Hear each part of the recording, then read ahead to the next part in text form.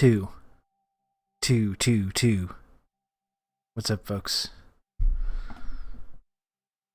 Oh. Hello, Rob of the Movie Chat Russo. That's right. I put in an appearance last night. GM Twihards. I put in an appearance last night. I put in an appearance on my own Discord server.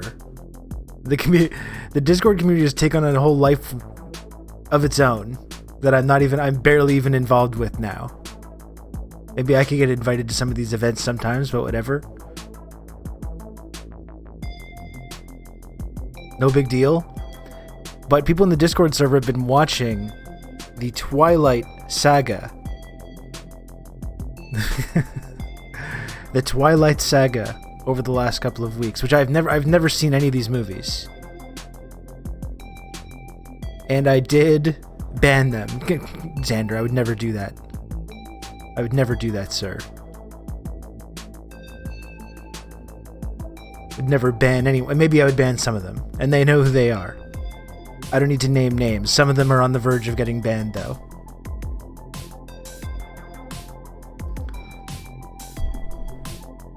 So I had never seen one of these Twilight films. And then last night I had some free time in the evening, which is kind of rare for me. It's a little bit rare. So I tuned in last night for the majority of Twilight Breaking Dawn Part 2. Again, I've never seen any of these movies. Gotta love gracing the common people with his presence. We don't deserve this, man. Thank you, Sam. Thank you for recognizing this. And I must say, it was quite enjoyable, though. I've never seen one of these movies. It was very entertaining. I was extremely entertained. It was very fun to watch it with the Discord crew. I did have a fun time watching those. I kind of regretted not being able to see the previous 4 films in the franchise.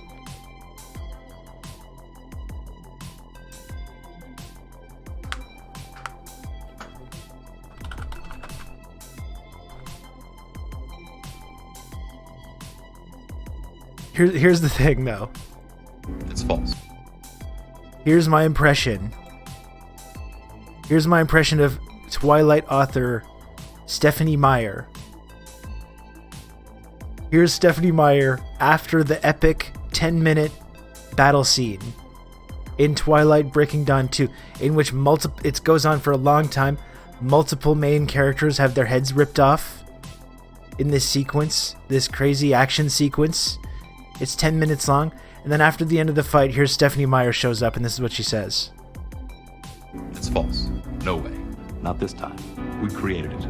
Not this time. No, not this time. It's totally made up. Pure fiction. It's fiction. It's fiction. We made it up. We made this one up. It's a made-up tale. It's a total fabrication. It never happened. It never happened. This one was invented by a writer. Not this time. It never happened. It's false. It never happened. It's a fake. It's fiction. It's an urban legend that never happened. No way. We got you. We got you. Not this time. It never happened. It never happened. We made this one up. It's fiction. We made up this one. We made it up. Not this time. Wrong. Not this time. Not this time. You're wrong. Not this time. It never happened.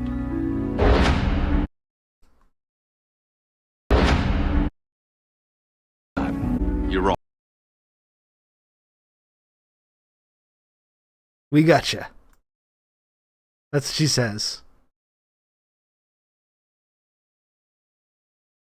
We gotcha.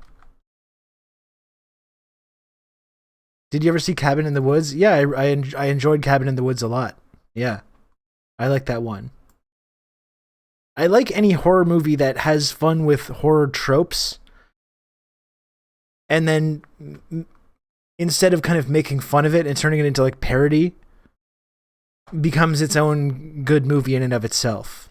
Shaun of the Dead is another film like this that I really love. It's just it's an homage to zombie movies, but it's a great zombie movie in and of itself.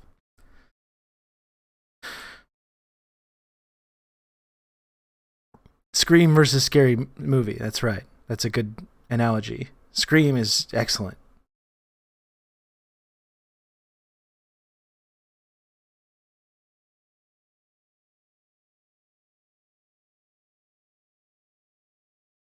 I like how the fight starts off with Alice just anime kicking Arrow across the field. Yeah. It was I must admit I was not prepared for the twist. I can only imagine Red Scary too, like in that when we're all watching that sequence and reacting to it, Red Scary just sitting back going just wait, just waiting for the other shoe to drop.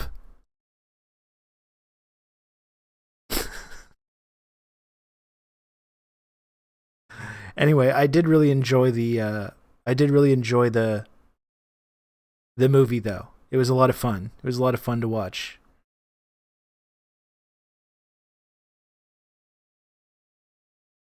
No, I didn't see Malignant. Did I? I don't think I did. No. I don't think I did see it. Let me just crack open my Diet Coke here. I don't have lunch right now. I don't have lunch. I had a hard time like getting started today again. I had a really hard time getting started. You know, I'm supposed to start the stream at noon, and I was not doing anything particularly important. I was not doing anything particularly important. I was just literally sitting here, and then it gets to be like almost noon, and I haven't showered, and it's like, ugh. Do I just start the stream without showering? Ugh. I really think I do have Havana syndrome. Chin chin, everyone.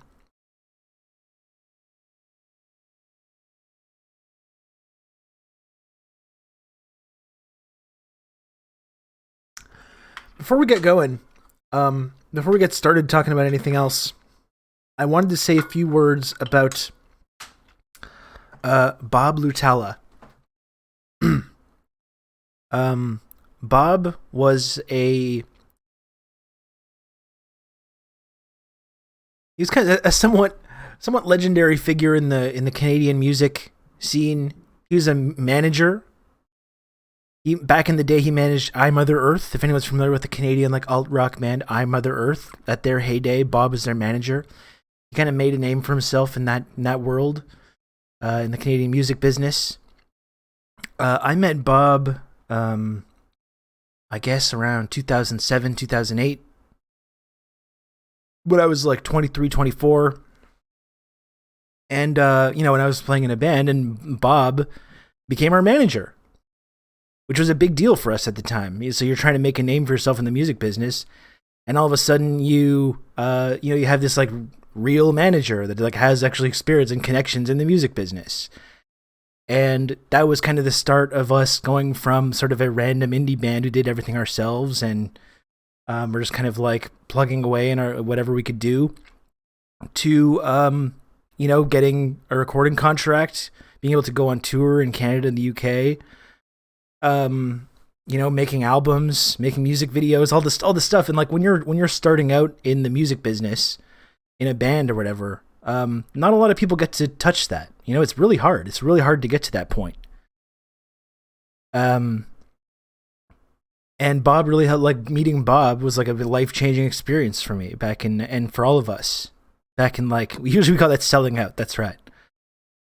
That's right. We totally sold out, but it was okay. I enjoyed it. But it's really hard to get to that point. And Bob really helped us get there. Bob died this morning. He was a cancer survivor when I met him in 2007, but I guess over the last couple of months his cancer had come back, like throat cancer. And he passed away this morning. And I didn't. We weren't super close or anything. I hadn't kept in touch with him very much over the last 10 years, like since I left the music business.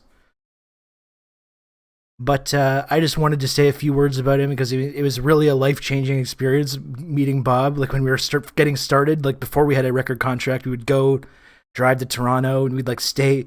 All the five of us would stay like in his basement, like with his family's house. He would like, opened his doors to us and was very generous, and really, really helped us get to that level, which not a lot of people get to experience. So yeah, that's what I mean. It's like we weren't super close or anything. We hadn't really been in touch too much over the last 10 years, but I just wanted to say R.I.P. to Bob Lutala. Big shout out to him and his thinking about his family today. Was sad to hear that he passed away this morning. Really changed. Meeting that guy really changed my life a lot. So, who knows where I would be right now? It's one of those moments in your life where it's just like meeting Bob really sent my life into this crazy direction. No idea what would have happened with our career, or what would be going on right now, if that hadn't happened. So, shout out to Bob. Thinking about Bob and his family today. Thank you, Bob. Bob Lutala. Great guy. He's really like you when you think about people like in the music business, like music business managers, you have kind of like a caricature in your head. And Bob was that. He was like, yeah, like, I want to go argue to get you this record contract. And he's super like gruff. he was very much like a larger than life kind of weird character. That's like when I met him when I was 23, I was like, is this guy for real? Oh my goodness. But yeah, I just wanted to shout out Bob Lutala and his family today. R.I.P. Bob. R.I.P. to a real one, as they say.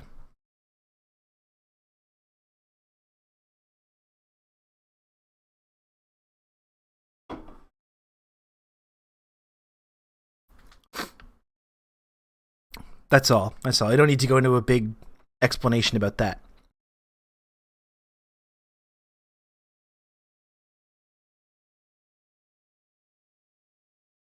Met him at the Horseshoe Tavern in Toronto.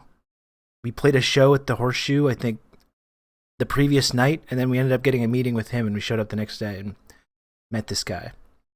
And really drastically altered everything we had going on.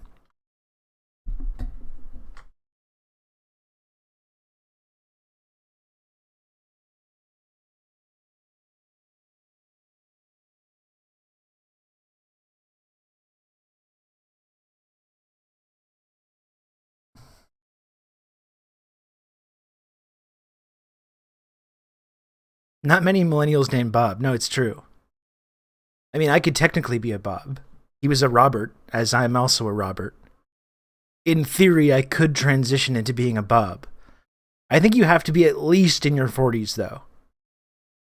You have to be at least in your 40s to be a Bob. Maybe even older. Bob Busso. No, I don't know about that. I could, in theory, go by Bob, though. I could transition into being a Bob later in life. I have a millennial friend who's a Bob. That's interesting. All the Roberts are going by Rob now. It's interesting, Mother Trucka, because, my parents named me Robert. And for the first, 4 or 5 years of my life, I was Robert. And that's what everyone called me. That's what my parents called me, Robert. And I don't know when I became Rob. This wasn't like my parents didn't decide this. They were kind of like, what the hell? But I guess at school or something, I became Rob at some point, and I've just been Rob since I was 5 years old. What if you went by Renisme Rousseau? That's something we could take a look at. You're not a Bob, you know this. Try this on for size. Bobby. That's interesting. Bobby Rousseau. I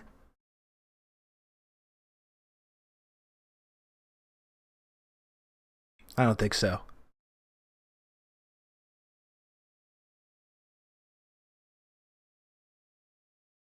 Rob Nisme. Jesus. Pissed, were you there? Did you watch these films? That movie was just wild.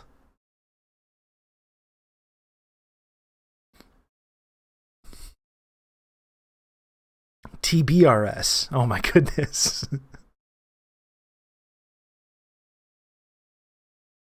Rowdy Robbie Rousseau. Or Ravishing. How about that? When I was a teenager and I was coming up with wrestling names, that was my thing.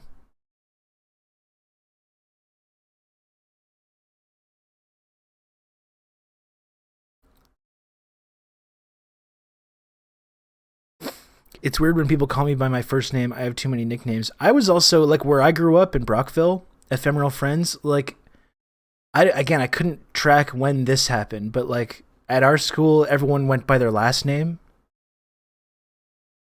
So from the age of like 14, 15 to 19, like every single person that I knew called me Rousseau.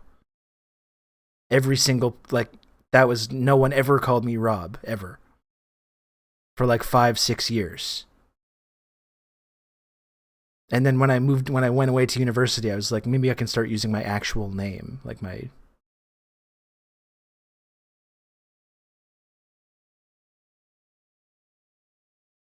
You missed the absolutely psychotic birth scene in the third one. I'm honestly kind of regretting it. I'm kind of regretting it. Now. Although it wasn't like I was making the decision. I just, like, it's hard in the evening sometimes. I just don't have the time. I actually do think it's really cool, though, that there's all these community events going on in the Discord. I think that's really, really kind of amazing.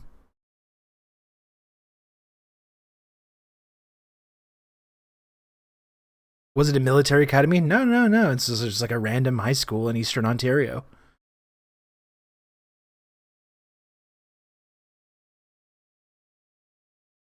I don't know what happened at my school. My high school that I went to was Brockville Collegiate Institute in Brockville, Ontario.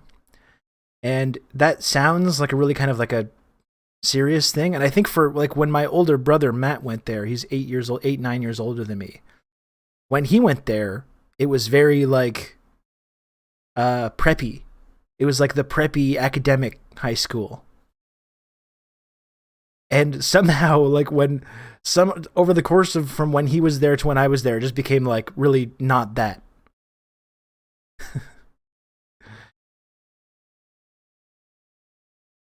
And when I was there, it was like there was a lot of drug use, a lot of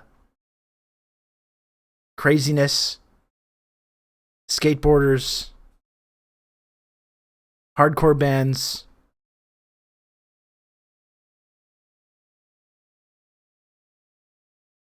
Brockville, Ontario. In grad school, I was around so many dudes, they all started calling me by my last name. I don't know. I think that's like a regional thing, but it's not like specific to one region, but you'll go through different pockets where that's going to be the main thing.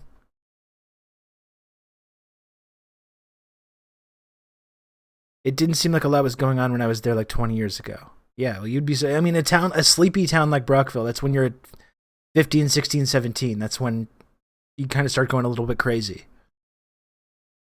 You kind of start going a little crazy, and that's when wild shit starts to happen. A lot of kids high on the pots. That's right.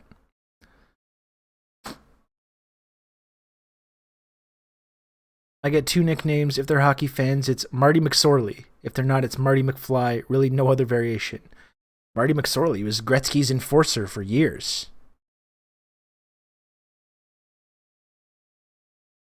One of the all-time great hockey tough guys. Every person I played on a school sports team with called me by my last name. That was part of it, yeah, because I was into that. I was into the sports world. Played on the basketball team and stuff. I've talked about it before, though. I was kind of a social butterfly. I was kind of a jock one year. I stopped doing sports and I started smoking weed and playing in bands all the time. By the time I was in like 12th grade, I was doing kind of a synthesis. I was smoking weed and playing in bands and also playing sports.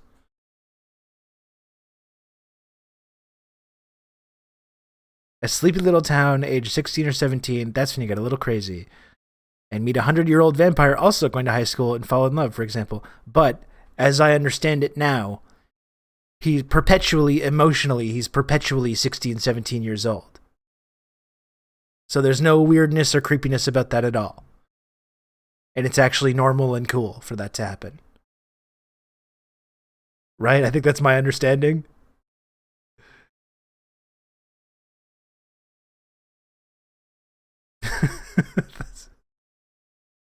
Okay.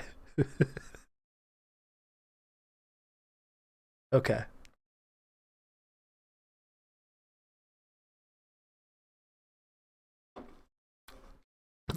I think the amazing thing about just watching Twilight Breaking Dawn Part 2 last night was just the realization that this was like a massive cultural phenomenon. That's amazing. Because, like, it's just kind of a weird and wacky and fun and bizarre movie. But remembering the level of cultural saturation that it had, I think is like a pretty incredible thing.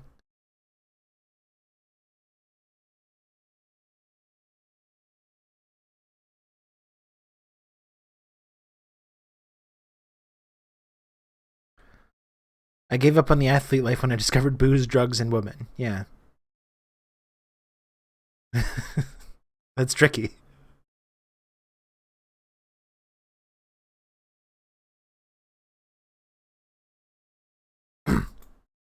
Oh no, pissed.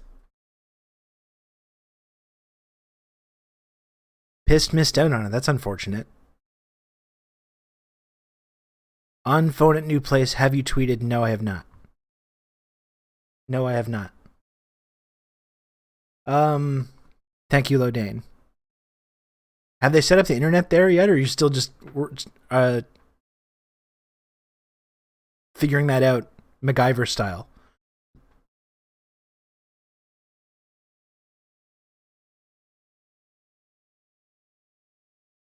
Only thing from the YA era that I could get into was Hunger Games. I quite enjoyed the first. I never read the books, obviously, but I kind of enjoyed the first Hunger Games movie. I think I saw some of the other ones, but I didn't love them. But I think I enjoyed them. I really, when it came to those Hunger Games movies, I liked the first 45 minutes of the first one, and then as soon as it gets into the main story is when I stopped liking it as much. I wonder if the Hunger Games movies are as funny on a rewatch. Surely not. No, because it doesn't descend into camp in the same way. Like the Twilight films, and maybe I'm using this word wrong, I don't know. But it's like I think they get to this level of camp that makes it very rewatchable and entertaining. Almost like a Rocky Horror Picture Show type thing. And the Hunger Games movies are kind of fun, but I don't think get to that same level. I know I do prefer Battle Royale. I rewatched that like a month ago, and it's still so fucking great. I showed my stepson Battle Royale like last month, who's getting really into like anime and that kind of stuff. And obviously, it's not an anime, but it's based on a manga and has a lot of the same sort of qualities.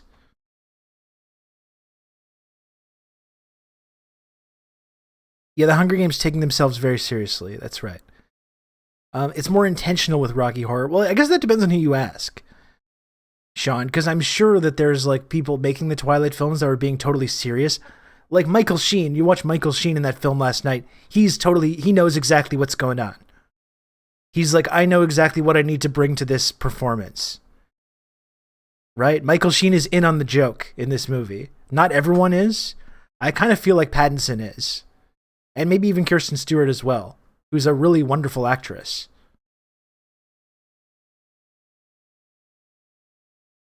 Some of them are in on the joke, definitely. Maybe not everybody, but some people are. I cannot argue the point right now because I'm typing on my phone, but shout out to Divergent. I never saw those ones.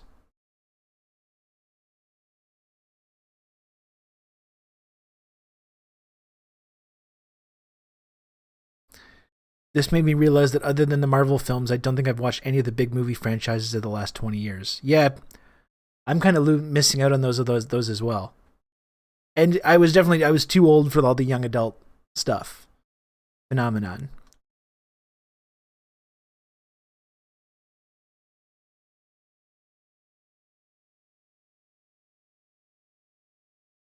Maybe that's why Jacob comes off so badly because he's not in on the joke. I think that's a good point.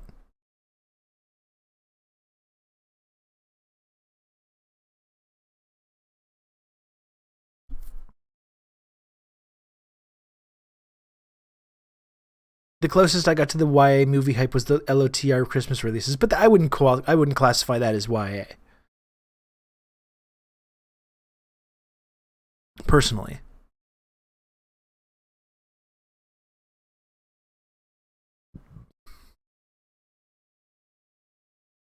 Yeah, I will still watch, but I'll miss out on the banter, the best part of Twilight. I must say, I really enjoyed the banter. I really enjoyed the banter during this movie. It made it really, really enjoyable. I think also that I am going to marry your infant baby thing hurt the chances of being respected. Listen, it's a wolf thing. I don't have any control over it. Very weird. Very weird plot line in this movie.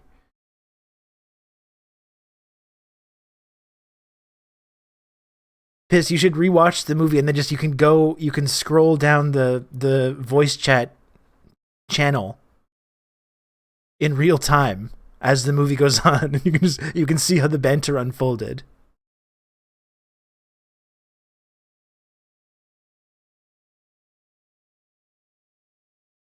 He can't control his imprint.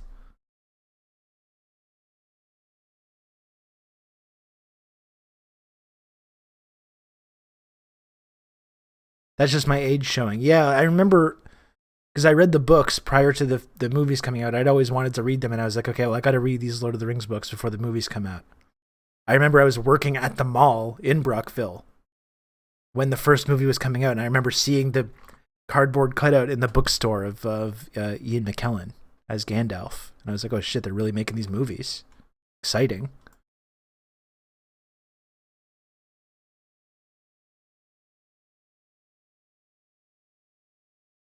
Yeah, Ron, I'm not even going to dignify your statement about the Lord of the Rings movie with a response.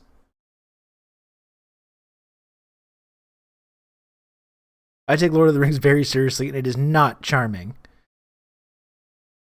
What's our Lord of the Rings rankings? Because I find I love Fellowship the most, and I really love Two Towers.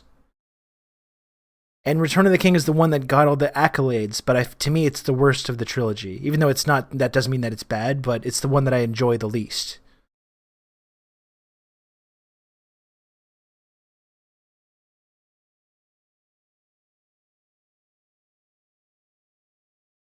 I rewatched the extended versions recently because I'm a sicko. To me, the extended versions don't add too much to me. Give me the original theatrical releases for those. The extended edition is too much.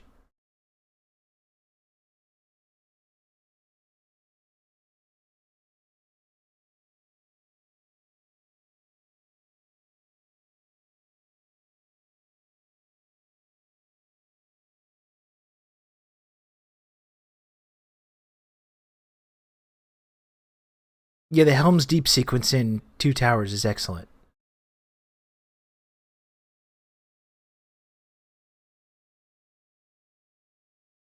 I've honestly only seen one all the way through. Marina, you're an actual elf being, and you've only seen one of the Lord of the Rings films. That's fucked up. That's fucked up to me.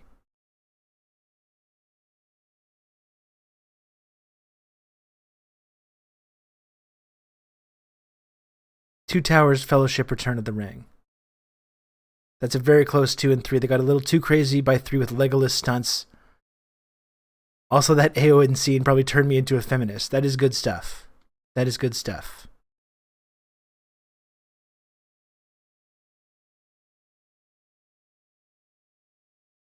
Elf license revoked. No, I wouldn't. Let's not go. I wouldn't go that far. Okay, I wouldn't go that far. You don't need to revoke Marina's elf license. The legged stunts were a bit much. Yeah.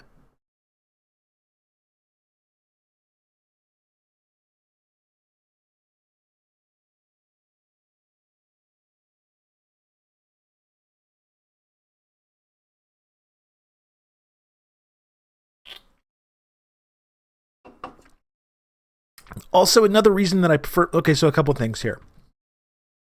Any movie with Sean Bean is automatically pushed to the top of the rankings. Great point, Sam. That is true.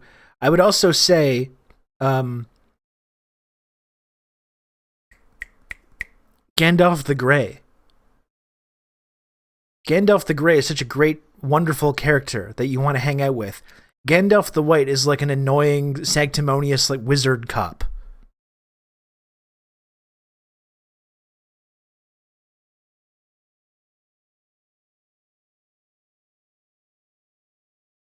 So just for that reason, and it makes the whole like turn that happens after the first hour of Fellowship of the Ring so much more devastating, right?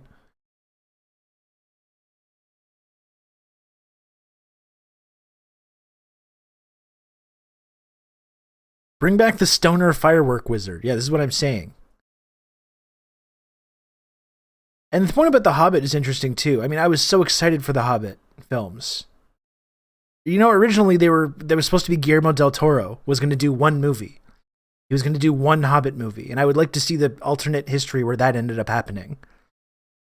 If Guillermo del Toro had just done one Hobbit movie as a prequel to the trilogy, maybe two. Maybe give two 90-minute films. Maybe.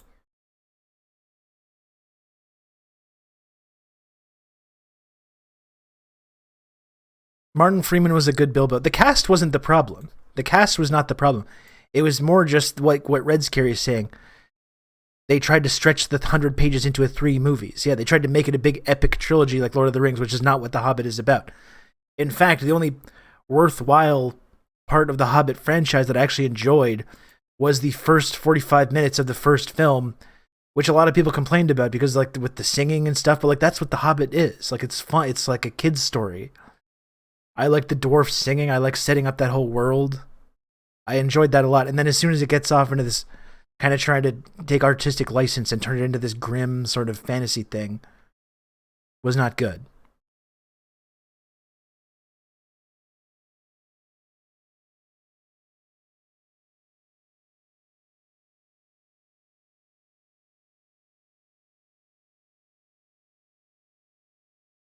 Yeah, it was his kid's bedtime story.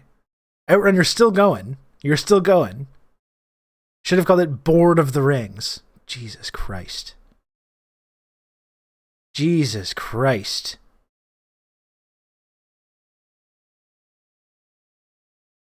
Can you believe this guy?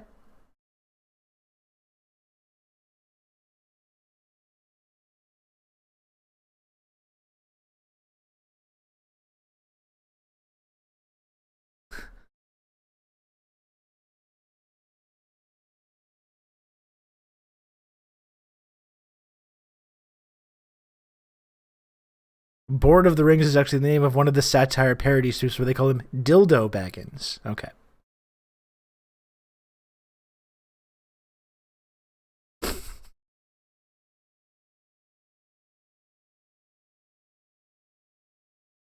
Oh, you too, Karma, and social distancing. My goodness. The revisionism in here, re-LOTR, is off the chain. It's pretty outrageous.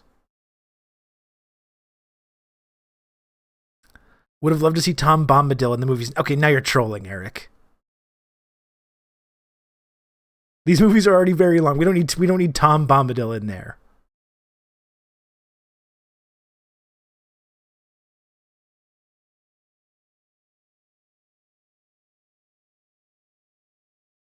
This is outrageous. We're seeing the real divide in the left.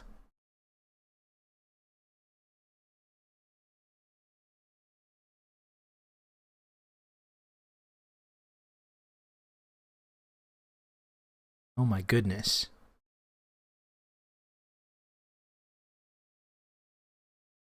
I love a weird old man singing and skipping through war zones.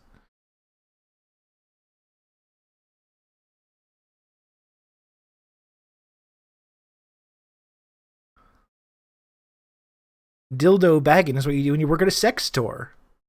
That's right, you put those dildos in bags for people, don't you?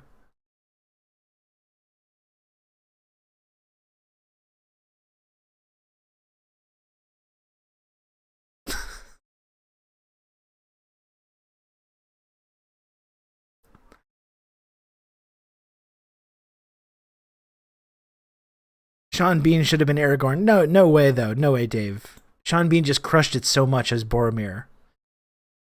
Man, the sequence at the end when he realizes like what he's done, it's a Sean Bean absolutely sells that. Great character actor.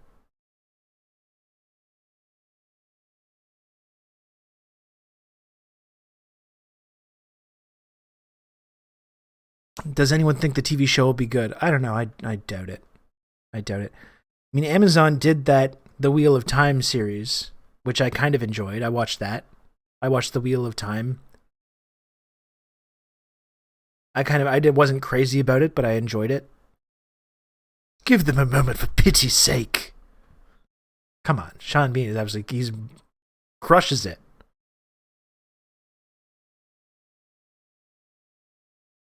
When you meet Faramir, you're like, damn, no wonder his dad prefers Boromir. Yeah.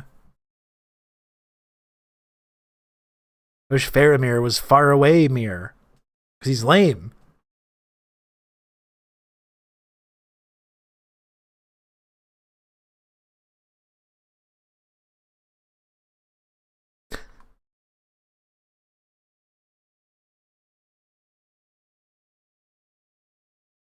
Aomer as well. Carl Urban.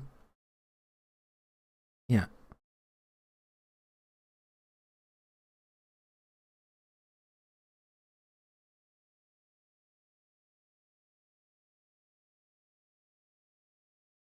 This has gone off the rails here. What are we even talking about? Should we talk about like the actual news and stuff? I'm gonna have to make lunch at some point too. I really fucked up the timing of this. I fucked up the timing of this today.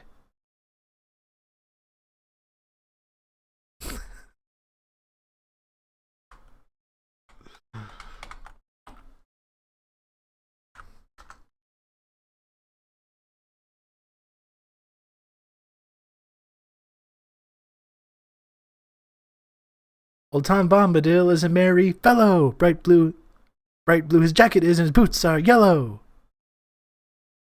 Okay. All right.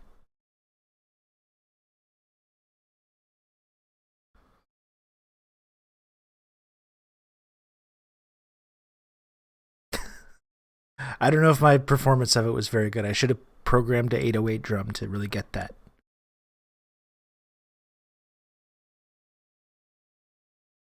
Carl Urban is good in The Boys. He's a fun actor. He does a lot of fun sort of genre stuff and brings something different. He brings something different each time. Whether it's The Boys, Dread, Lord of the Rings. He was good in... I didn't really like the new Star Trek movies, but he was excellent in those as Bones.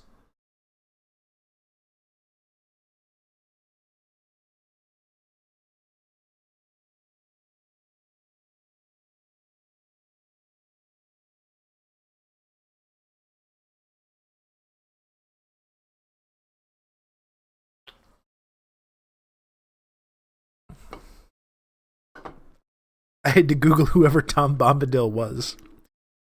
There's an hour-long YouTube video titled Tom Bombadil Theories. Can this person please just find a new hobby? We don't need to go overboard with the Tom Bombadil stuff. I'm sure Tom Bombadil is going to appear in this new Amazon series.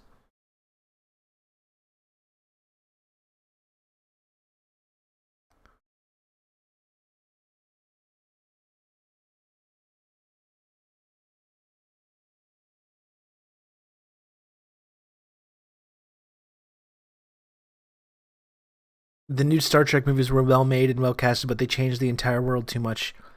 With a small disc you can sit on being capable of teleporting you across the galaxy. Yeah, there's some enjoyable parts in them. I enjoyed the remake when I saw it, although I haven't seen it for a while. I was never really into the idea of like doing a remake and recasting the whole original cast in the first place. It was pretty good for what it was. But you know, I just didn't really do much for me.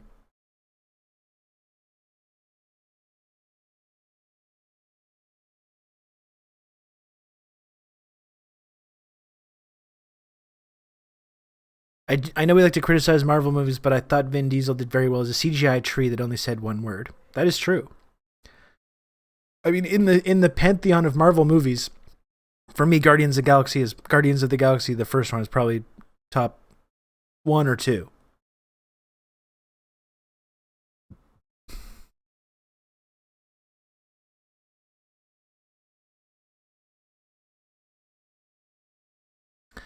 Benedict Cumberbatch was sitting in a warplane one moment, the next moment he had teleported to the Klingon homeworld. Why do you even need ships? Yeah.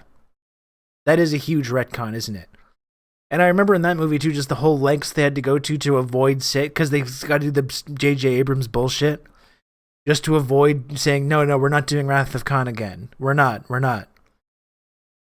No, he's a different character. He's a new character. And then in the movie, it's like, yeah, he's doing Khan again.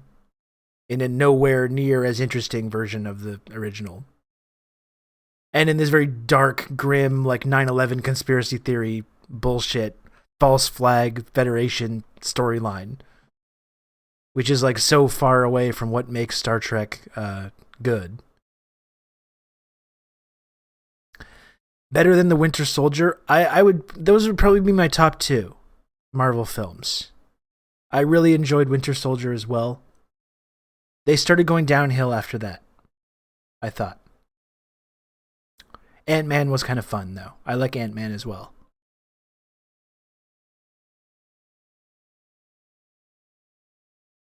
Guardians 1 is 10,000 times better than 2. Yeah, I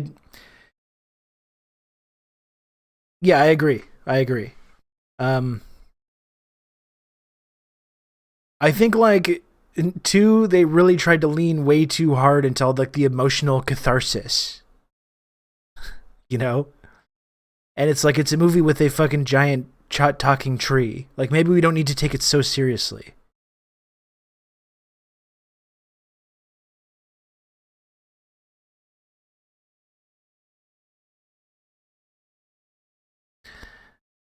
What about Ant-Man 2 Blackbeard's Revenge? I don't think that's a real film.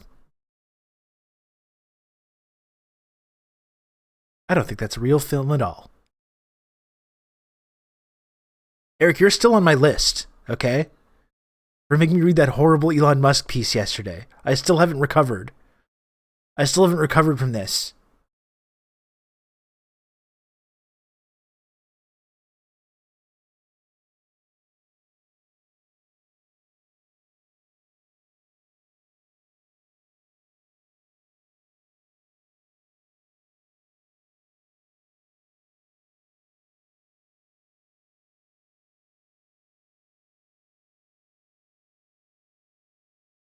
What is the list titled? It's just the list, okay?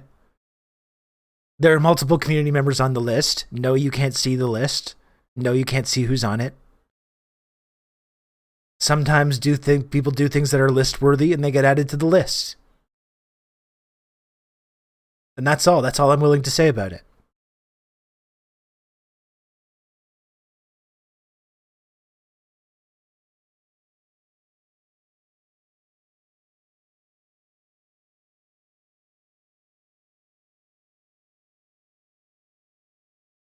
This is the list that Rob has threatened he would exchange for immunity if CSIS came a knockin'. Let's not get into the details of what's going to happen with the list. We don't need to get into the details of that.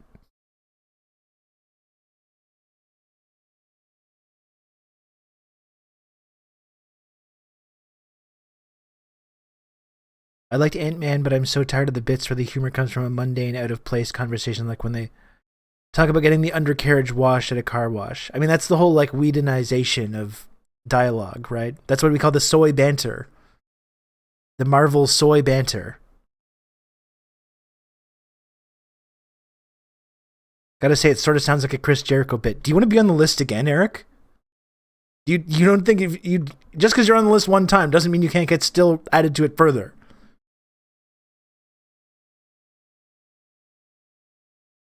I despise the well that just happened tone. Yeah, that's the soy banter. He's behind me, isn't he? That's my favorite one of those.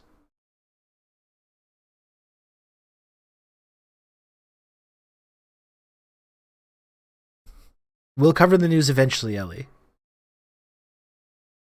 They can fly now? They fly now. Oh man, my stomach is really starting to growl. I'm going to have to go make something to eat in a moment. I really didn't time this well. Perhaps I'll go make something to eat and then we can talk about the dang news in a few minutes.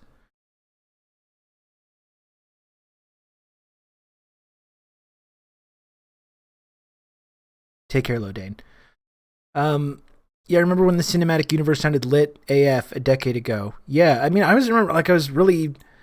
talked about like how what I was kind of into. I was talking to yesterday how I was really into like Reddit and that kind of whole world around 2010 when Iron Man came out and Jon Favreau was doing it, and they had that really good cast of Jeff Bridges and Robert Downey Jr. and Gwyneth Paltrow and Terrence Howard,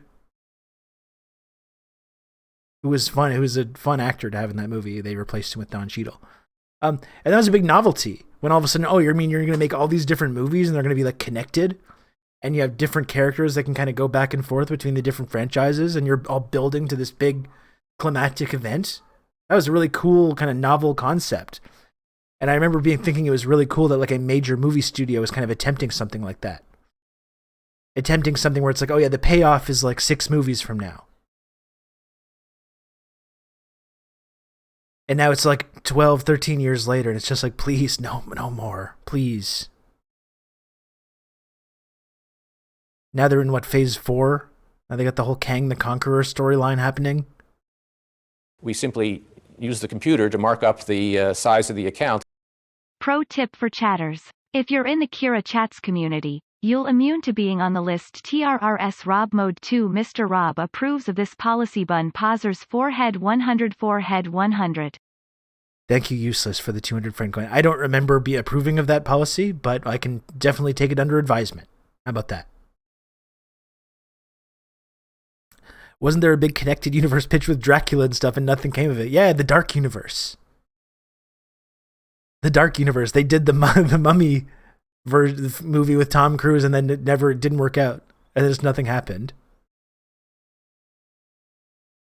The only thing I remember about that is that they made one trailer where they made some kind of mistake.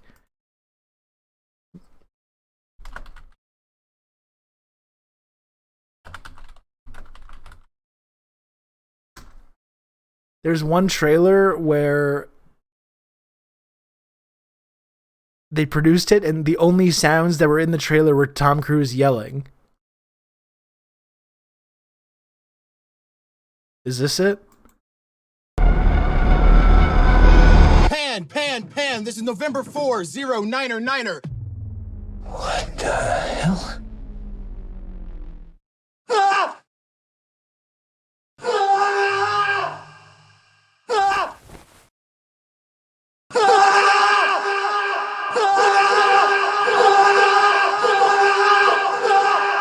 No.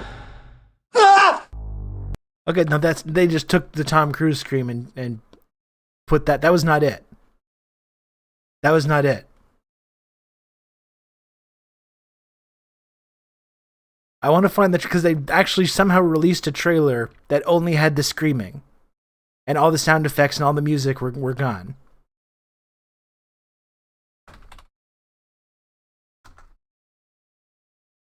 Yeah, here we go. I think this is it. They actually released this by accident. This was the start of the Dark Universe. This was a worldwide audience's first foray into the mysterious Dark Universe.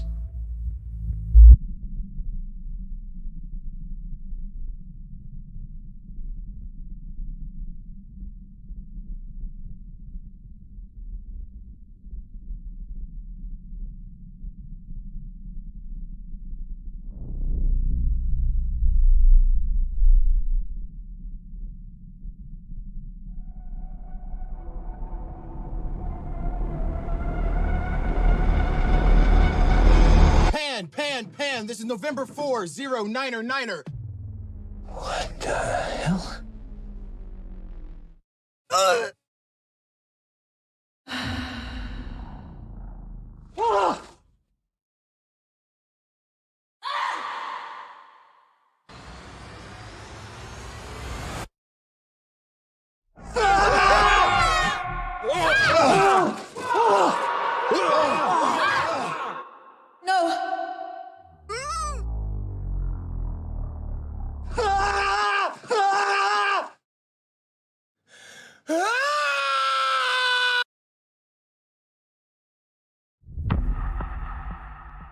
That was not the same thing.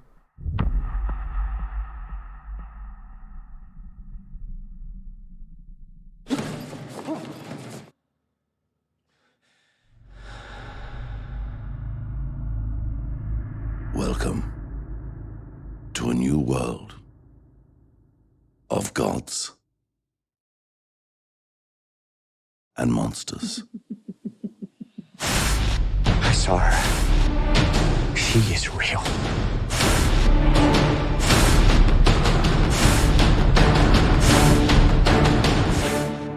Please meet Princess Amunet. She will claim what she has been denied.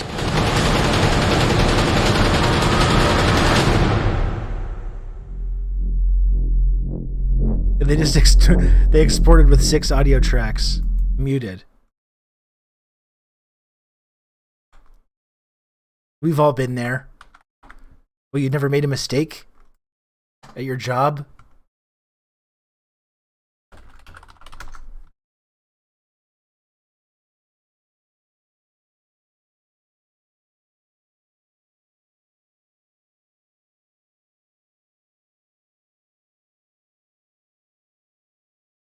Yeah, and they put up this promo episode, the promo picture. This is all that survives from the dark universe.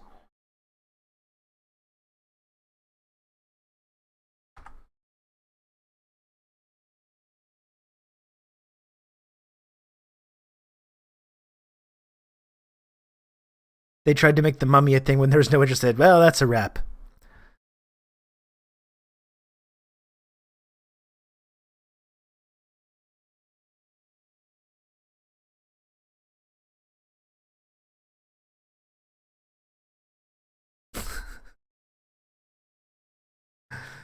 You know what, folks? I'm sorry. I gotta go. Like, my stomach is rumbling now. I fucked up the timing of this stream. Let me just go for 5 minutes. I'm gonna take a break early. I'll come back. I can have a bite to eat. We'll talk about the actual news and that stuff after. We talked about weird random pop culture shit for a while now. We can actually. I'm gonna go eat something. We can talk about like important stuff. I can hear my stomach. You're gonna start hearing it on the microphone soon. Wow, Rob. Seriously, wow. I know.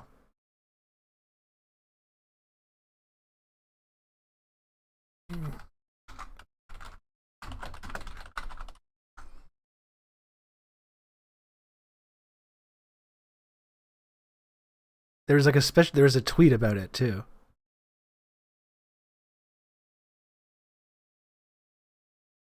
The Dark Universe. This doesn't even seem to be there anymore. Okay. Let me just put on something. Let me find something to throw on here for a moment.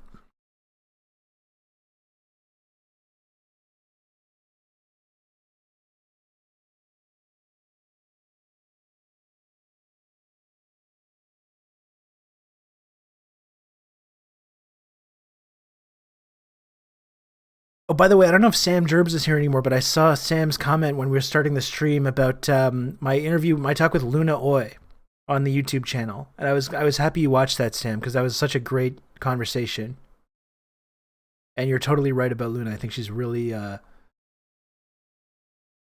really great comrade to have in this moment, and I was really appreciative to be able to talk to her and cut through a lot of the noise about all that patriotic socialism bullshit.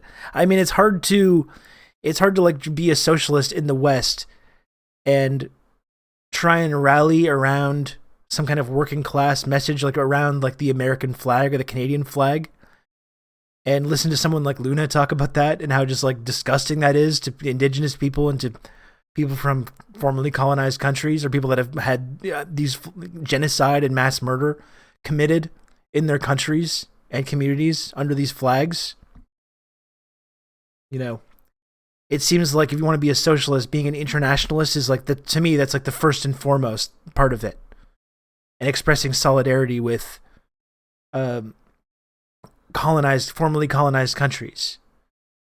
And when you rally around the American flag, the Canadian flag, you immediately jettison that. It's just a slap in the face to all those people. Okay, what am I doing? What am I doing here?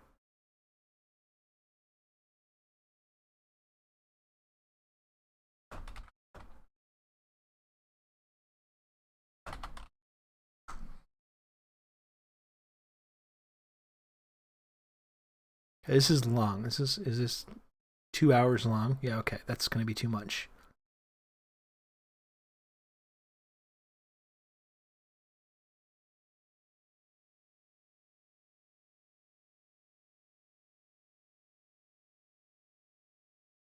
I get chud vibes from anyone waving that colonizer shit, and I almost always check out. Yeah, and like, I understand. I tried to have this nuance when I talked to Luna about this. That it's like if you see people that are just sort of like barely understanding these concepts, waving around one of these flags, you don't need to go and spit in their face and say "Death to America," even if you happen to believe that, as I do, and that can be alienating for people. I understand the basic concept that it can be alienating for people to just be like, "Get that flag down here," and you start burning it and spitting on it and stuff. Like but there's nuance between like trying to not alienate people with that, but also not rallying around these kind of symbols, these grotesque symbols of Western chauvinism. What if I want to spit in their face and say "Death to America"? I mean, you can do that. You can do that. I'm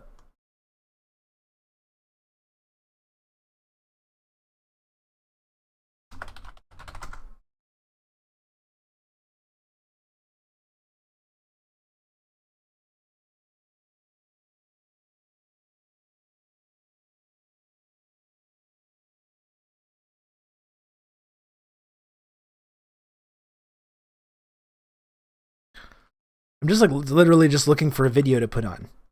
I'm literally just looking for a video to put on for you guys, so I can go just make something to eat and then come back.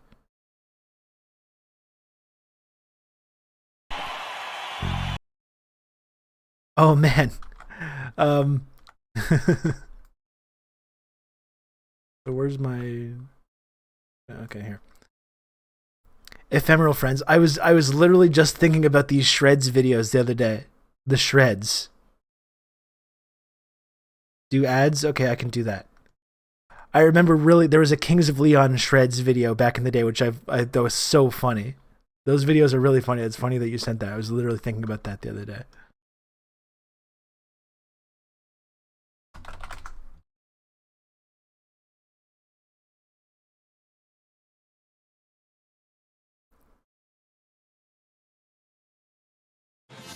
The Brady Bunch Hour, brought to you by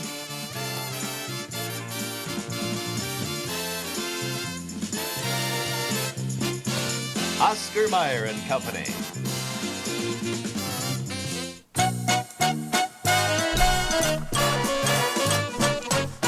Early interlude. I really fucked up the timing of this today, didn't I? After you take away the bread, cheese, I'll just be back in a lettuce, minute, all right? tomatoes, and mayonnaise, Don't go anywhere. what have you got? Well, with Oscar Mayer bologna, you've got meat, and lots of it. Cuts from the beef brisket, chuck, round and flank. Cuts of pork side and shoulder, never cereal or filler. Oscar Mayer bologna. The beginning of a beautiful sandwich. How many bacon packages do you look at before you find one you like? Well, Oscar Mayer knows just what you're looking for. Bacon that cooks up like this, with nice, even slices, and the best balance of fat to lean. At Oscar Mayer, that's the way we select our bacon, too. Before you ever see it, you get consistently high-quality bacon every time, because we do what you do before you do it. Oscar Mayer, America's best-selling bacon. My baloney has a first name. It's O-S-C-A-R. My baloney has a second name. It's M-A-Y-E-R. Oh, I love to eat it every day. And if you ask me why, I'll say, 'cause Oscar Mayer has a way with B-O-L-O-G-N-A. Oscar Mayer, the first name in Bologna. How's that? What's behind the brand of hot dogs you buy? You know you're getting solid value with Oscar Mayer and quality trusted for generations. There's wholesome meat protein from solid cuts of meat, the only meat Oscar Mayer uses.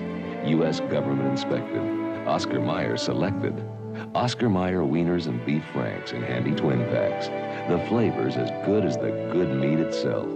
Oscar Mayer, America's #1.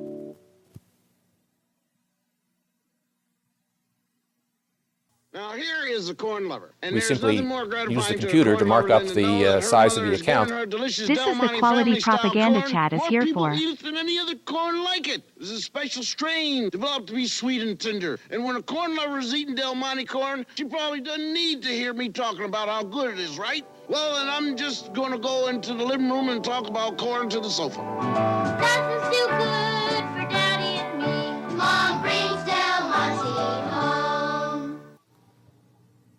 Sometimes you feel like a nut, sometimes you don't. Almond Joy's got nuts, Mounds don't. Almond Joy's got real milk chocolate, coconut and munchy nuts too. Mounds got deep dark chocolate and chewy coconut. Ooh. Sometimes you feel like a nut, sometimes you don't. Peter Paul, Almond Joy's got nuts, Peter Paul, Mounds don't. Because sometimes you feel like a nut, sometimes you don't.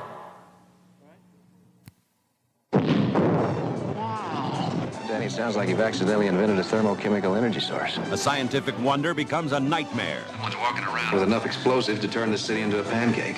A power that could mark the beginning of the end for the $6 million man.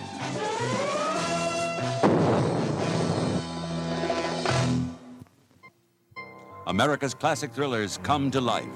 The Hardy Boys' Nancy Drew Mysteries. An adventure into suspense. There's got to be a way out of here. You used to go with her? Forget that. Oh, Professor, do ghosts leave footprints?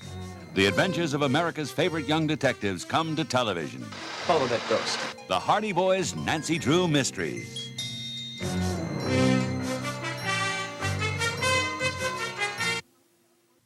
It's happening all around the house, right about now. I'd like a Triscuit. I'd like a Triscuit. I'd like a Triscuit.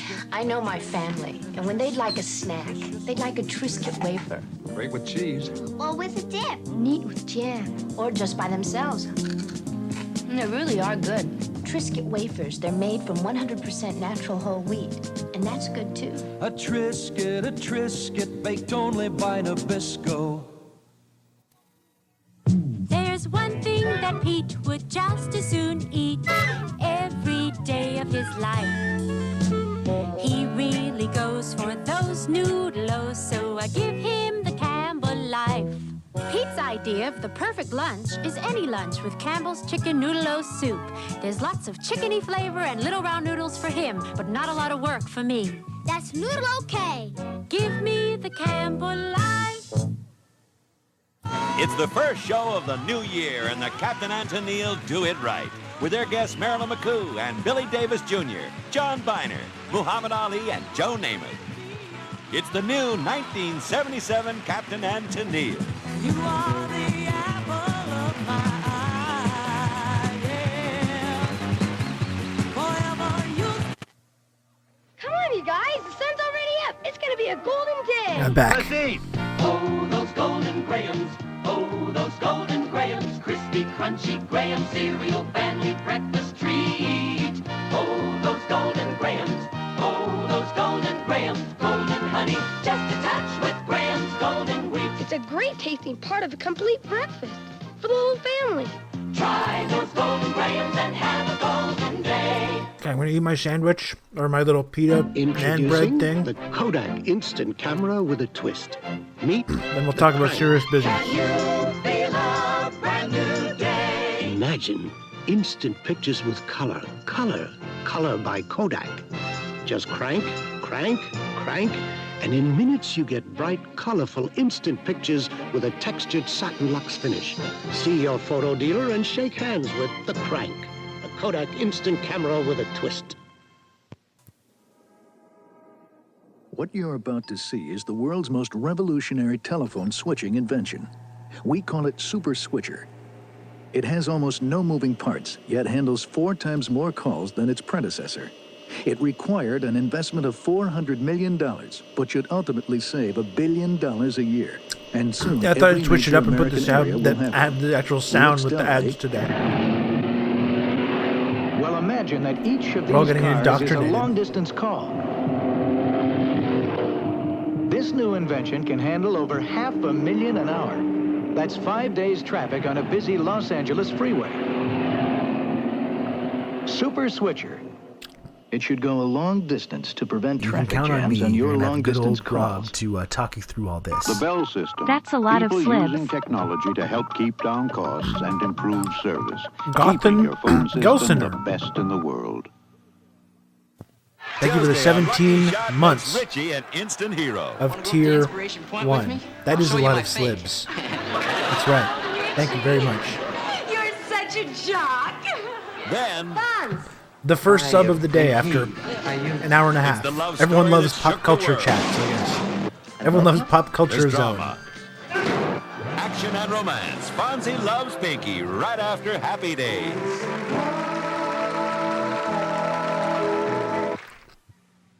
The Fonzie spin-off. Sometimes you feel like a nut, sometimes you don't.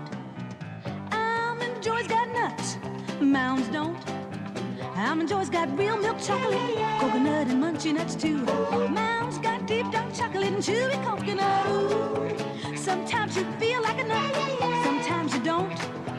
Peter Paul, Almond Joy's got nuts. Peter Paul, mounds don't. Plus, now You can there's count also on a me. new You're gonna mouse have good with old creamy Rob rich to milk talk you through all chocolate. this. This is a cubic foot. Thank you for the 2 subs, 10,000 Inside sandwiches. the new Chevrolet than there are inside this year's older style full-size cars of Chevy's nearest sales competitor.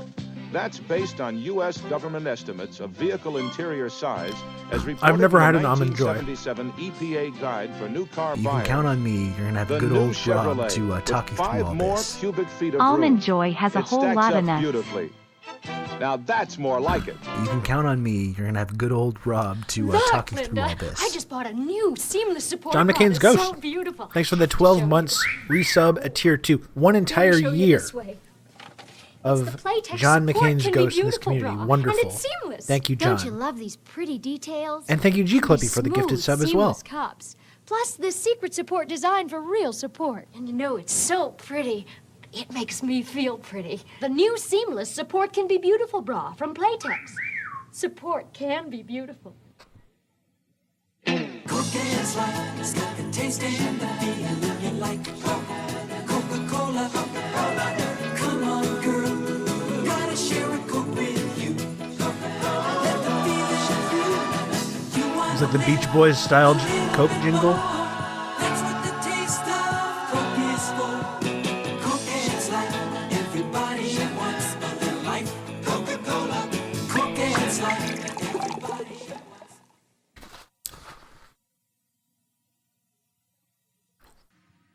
When entering the world of art, you'd be smart to dress the part. Gentlemen prefer Hanes. With all the ladies draped in crepe, the artist loves the human shape. Gentlemen prefer Hanes. Hanes will make you smooth and silky, shapely, sexy. Wear a pair and you could be captured for posterity. Gentlemen prefer Hanes. Purina Puppy Chow helps little puppies grow into big puppies. But then its job is only half done because You know what, even this is after kind he of like looks a, full-grown on the you know, in the movie outside, Demolition inside Man, his muscles are still forming, in the and his in bones are Demolition still Man, when like the growing. music they listen to on the radio is like old That's why he jingles needs a from full radio, year of the from extra ads, nutrition and that's in the Puppy like Chow. entertainment. Puppy Chow I'm kind of having one of those moments because we're in the future now, till he's full and we're consuming old ads as like entertainment, just like in Demolition Man. A bunch of kids looking for action. So what's doing out on the street? Is this the way we ought to use our boy power? Think about it. America's manpower begins with boy power. Let's not waste it. Be a volunteer I've been worker saying with this. the Boy Scouts. This is Alice. Stay tuned for I've the been second saying half of this. the Brady Bunch Hour. If you're watching backwards, stay tuned for the first half. Too much talk about girl power, if you ask me.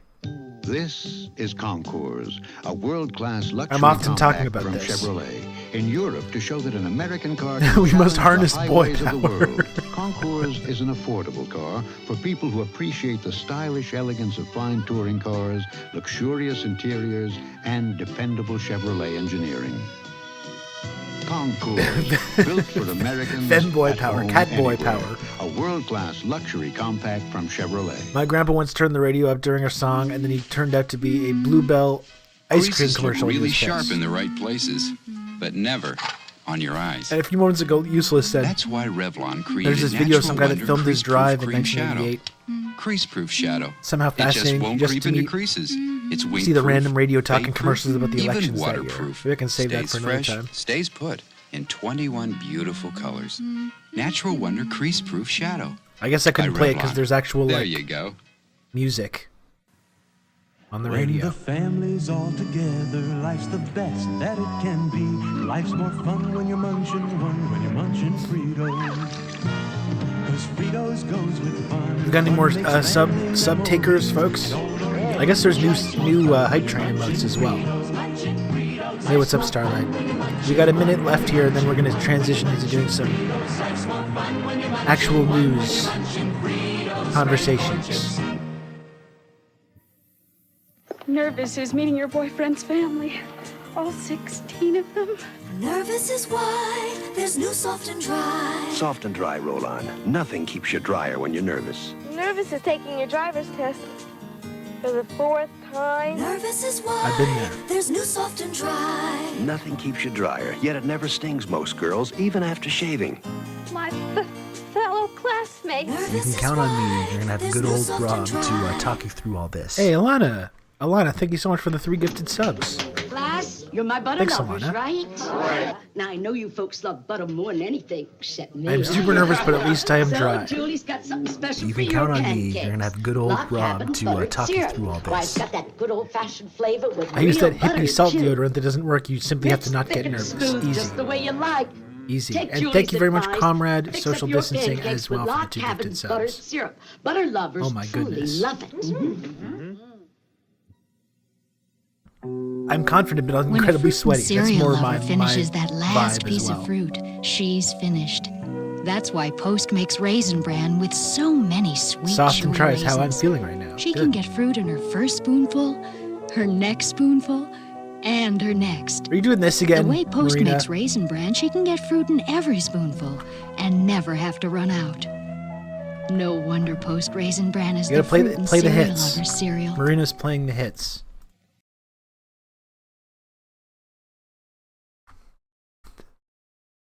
God damn it.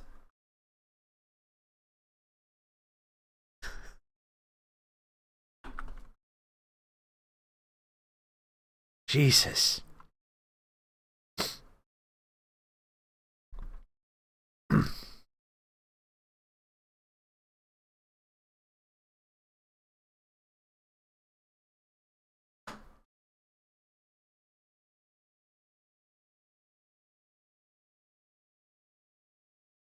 Why did he eat it like that? I don't know. It's a good question.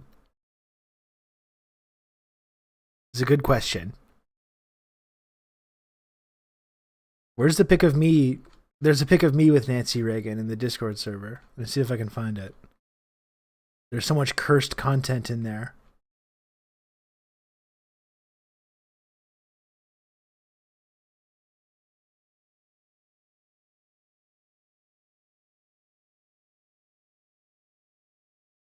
Scrolling, scrolling, scrolling.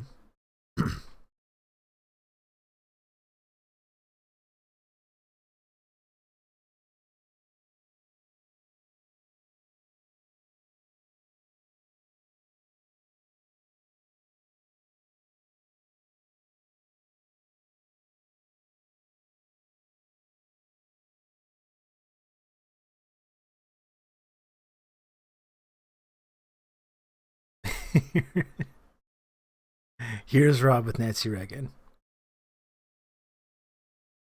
Nope. Wrong window.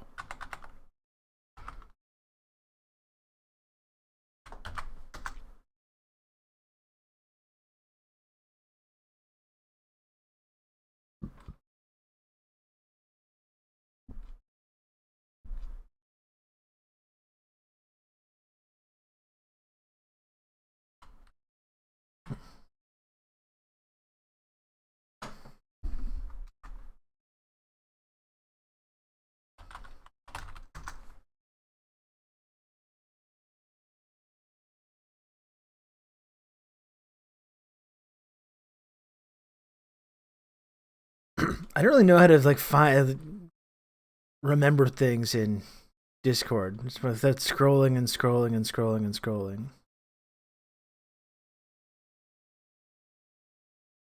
Whatever, it doesn't matter. Who cares?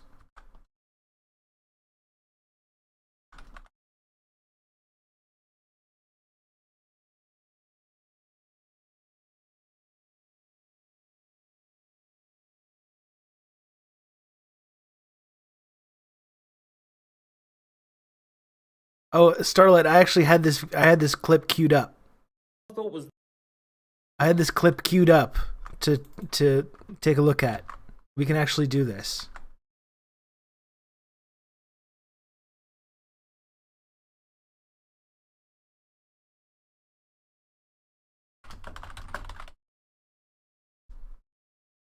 Maybe I can just call this segment the dang news, which takes pressure off of any having to go to any specific subject. This is what I was looking for. Yeah.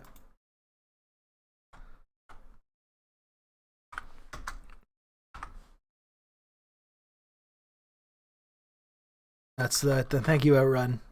I knew someone was going to be able to find it. The dang news, yeah.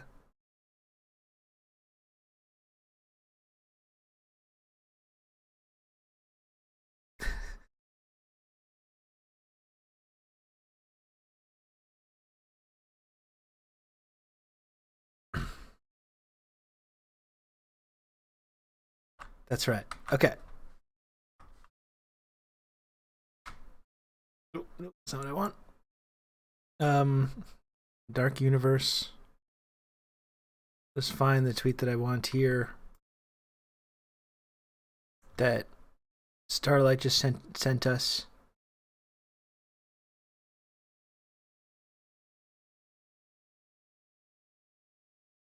This is like this is just so funny. This Democrat, I guess, that is running against Lauren Boebert. And it's so funny. This is just someone that obviously has like a horrible case of like internet Twitter brain and thinks that they're like, this is someone who's trying to, keep in mind, this is someone that's trying to win, ostensibly trying to win an election, trying to get people to vote for him on the platform of being gay. That's his platform. My platform is that I'm gay. And that's all. That's all I got. That's all I have to offer here. But not only is that all he has to offer, is that he literally just is insulting people. He's literally insulting people that might be possibly wanting to vote for him. Let's see this. I love when people are like, you have a moderate policy, you lost my vote. Oh, what vote was that? Was that the vote you were going to give to some Bernie wannabe whose overkill policies are unpopular with 75% of voters, just so you could feel good about yourself until they lose the general election, at which point you'll point your finger and blame someone else? That vote? Oh, honey, your vote got lost a long time ago. Democrats need to wake up. Jesus, in order to legislate, we have to win. Go to walkerforcolorado.com and stop complaining.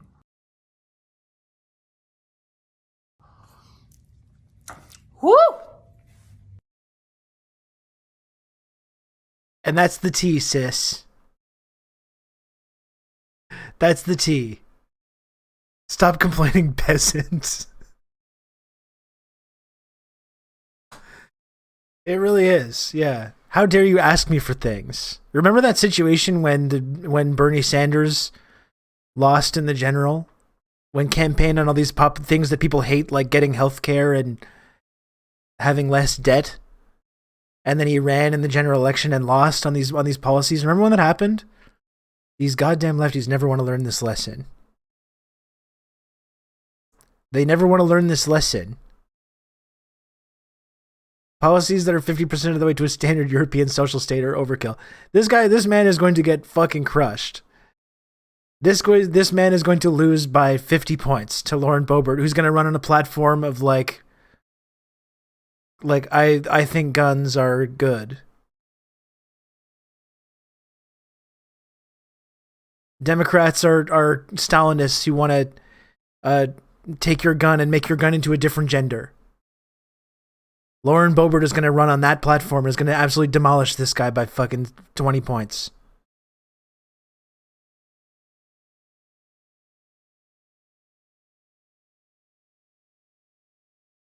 He's gonna get all those anti-Susan Sarandon TikTok followers, though. I mean, this is purely like relitigating Twitter fights. This man is running for election on a platform, a platform of I'm going to appeal to like these like weird K-hive types on Twitter, and not actually do anything that's going to improve anyone's lives.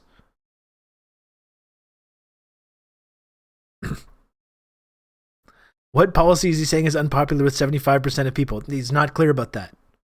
He's not clear about that. He's got the Gerblin vote locked up. Democrats are grooming your guns and gas stations. She's going to run on that platform and just fucking crush this guy. And it's literally just, I'm the gay Democrat. That's his platform. His platform is not like, oh, honey, you want to get health care? You want to have a higher wage?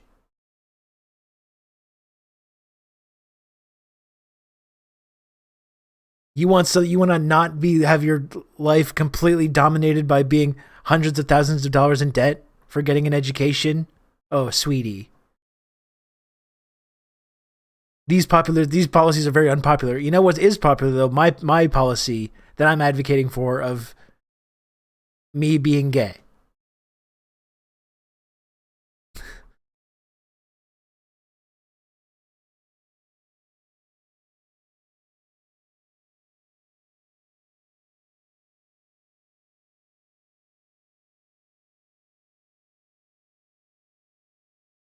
Let me go look up how popular gay marriage was when it got ruled on by the Supreme Court. Yeah, exactly. That's the only reason you should ever advocate for something, because of its popularity.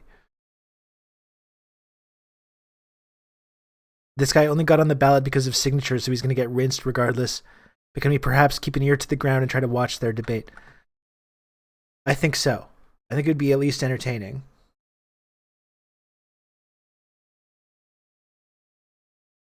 Someone posted...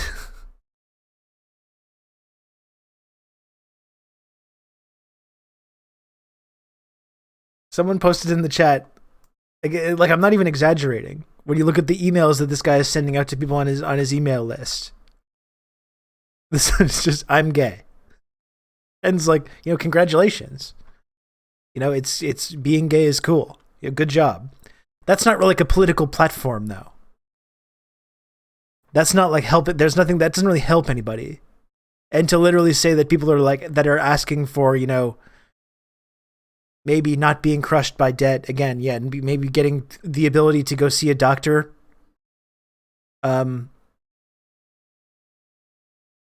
Maybe getting a higher minimum wage, a slightly better standard of living. Be like, no, fuck you.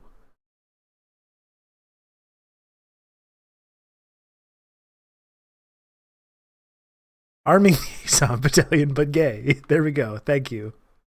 Wonderful.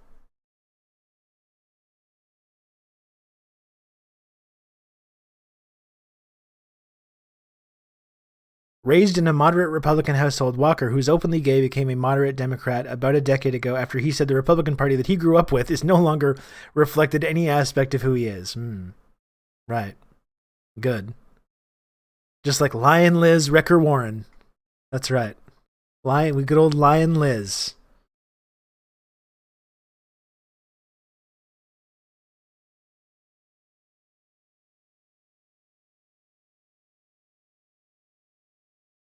Hello, yes, Bandersnatch Cummerbund has teleported me here. I'm here now. Hello, I'm here. Everyone relax, I'm here. Good, welcome back, Lodane. Bandersnatch. I quite liked that Black Mirror episode, Bandersnatch. That was cool. Hold on. Momo's stuck upstairs. She wants to get out. She's meowing at the top of the stairs. I'll be right back.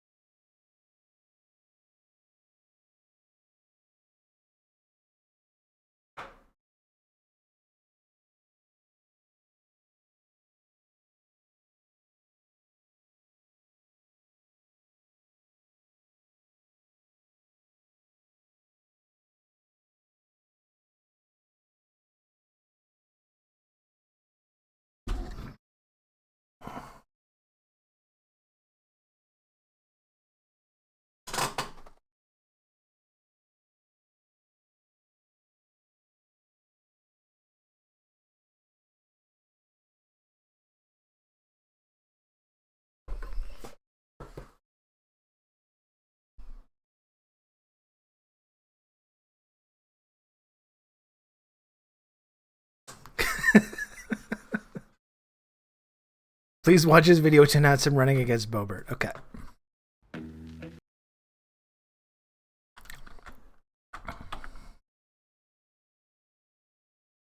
So best of luck to this guy, though.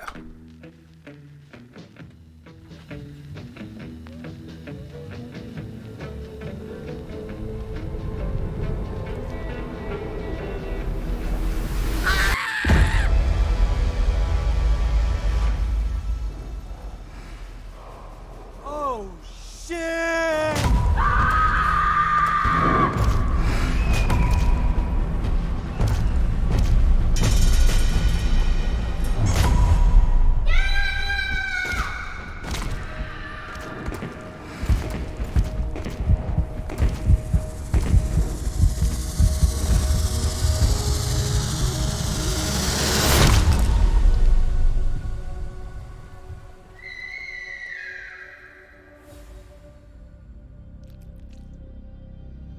We are real Coloradans. We deserve a living wage, small government that actually works, and freedom of choice. Small government that works. Instead, we have bullshit. Oh, this guy, he swears.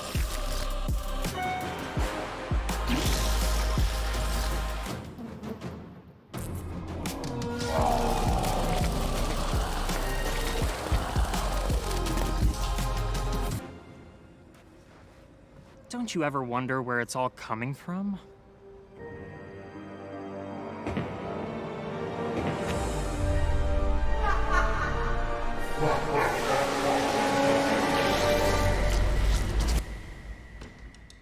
Colorado needs a bull, not a bullshitter. I'm Alex Walker, and I approve the shit out of this message.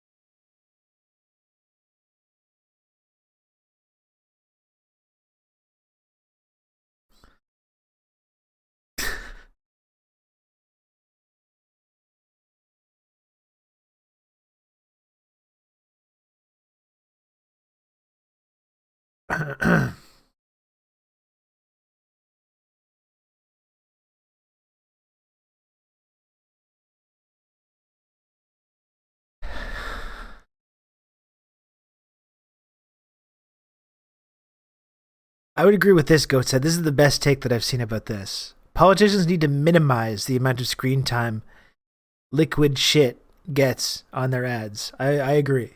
I agree with that. I don't think if you're running for office, that's something you want to be the centerpiece of your campaign. That's not that's not what you want people to remember, I think. And to go along with those like catchphrases, they fits right on the bumper sticker. Small government that works, a livable wage, whatever that means.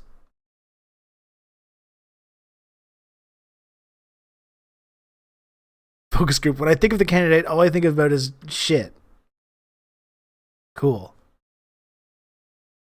He's just the poop candidate.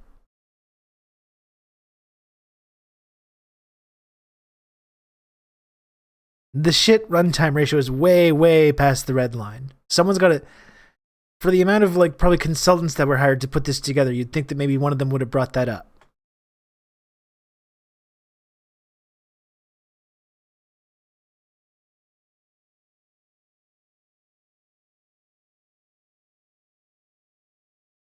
What a world where a livable wage is still the low bar we're trying to clear.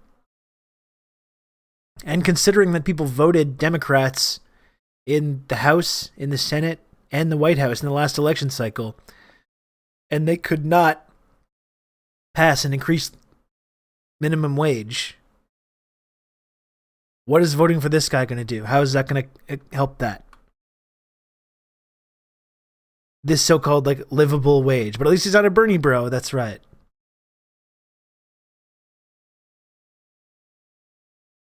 Oh my goodness.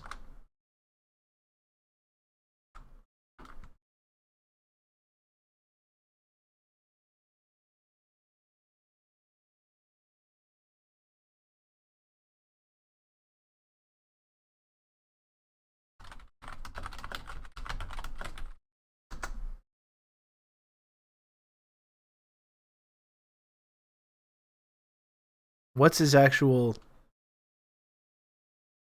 Walker for CO?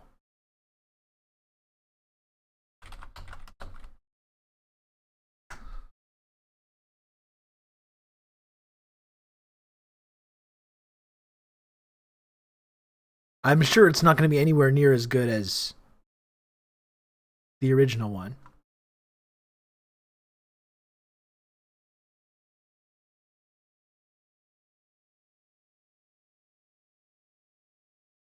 Congress so far is that our government, my biggest takeaway running for Congress so far is that our government is a caste system. I could never afford to run for Congress if I had to work 2 jobs or be a single parent or pay down huge medical bills.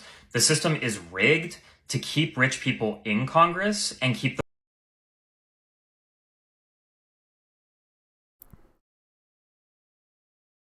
people are too beholden to what kind of debt? What kind of bills? Let's hear that again. Is a caste system. I could never afford to run for Congress if I had to work 2 jobs or be a single parent or pay down huge medical bills. This Don't care, sweaty. Yeah, so it's kind of weird, I think, to run on that kind of a platform. And then like two TikToks later be like, "Oh, honey, I'm not one of these Bernie bro candidates that's going to run all these unpopular things." Wasn't like reducing medical debt kind of a big part of that again?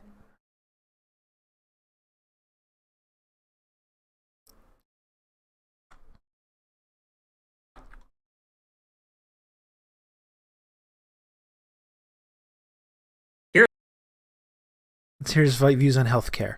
3 reasons Medicare for All is a bad idea. Bear with me on this. First, Congress...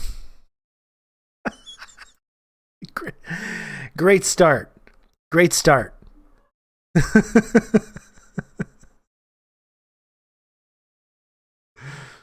Here are 3 reasons Medicare for All is a bad idea. Bear with me on this. First, Congress barely works right now. If we give Congress $2 trillion to build Medicare for All, it will work half as well and cost twice as much as we think it will. 2, our neighbors need healthcare now. Cost of care is skyrocketing. We need to raise corporate taxes to subsidize prescription drug costs, start passing bills like the insulin cost control measure currently dying in Congress, and provide accessible healthcare options in the existing marketplace to our working class. 3, the working class and middle class in America are already dying. Raising their taxes will only increase their debt and pain in the short term. TLDR, people are dying now, and we can't afford to take 10 years to build some pie-in-the-sky vision that Congress won't be able to follow through on anyway. Here are 3 reasons Medicare for All is a bad idea. I wish this guy the best of luck. I wish this guy the best of luck. I'm sure it's going to go very well for him.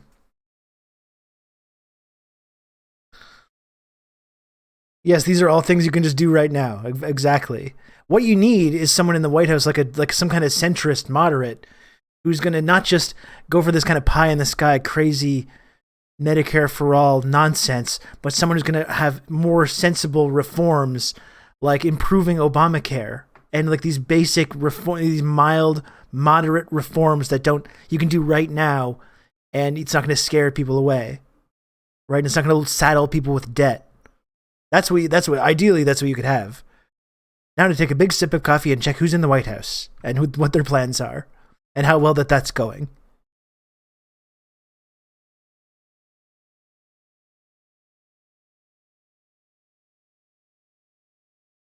Our system is broken. Please elect me as I promise to do nothing about it.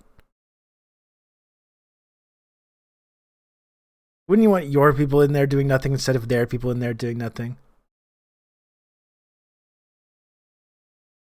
Lauren Boebert's going to cook him more than the pork bites that her restaurant had that gave people diarrhea. Isn't her husband like a sex offender too? Like, it should not be hard to run against someone like that. But lo and behold, this guy's finding a way to do it and be really bad.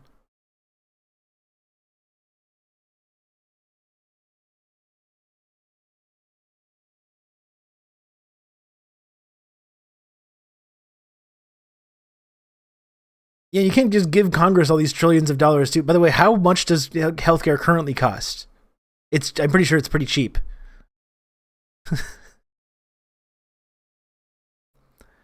Indecent exposure in front of minors at a bowling alley. Oh, nice. Nice guy. Other than that, he's a great guy. It's really like You have a lot to work with if you're running against Lauren Boebert. And this guy's managing to do a really bad job at it.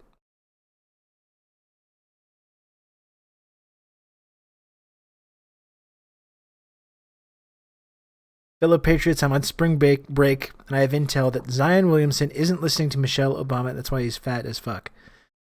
I've seen conflicting reports on this coal mine. I've seen clips of him recently where he looks pretty good.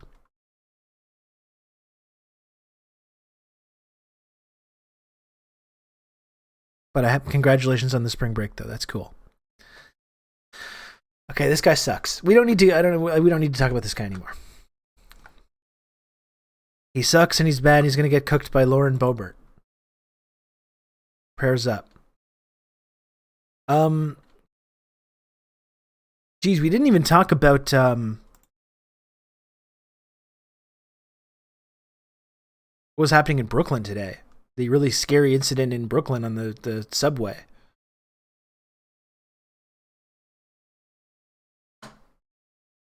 Because it's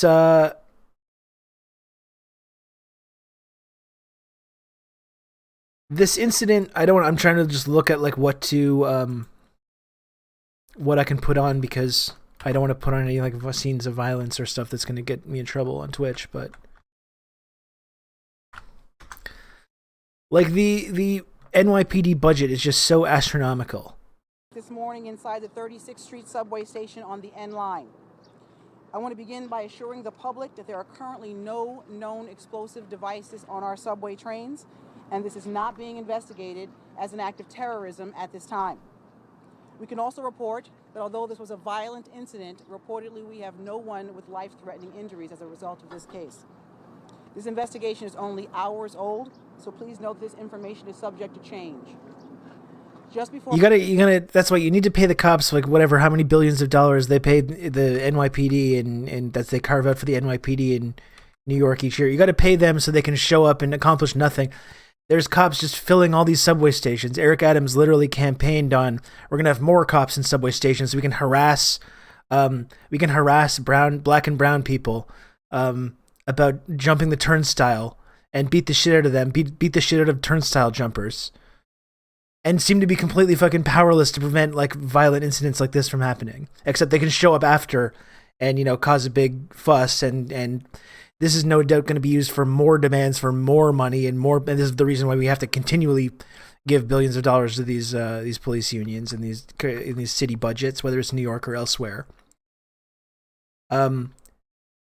Yet again, though, proving that like no one, like these cops are not capable, no matter how much money you spend or how much of a police state you kind of create, they're not able to actually stop these events from happening. All they can do is show up later and act important.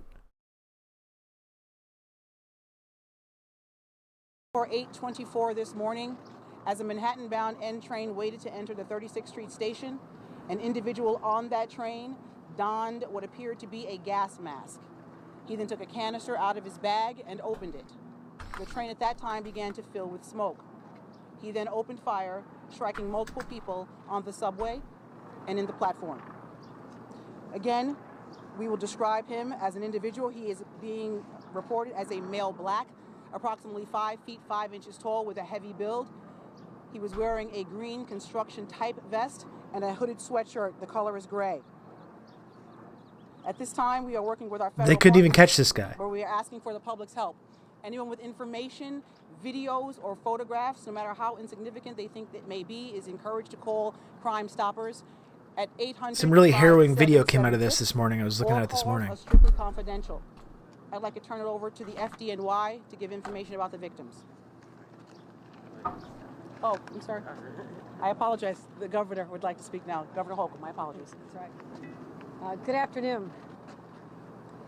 This morning, ordinary New Yorkers woke up in anticipation of a relatively normal day.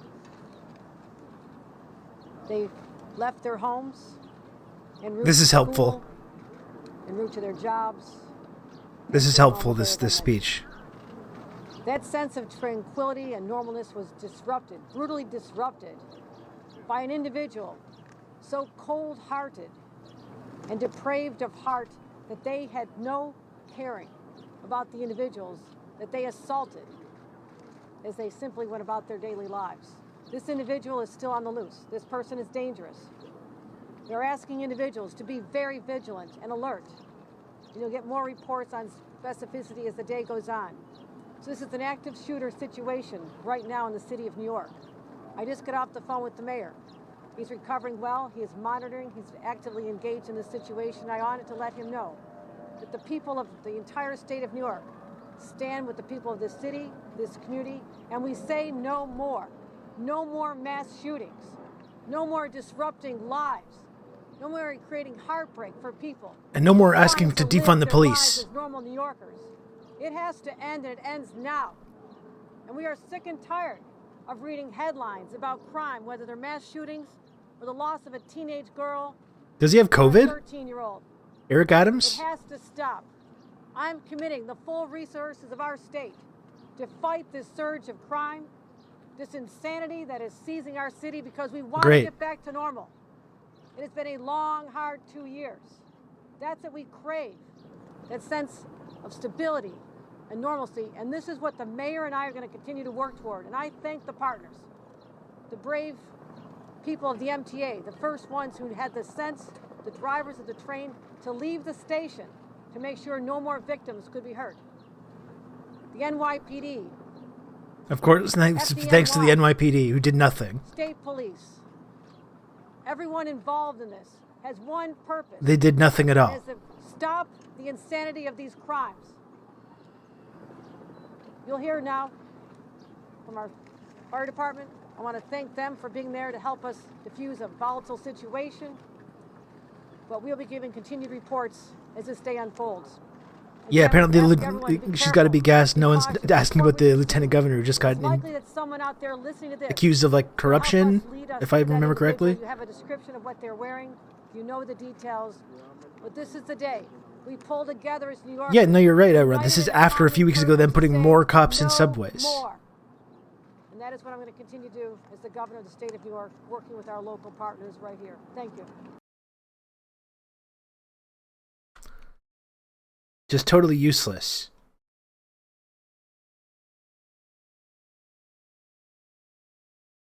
No more crimes. We are going to put an end to crime. We're going to get tough on crime. Eventually this is going to get work.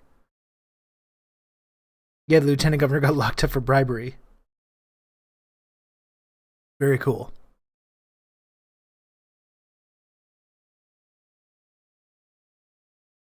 We've banned all crimes now. Finally.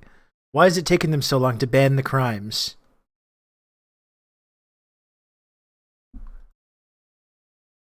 They should have, if I was mayor, I would have banned crimes a long time ago, personally, or if I was the governor. That's just me, though.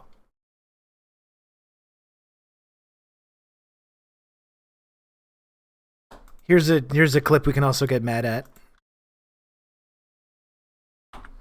About this.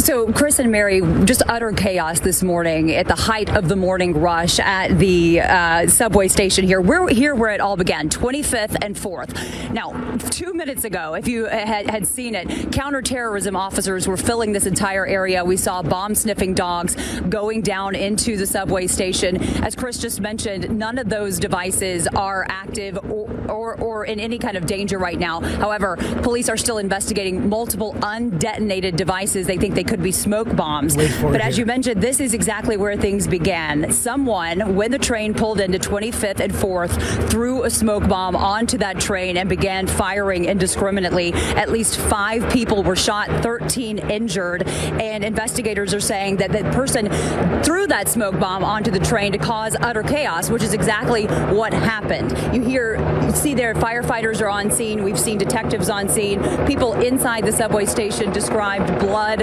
everywhere. We've seen those awful graphic social media pictures of people lying on the floor after having been shot, the blood-soaked concrete there on the platform. Right now, the investigation is continuing. Police are looking for the suspect. They say, again, with that orange-colored vest, he was wearing a gas mask to protect himself from the terror that he inflicted.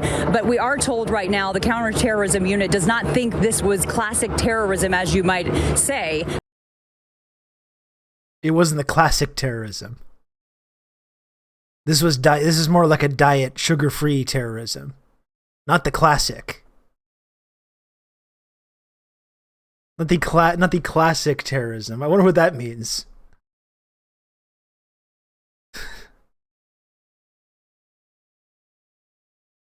Well, I think from the previous press conference, I don't think he was white. I think that's what the governor was saying.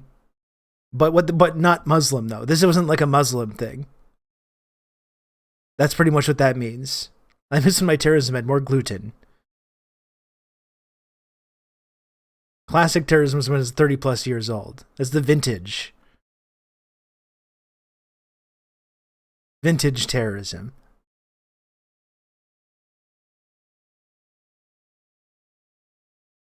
Access to weapons and guns and no mental health care. That's the USA, baby.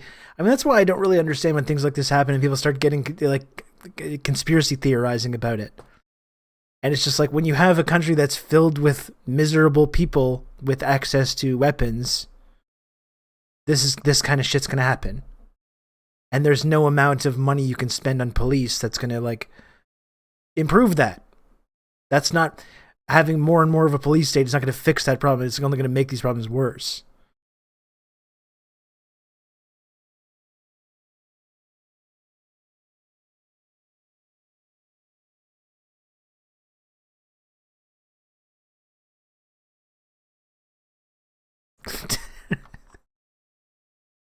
Terrorism only happens when it comes from the Terroria region of France. Otherwise, it's just sparkling homicide.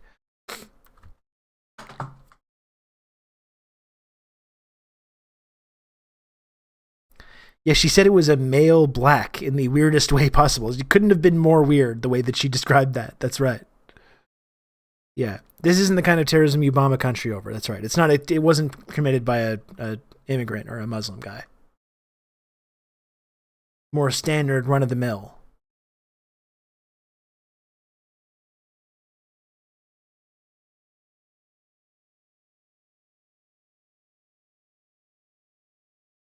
However, for the people who were down in the subway, it certainly was a terrifying morning. The DN. I don't want to put these pictures too because Twitch is gonna clap me.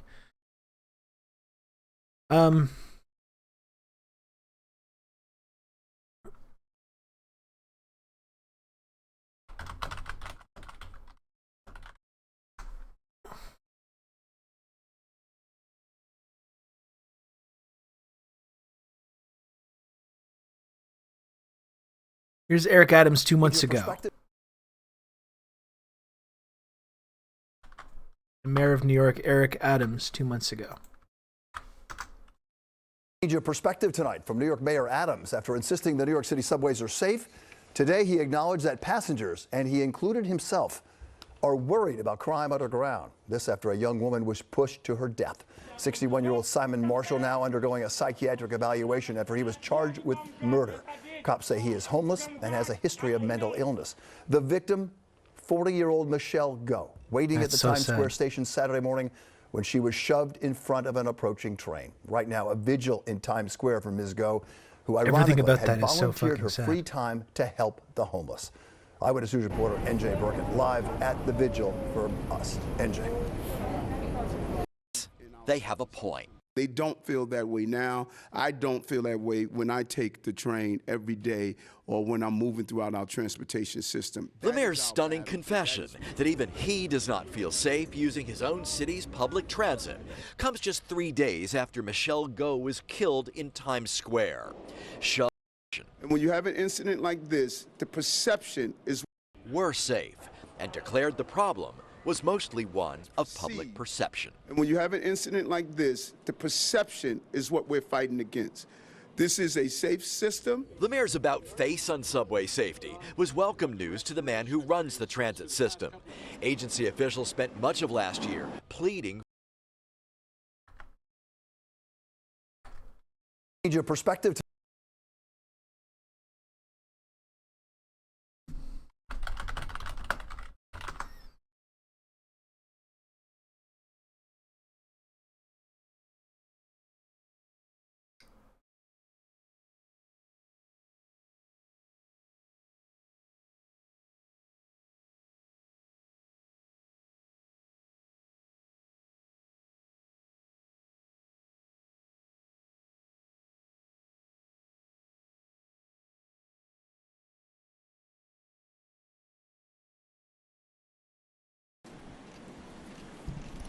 Normally, when we do briefings like this, it's just the police officials who stand at this podium. I did not want that tonight. I wanted everyone to be in this same room. I wanted everyone. This is after an NYPD officer was shot a few months to ago. understand. It is our city against the killers. It is our city against the killers. I don't want to make it seem like that's what he was talking about this specific incident. I was just trying to see if there was a clip that I could find about Eric Adams talking about the subway.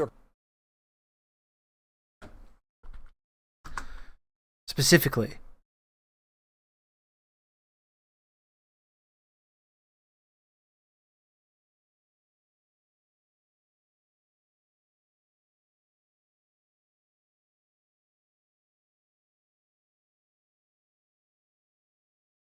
Eric Adams is taking swift action. It's a pleasure being here. And I just want to clarify that the aspects of the plan will take 3 weeks for the training for our new neighborhood safety. But we are already on the ground executing many parts of this plan in the subway system and going after some of the dangerous guns and gangs in the city. Okay. All right. Thank you for clarifying that. And of course, before I get to the first question, I do, because I haven't spoken to you, like to express our deepest condolences. Imagine a robust mental health care system where folks with severe issues weren't tossed in the street and forgotten about. Speaking out, Mayor, you know this about and also have access to deadly weapons at any time. How dedicated he was to improving relations between police officers and communities of color. So before we get into the specifics of your plan, any update on Officer Mora's condition this morning? He's in the hospital, and we join the family in prayer, the power of prayer. Hearts, as you indicated, hearts go out to the family. These were heroes that were ambushed, and so we're hoping that, just to continue to pray on behalf of Mora and his family. And we definitely are praying for them. Well, let's get to your blueprint now, the blueprint to end gun violence. It calls for newly created neighborhood safety teams comprised of 400 officers. Now, is this a new take on the beat cops that used to patrol neighborhoods when you were still on the force? No, it's a little different. Okay, this is probably better, actually. And I really wanted New Yorkers to understand the metaphor that we're dealing with a sea of violence. And like all neighborhood seas, safety teams. The sea, and that's exactly what's happening here. NYPD is only one river that we must dam to stop the violence. But we have to get our federal government, our state lawmakers, our prosecutors, our mental health professionals. We have to dam every river to stop the violence that we're seeing. NYPD is doing its job. 6,000 guns removed off the streets last year. Over 300 guns were removed this year since I took office. But the constant flow of guns that are coming in our city. And so this new unit that we're putting in place, they will use a modified version of police apparel so they can be identified right away. They're going to have body cameras to make sure no one is abusing their authority. And then they're going to be well-trained, conflict resolution. You got more training. Tactics, how to use precision policing with our gun suppression unit to go after the trigger pullers in our city. So those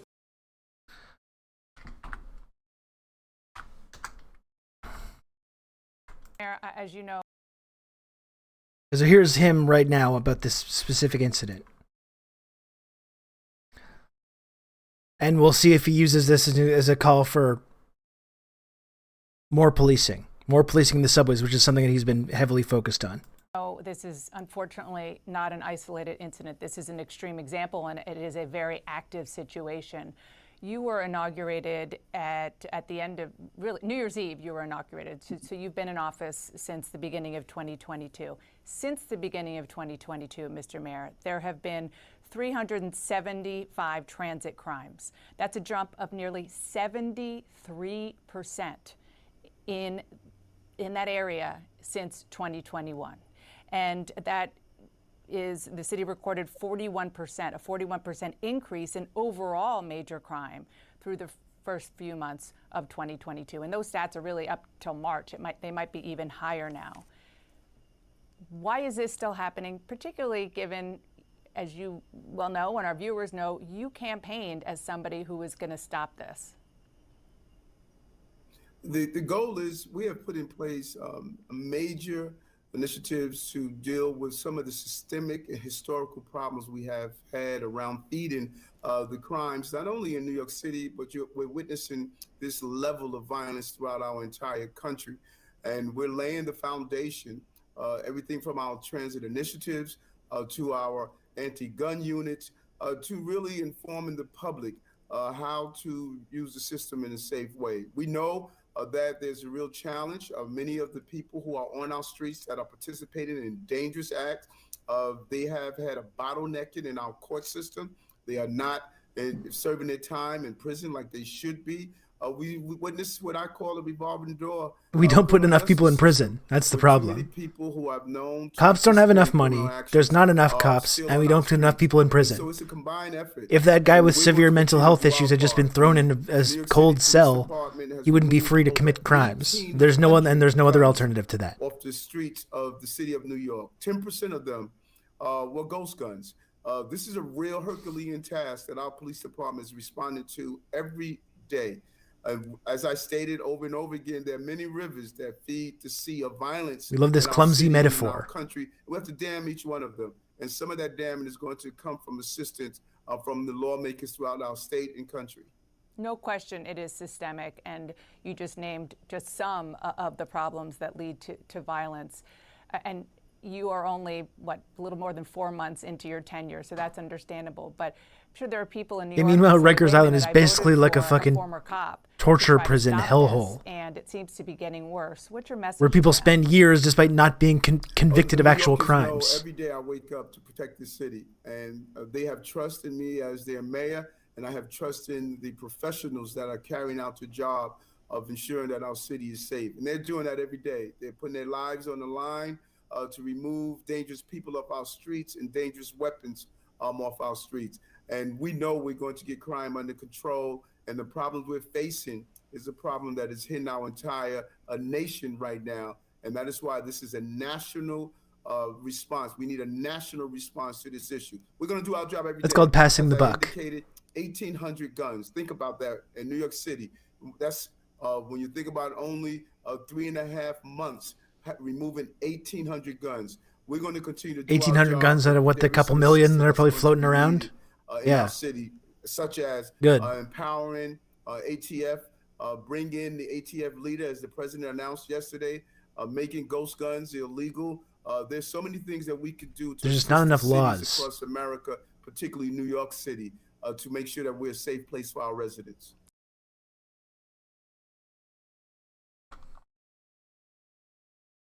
Mr. Mayor, as you know, this is unfortunate.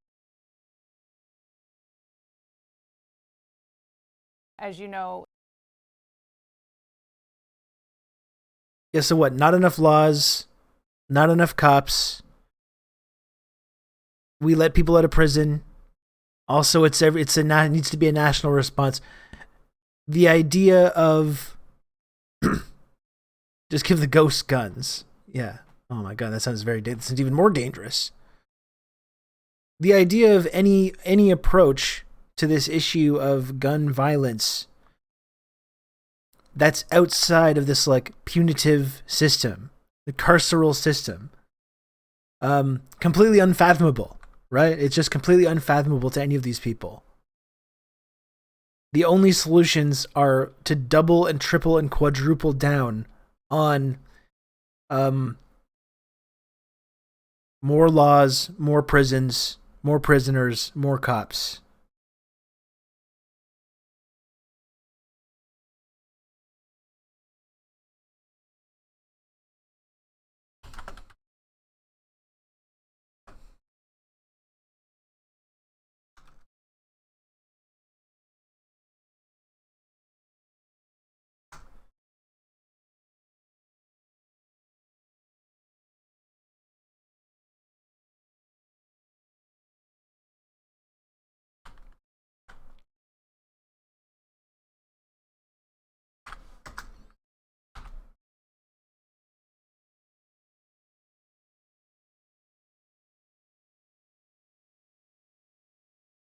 Okay. Do you think that the turnstile jumping should be decriminalized? You were talking about that. Like, you said decriminalized?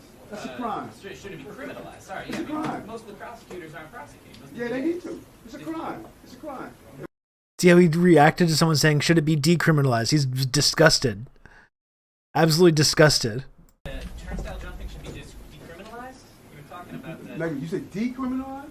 That's a crime. Should it be criminalized? Sorry, It's a crime. Most of the prosecutors aren't prosecuting. Yeah, they need to. It's a crime. It's a crime. If we start More people in the justice system.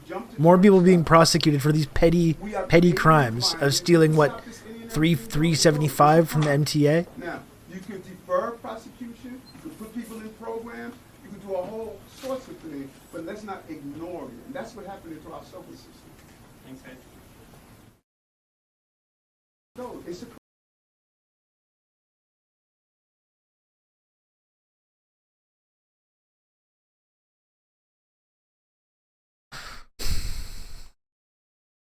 I mean, not only should subways be free, like all over the world, public transit should be free, first and foremost, as part of a climate strategy to encourage people not to take cars. I don't know if anyone's ever experienced, like, there was like a transit day here in Montreal. Or no, actually, it was the day of the climate protests in Montreal a year or two ago, and they made the subway free for the day. They made the Montreal Metro free for the day.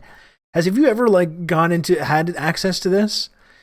Like when you're able to take the metro for free, it's completely changes your ability to get around the city. Like it's unbelievable. It completely like reorients everything. And this would be so life-changing for millions of working class people, like in New York City, in Montreal, Toronto, Chicago, Detroit, and like any city that has like a public transit system would be absolutely like life-changing. And that's what I mean. So like he's talking about prosecuting people that jump the fares, that jump the turnstiles. You're posting up more NYPD officers in New York City who have assaulted people for jumping turnstiles. You're pouring more and more billions of dollars into the NYPD budget. Like any other city, I'm sure it's the highest percentage of the city budget, just as it is here in Montreal. And it doesn't actually stop these violent incidents from happening. Whether it's the woman that was pushed in front of the subway train by a mentally ill man a few months ago. It didn't stop this violent incident today. It's not going to stop future violent incidents. Again, the things that can actually stop these incidents before they happen, mental health care, improving people's material conditions. None of these things are mentioned whatsoever when it comes to these conversations. When there's these violent incidents happen, all we can think about is like, what more? We're obviously not doing enough. We're not doing enough. Where our society is not carceral enough.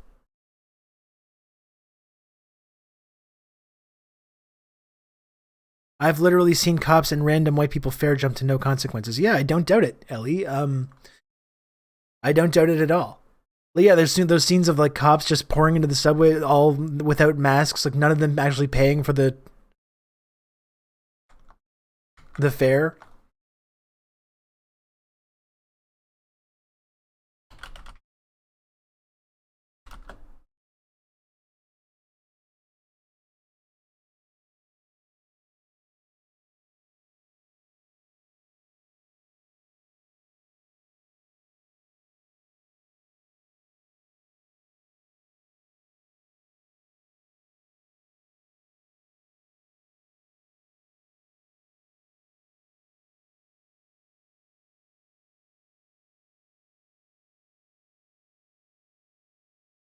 I'm careful about what to put on the video because I don't want to put any bad stuff.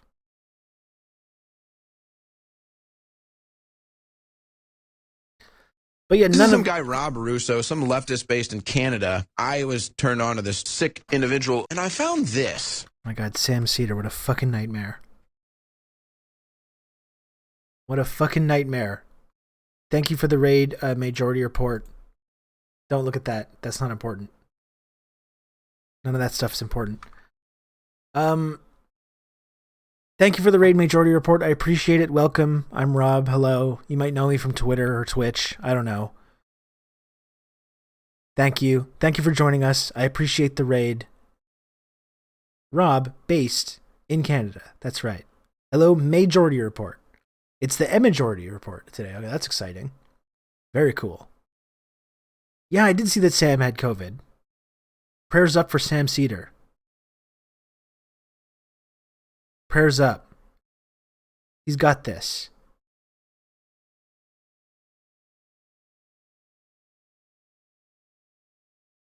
Oh no, Emma Vigeland, what a fucking nightmare. I know. We were just talking about this really horrible incident in the Brooklyn subway today, and talking about the ways that, for people like Eric Adams, they're talking about how to solve these kinds of issues, and all they can talk about are more carceral solutions, more police state, more cops, more prisoners. And the idea of getting people access to mental health care, to improving people's material conditions, is completely absent from any kind of discussion when we talk about how to solve this, how to fix crime, how to stop this crime wave. We need to make crime illegal. That's the only solutions that we ever hear. And the idea, anything that would actually prevent people from being funneled into this sort of situation where they end up lashing out and reacting violently and harming innocent people is completely off the table. And all you can do is double and triple down on the police state and the carceral state. Did anyone suggest more cops in the subway? There's already a lot of cops in the subway. Tragically, they couldn't do anything about this incident today, but they're probably just not quite enough. It's probably just not quite enough. It's all these defund the police activists who have really egg on their face now. The police were defunded. Now look what happened.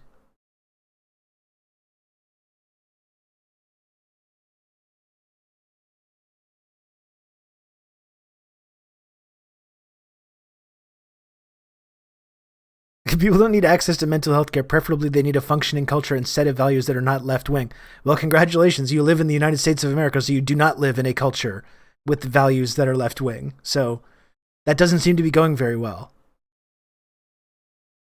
That doesn't seem to be going very well for you. You do not live in a culture that has left-wing values, and you're still getting quite a lot of problems. So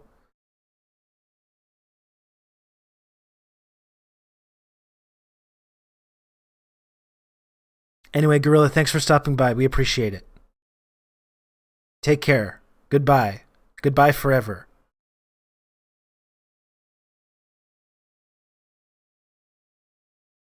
R.I.P. Bozo. Okay.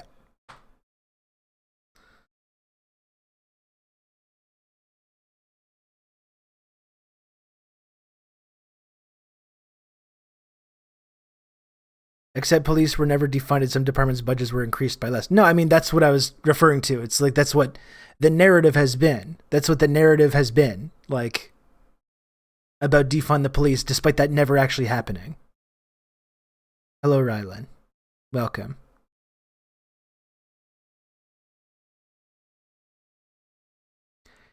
Anyway, yeah, it would be nice if when these incidents happened, you could have voices either in the political sphere or the media sphere that were actually calling for changes in society that could prevent this kind of stuff, that are not doubling and tripling down on the police state and the carceral state.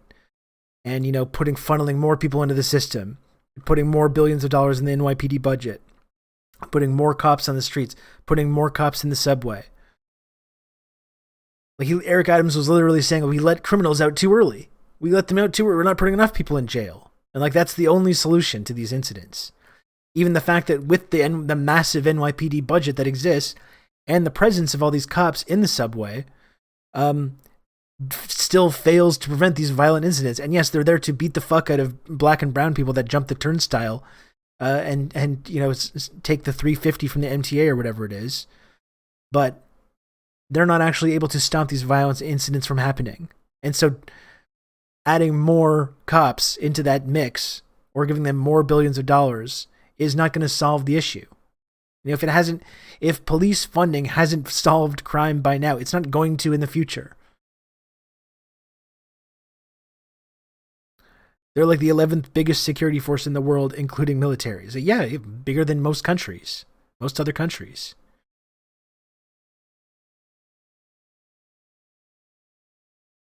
I only win if you ban me. That means you can't withstand the scrutiny. No, it just means you're annoying. I'm sure plenty of girls have banned you from their beds, not because they can't handle your massive manhood, but because you're annoying as fuck, dude.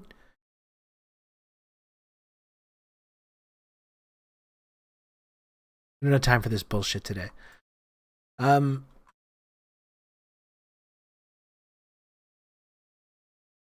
Oh my god, Gorilla just messaged me, whispered me. Gorilla44 says, I won that one, you lost. Must feel pretty bad to be a white man on the left wing today, huh? How does it feel to be accused of being cis-normative, patriarchal, and a slavery white privilege recipient? That's what Gorilla chimed in. We got the final word. Thank you, Gorilla.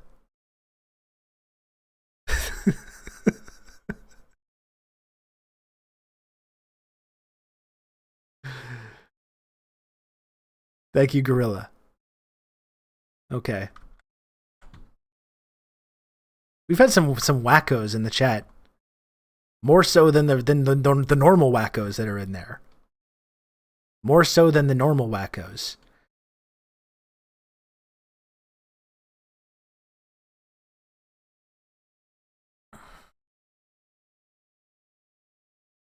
Okay, a couple more things I want to look at. I don't want to spend like, I'm running a little low on time. I did want to just take a look at this.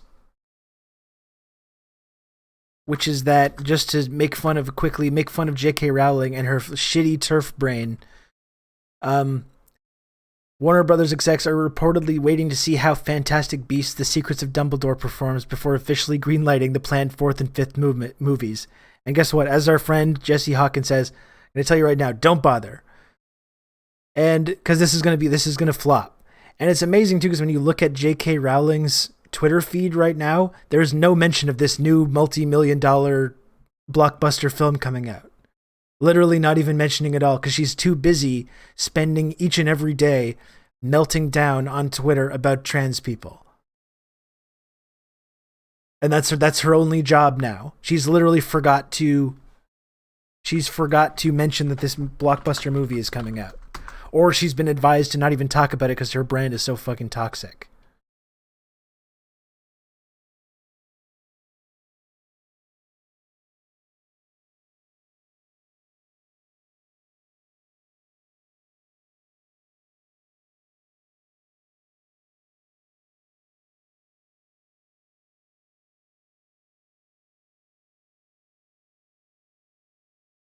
All melting down about trans people at all times. That's her whole platform. That's her whole thing now. No mention of the big movie that she has coming out. And yeah, she was just in meeting with this like Get the L Out group, I think in the UK, which is like an explicitly anti-trans group.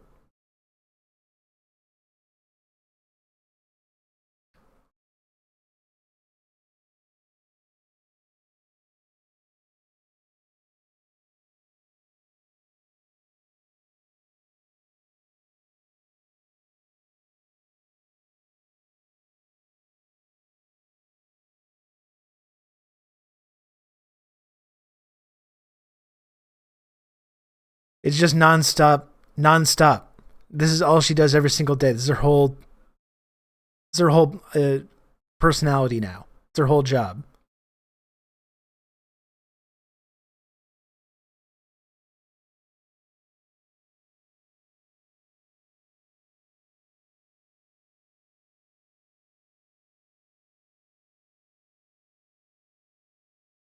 Which is, it's exceptionally disgusting, considering the ways that like this kind of, and I believe Rowling herself once said a couple months back that like, oh, I'll stand with trans people, but, you know, with a bunch of caveats.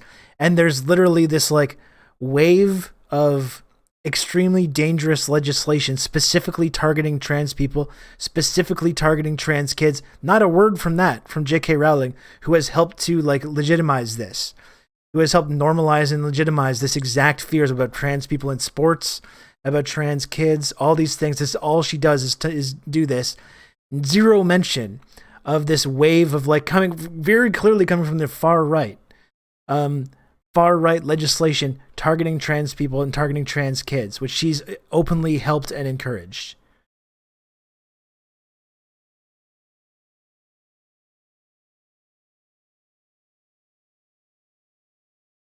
Zero mention of any of that. And now her big new movie is going to come out and bomb.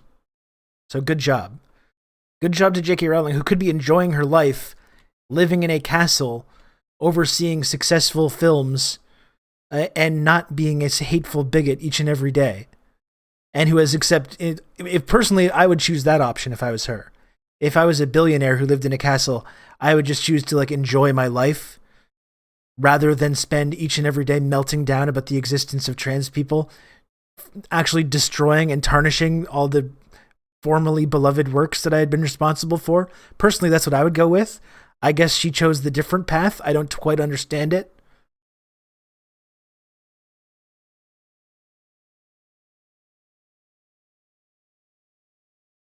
But good job to her.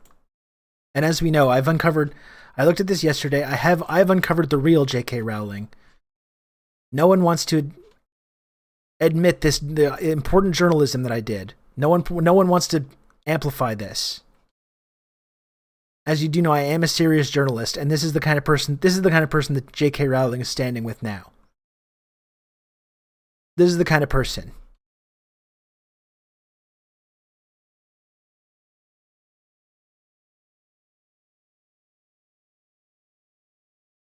The images of Bud Light Lime. This is her new kind of friend. This is J.K. Rowling's new friend. It's just disgusting.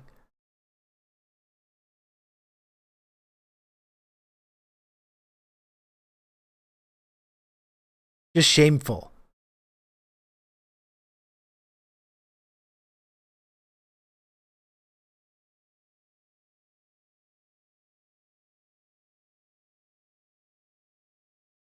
That was quite a ride, that scroll.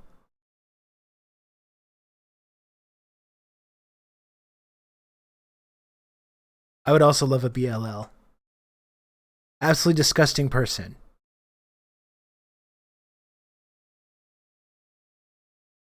The reactions to this image are quite something else.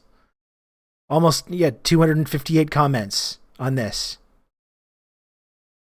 258 comments from all kinds of like internet disinformatia detectives. There. Zooming in on the different pixels and stuff on this real image that I discovered. This very real image. Why can't rich people just be rich and shut the fuck up? It's a great question. Or even if you don't want to shut the fuck up, you could say good things instead of bad things. That would be another thing that you could also do.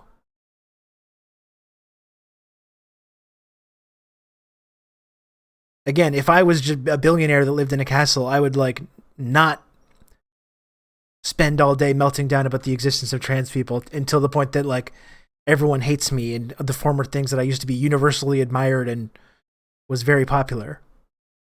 Personally, that's what I would do, but I respect that some people make different decisions on that. Did I get some good replies? Oh, I got some good replies, all right. They figured this one out. No, they didn't, because they accused me of spreading misinformation. They said that this image was fake, which is obviously not true. It is obviously not true. It's a cycle of being self-righteous, then getting high off of they're yelling at me because I'm the only one brave enough to speak the truth. TRRS aren't the only ones who do it, but the cycle on it is harder than most. And yeah, we've talked about Pride Wars. We've talked about, especially in the UK, this like pipeline that people seem to go down. And we've talked a lot about, what's his name, Glinner. And about how it starts with these like incredibly arrogant, narcissistic, fucking pathetic losers being mildly criticized for something once.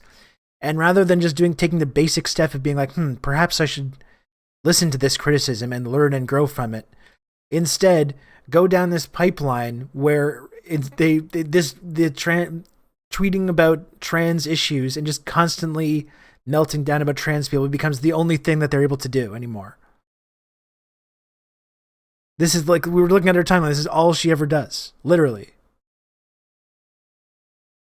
And it starts with like 1 or 2 tweets. It starts with 1 or 2 things that you got a big pushback on. And then they just go down this pipeline. Rather than just admit that they were wrong about something or that they were insensitive about something, which is when you're an adult, that's what you should be able to do. I'm trans and this shit has had me in panic attacks for the last month. I don't doubt it, Colby. I mean, we've talked about it a lot on this show. It's scary. It's really scary. This wave of like anti-trans legislation, targeting trans people, trying to legislate trans people out of existence, denying trans kids access to gender-affirming healthcare. The way that they've jumped to like just accusing any trans people of being like groomers and pedophiles, like it's really sick. It's really sick. And J.K. Rowling, liberal bleeding heart J.K. Rowling, has helped as much as any public figure, helped normalize this, and has said not one word about any of this legislation that's being passed. Has literally not said one fucking thing about it.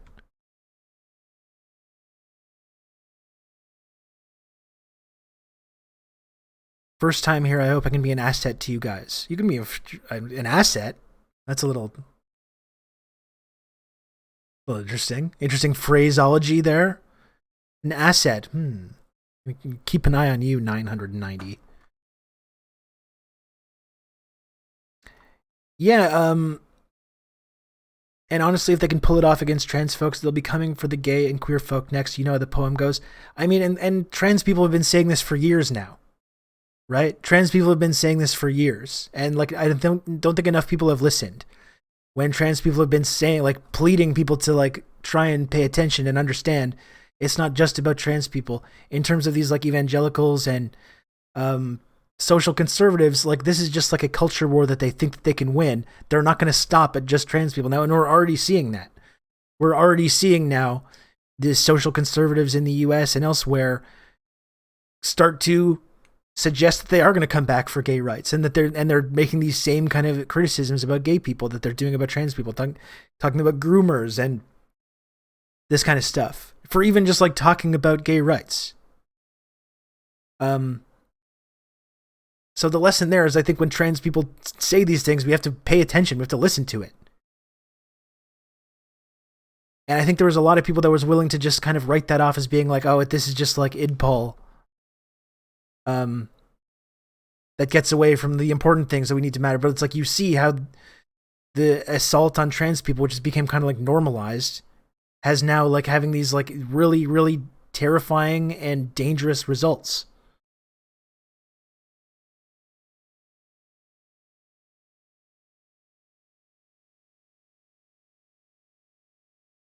I'm making an appeal to Rob and all mods to leave 990 in the chat. They're a left flank refugee and mostly harmless. So I'm gonna keep my eye on them though, just to be safe. It's the brown shirts going after the marginalized. That's the strategy. And just as what happened in the rise of Nazi Germany in the Weimar era, trans people were some of the first victims of that kind of violence.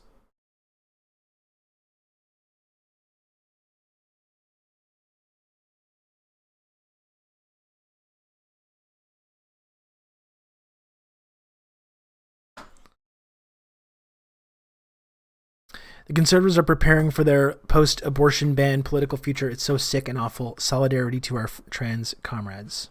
Yeah, absolutely. Absolutely.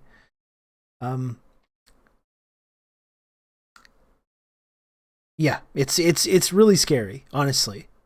It's really alarming, I think, especially when you consider the fact that the right is kind of on the verge of taking over political power again, having meaningful political power again. The kind of things that they seem to be planning on doing with that.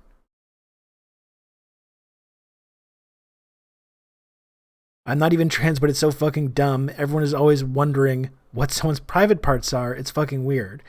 Well, I mean, it's like, it is weird. It is weird. The idea that it's easier to, rather than just let people live their fucking lives, People like J.K. Rowling think that there should be some kind of like bathroom police or like kids sports police in like checking out what's going on with the genitals of like every person that's going to the bathroom or being involved in kids sports. And then they claim other people are weird and abnormal. I think being obsessed with this issue to this extent is the thing that's completely abnormal and fucking horrible and wrong. The right calling trans people groomers, etc., is a step towards legitimizing violence against them. No, absolutely. It's encouraging vigilante violence. You have them like using the levers of the state to target trans people, and they're using rhetoric that's encouraging people, I think, to take action in non-state capacity and with like vigilantism. It's stochastic terrorism, much in the same way that like abortion providers and doctors like George Tiller have been targeted by right-wing terrorists. I mean, it's the same thing.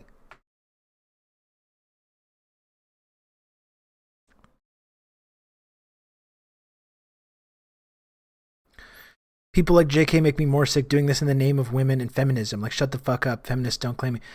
That's the thing. It's like, it's a lot of, there's like right-wing reactionaries that are leading this, but people like J.K. Rowling, liberals like J.K. Rowling have like openly encouraged this. Jesus Christ.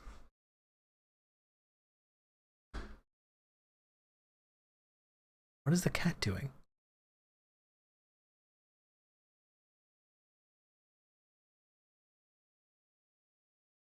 Culture war issue to distract from actual things conservatives care about, defunding public programs, destroying the environment, sucking off corporations, and funding war. Yep. And if there was an actual alternative to that, that were advancing an agenda that pushed back on any of that kind of stuff, they wouldn't be on the same. They wouldn't be on the verge of handing back over power to these exact fucking psychopaths.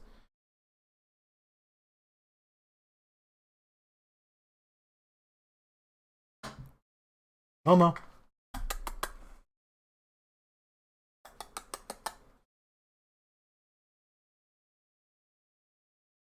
Homo.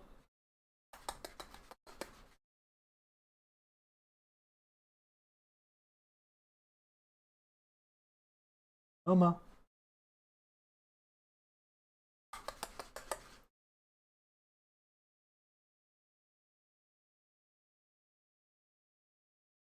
I'm trying to get her to come.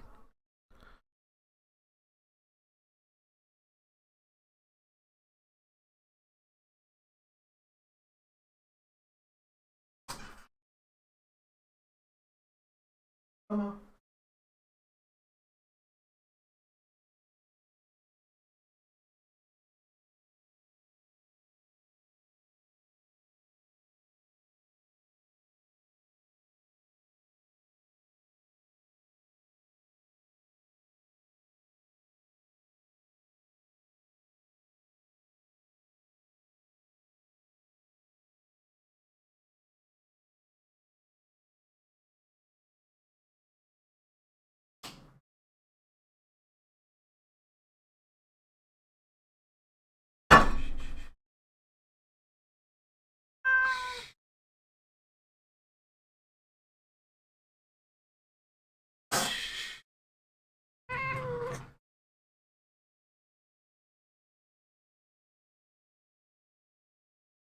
It's okay. It's okay. Come on.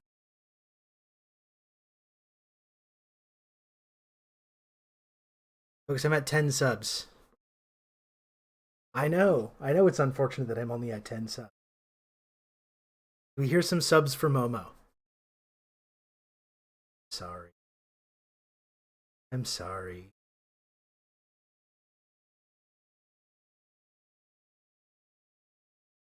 He's not strangely groomed. No.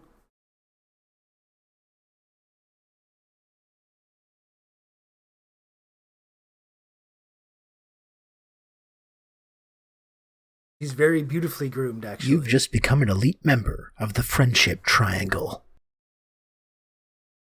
Wow, Fart Party 69. Thank you so much. You can count on me. You're going to have good old Rob to talk you through all this. It's okay. Thank you, Fart Party 69 for the 5 subs. And thank you, 10,000 Sandwiches for the 2 gifted subs as well. It's not so bad, right? Not so bad. Oh, come on.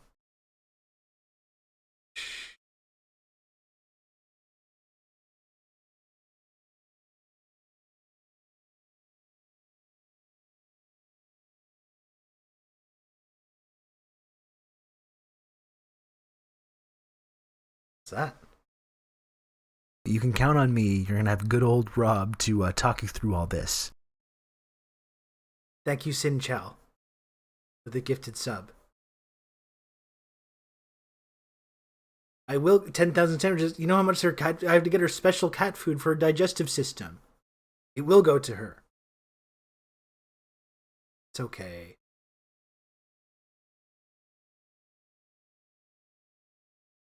Okay, stop it.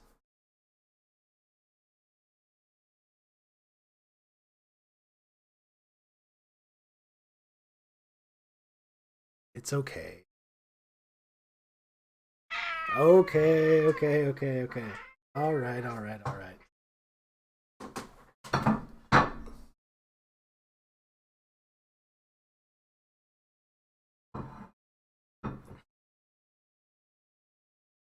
It's just my plate. There's no food on there for you.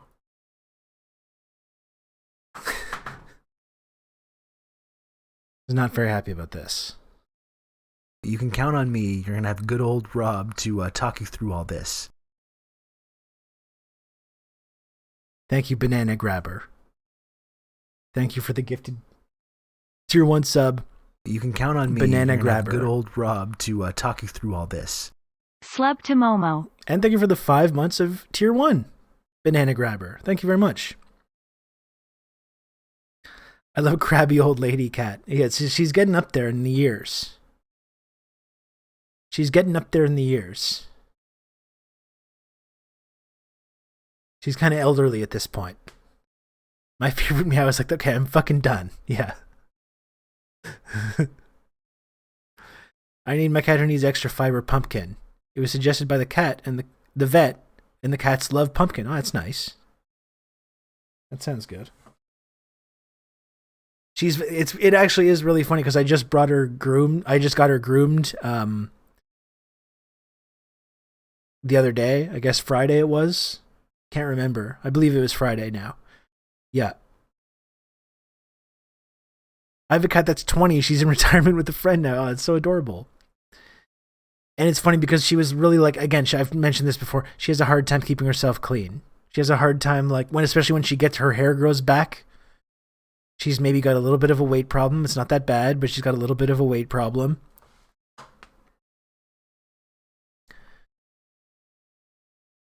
And she gets kind of like gross. She gets kind of gross back there.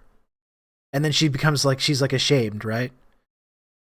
She's ashamed and she isolates because she's like, I'm stinky and I'm ashamed of myself and I'm embarrassed. And so I got to get her like, I had to go get her groomed to get that resolved. And since getting groomed, she's just like, she's so happy. On me. You're going to have good old Rob to talk you through all this. Did Rob just admit to knowing who the real groomers are? Kappa. Thank you, Progressive Canuck. Thank you for the 8 months of Tier 1, Progressive Canuck. That's right. She's getting groomed. There's no other way to frame it. I know, but she is I know she's a poor baby, and but she's so happy now, and she's so like snuggly, and like she got groomed. I made sure to clean the litter box so it's all nice and good there. And she's just so happy, and she's so like snuggly. Not right now, obviously, not when I pick her up, like to show you guys. She's not very happy with that, but overall, she's just like, she's so like climbing up on us all the time and stuff. Even my son Elliot has kind of a frosty relationship with her. You know, kids have kind of a nervous energy. He's kind of weird around pets. He gets like nervous around them, and that makes the pets nervous as well. But I was getting her because I gave her after she got groomed, I was giving her treats too because she hates going in the cat box as well. Like she hates going whenever, even though it's for a good purpose, she hates going in there. She gets super nervous and anxious going in there. So after she got groomed and I brought her back, I was giving her treats, and I got my son. My son was like giving her treats out of his hand. And then she got like super obsessed with him because she thought he was the one that had the treats, and she just kept on like climbing all over him, which was quite cute. It was very cute.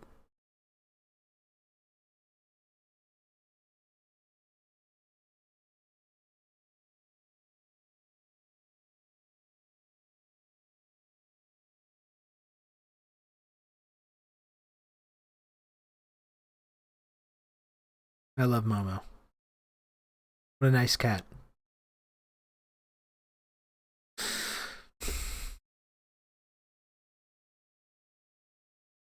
Let's see if I can find... I've showed this before, but again, if it's your first time in the stream or if you haven't seen it for a while.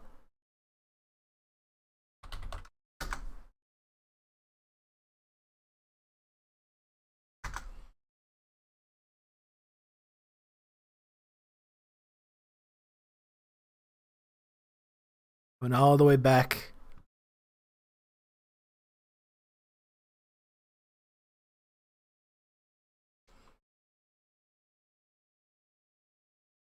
Going all the way back.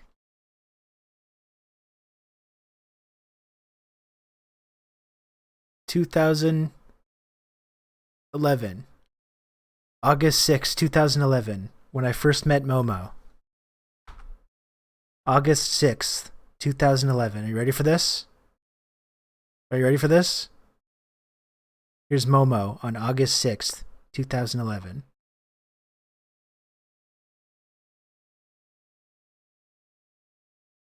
And she was just living under a porch.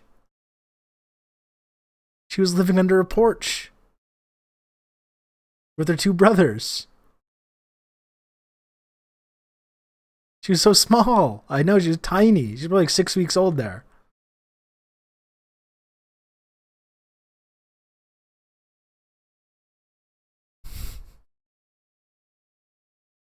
Momo.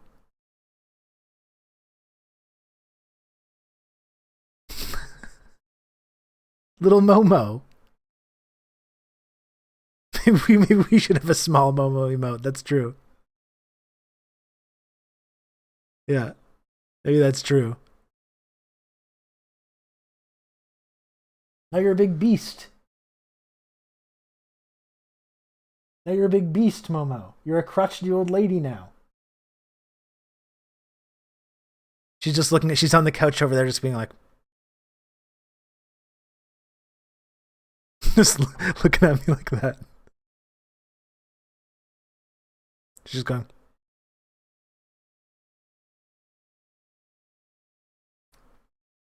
Hey, you're not crotchety. I'm sorry I said you were crotchety.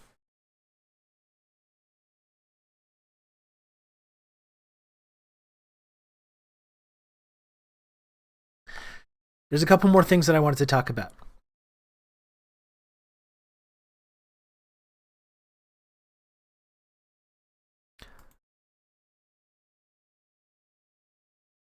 Couple more things that I wanted to talk about.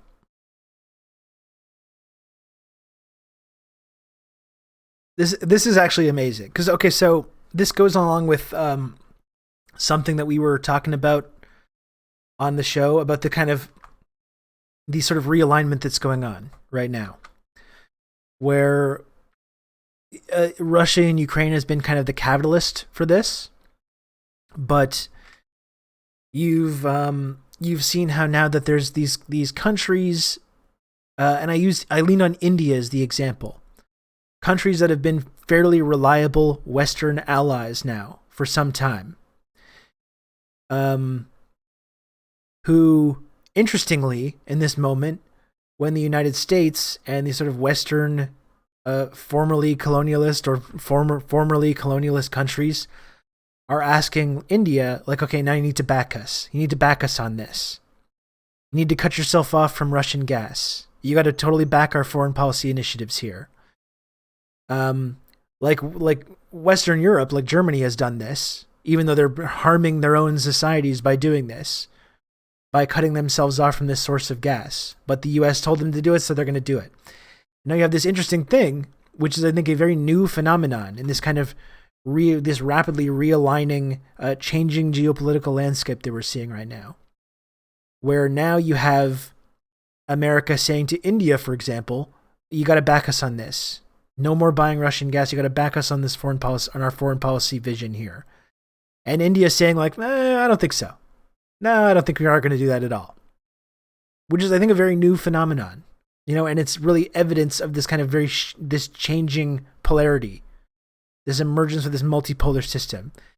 And this was an amazing story that came out just today or yesterday. And wouldn't you know it,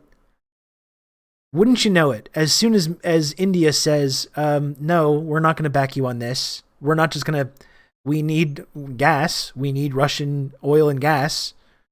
And we're not just going to not buy it because America told us to, even if we are allies, if we've been a reliable ally for the West. In many ways, we've been like a Western client state in a number of ways. But no, we're not just going to do whatever you tell us. And then wouldn't you know it, what happens right away after that? Now, all of a sudden, the United States is very concerned about human rights abuses in India.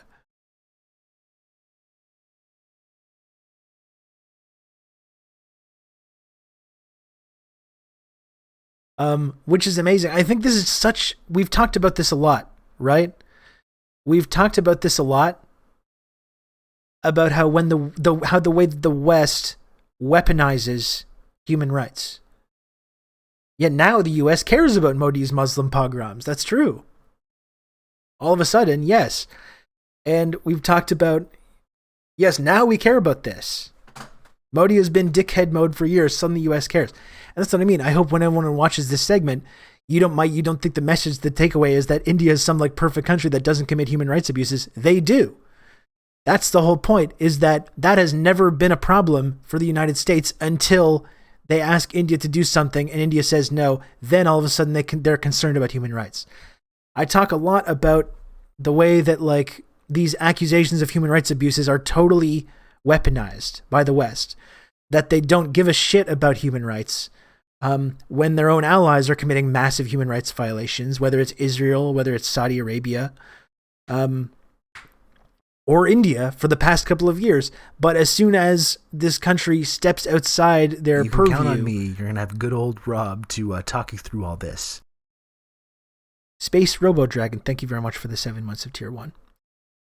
As soon as you have a country that starts to separate themselves from the United States in terms of their foreign policy goals, then they're very concerned about human rights. Which I think it's no better evidence for the fact that no one in these Western countries, whether it's America or Canada, actually cares about human rights. They weaponize this human rights issue to harm countries that are standing outside of this like rules-based international order that they've set up, and that starts to enact a domestic or foreign policy agenda that runs contrary to the interests of the United States. Now, we didn't hear any news about the subway shooting. We talked about it a little bit already, Shin-Nur, but don't want to speculate too much about what happened, considering the amount of misinformation that's always about there in these incidents.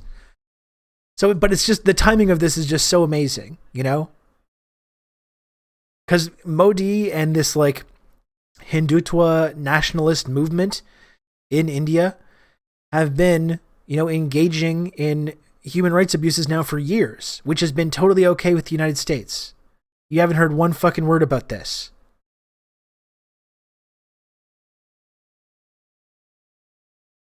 It was so weird that the US thought that they could get China to fall in line on this as well with the stupid be on the right side of history, stand with the US. Is it delusion or arrogance? I would say it's a healthy mix of both.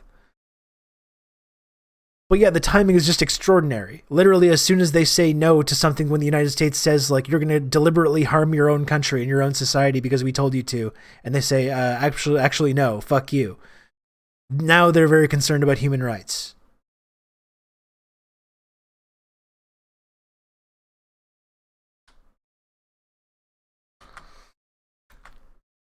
really extraordinary.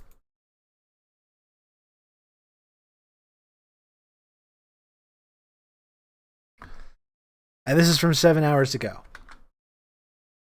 Or just like a few hours ago.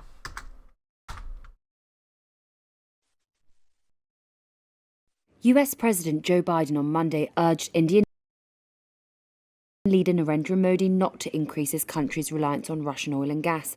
Since Russia's invasion of Ukraine, India has tried to balance its ties with Moscow and the West. It hasn't put sanctions on Russia, unlike other members of the so-called Quad, including Japan, Australia and the US. And Biden's talks with Modi were part of the larger push to keep the pressure on Moscow for an invasion it calls a special military operation. US officials say Biden told Modi buying more oil from Russia was not in India's interests and could hinder the US response to the war in Ukraine. The United States and India are going to continue our close consultation on how to manage the destabilizing effects of this Russian war. And I'm looking forward to our discussions today, Mr. Prime Minister. Our continued consultation and dialogue are key to ensuring the U.S.-India relationship continues to grow deeper and stronger. A US official told Reuters that Biden stopped short of making a concrete ask of Modi on Monday. But they also said Biden told Modi India's position in the world would not be enhanced by relying on Russian energy sources.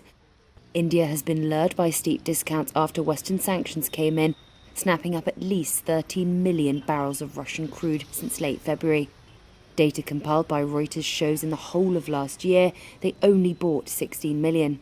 Later on Monday, India's External Affairs Minister pushed back on a reporter question on India's energy purchases from Russia and pointed instead to Europe. I would suggest that your attention should be focused on Europe. I suspect, looking at the figures, probably our total purchases for the month would be less than what Europe does in an afternoon. Modi also said he had suggested in recent conversations with Russia that President Vladimir Putin and Ukrainian President Volodymyr Zelensky hold direct talks.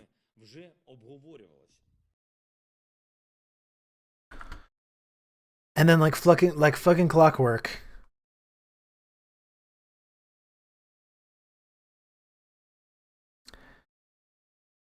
I wonder if there's sorry, the dark universe. Sorry.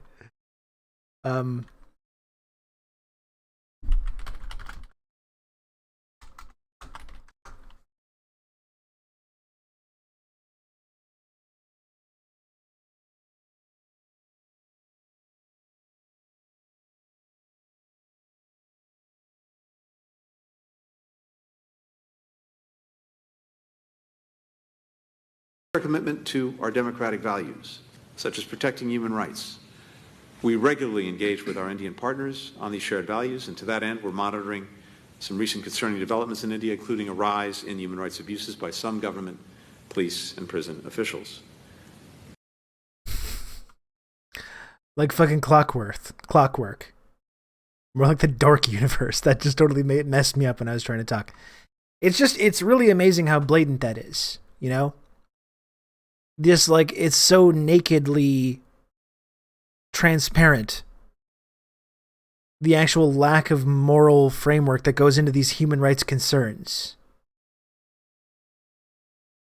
And it's literally the moment that India does something that goes against U.S. foreign policy goals.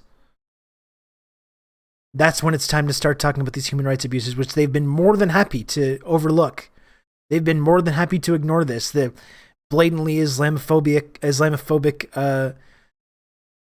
institutionalized Islamophobia that's been part of increasingly part of India over the last couple of years throughout the rise of Modi as a political figure and throughout the rise of this kind of Hindutva nationalist movement, you know, which should prove to us once again, another in the long list of examples of what the ways that the United States and these other Western countries do not actually care about human rights. They only pretend to care about human rights when they can use these kinds of accusations to advance their own agenda. And when their partners are the ones who back them on these kinds of initiatives are the ones committing human rights violations, Not only do they not care, but they will give them diplomatic cover. They'll send them arms and resources in order to carry out these human rights violations. They don't care. They don't care about human rights.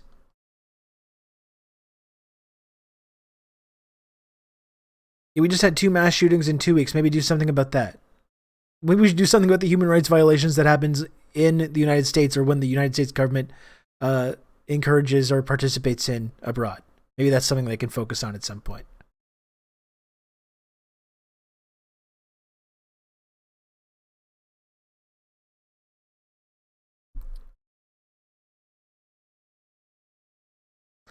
Yeah, Madeleine Albright comes to mind. So we think it's worth it. We think it's worth it when hundreds of thousands of children die to advance our foreign policy agenda.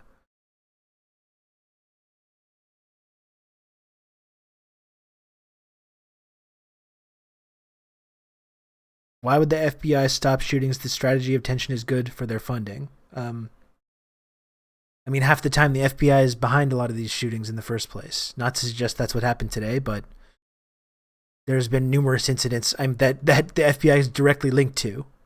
The Boston Marathon bombing actually comes to mind when it comes to that idea. And a lot of these like violent lone wolf potential killers that are apprehended by the FBI are being radicalized and financed and pushed by the FBI into committing the crimes in the first place.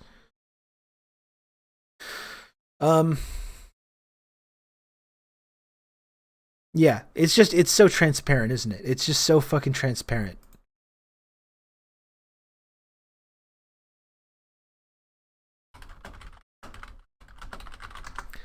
I'm sure Palki is going to have something to say about this.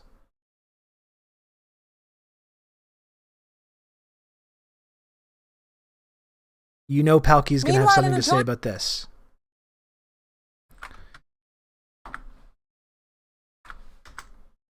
Meanwhile, in a joint press briefing with top Indian officials, the U.S. Secretary of State Antony Blinken mentioned the rise in rights abuses in India. Blinken said that the United States is monitoring what he described as a rise in human rights abuses in the country by some government officials. Last week, a U.S. representative had questioned the alleged reluctance of the Biden administration in criticizing the Indian government on human rights. Not Palki. Blinken did not elaborate any further on the matter, however. Also, She's there was getting no geared up, response though. on the She's issue getting from geared the up to Indian make side release a present statement at the on this. briefing. Listen in. We also share a commitment to our democratic values. You know, when she such saw as this, she got protecting fired human up rights. over it. We regularly engage with our Indian partners on these shared values, and to that end, we're monitoring some recent concerning developments in India, including a rise in human rights abuses by some government, police. She's going to go off about this. Beyond World is One is now available in your country.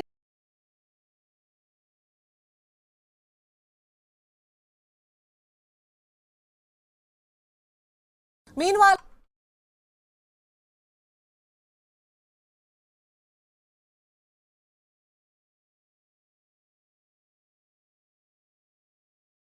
I'm looking forward to see how Palki responds.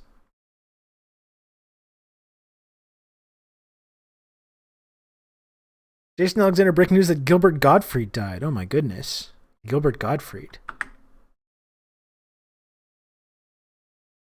Comedy legend. Gilbert Gottfried. That's sad.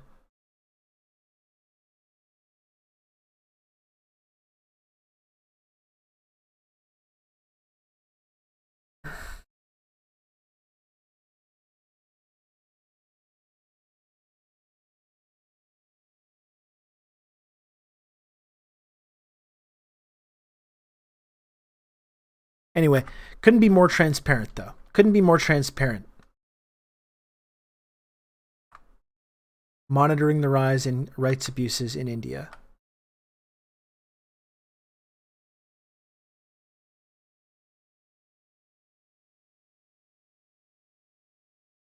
And once again, I've said it many times on this program. I'm going to keep repeating it, that our Western leaders do not care. They don't care about human rights violations. They don't give a shit about human rights. I mean, the United States is the greatest purveyor of human rights abuses in the world. The greatest exporter of terrorism in the world. They don't care. They don't care about human rights. I mean, you talked about Rikers Island. I mean, you don't even need to talk about the vast network of barbaric prisons in the United States. You can just talk about Rikers Island specifically. We talked a lot about New York today. And Eric Adams saying we're letting criminals out of jail too early. There's teenagers in Rikers Island that have been there for fucking years who have never been convicted of a crime. Right? Maybe that's a human rights violation that someone in the United States government could look into at some point. Like, people have to let go of this idea that anyone in our governments here in the West actually care about human rights. It's childish. It's like a childish fairy tale to still believe this, despite all the evidence to the contrary. And the only time they do care about it, like I said, is when they can weaponize it against a country that is standing independently of their foreign policy agenda, which is what's happening in India right now. They're a close partner. They're a close partner in India. And they've looked the other way throughout the rise of Modi and the anti-Muslim pogroms that have been happening in India. They've looked the other way, or actively, given them diplomatic cover while this has been going on, while accusing China of committing human rights violations against Muslim people. And now the moment India says, oh, well, not so fast, when they ask them to willingly cut themselves off from Russian gas, which would be incredibly harmful to their society and the ability of people in India to have electricity to drive, all the other things you need fossil fuels for. It would really make complicate their energy needs incredibly. And as soon as India says, well, no, we're not going to willingly do that just because you told us to, all of a sudden they're very concerned about this.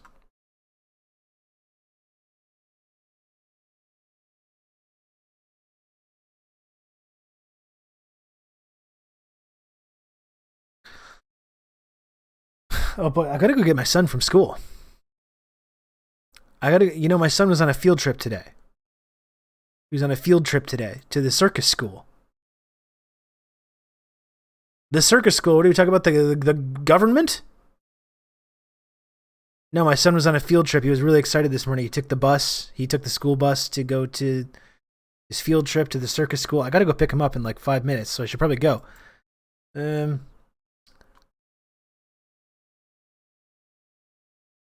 What I can do, though, is, because I haven't spent the time goal,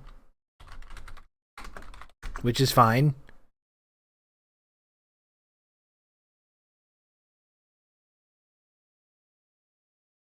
I'm trying to put on a video here.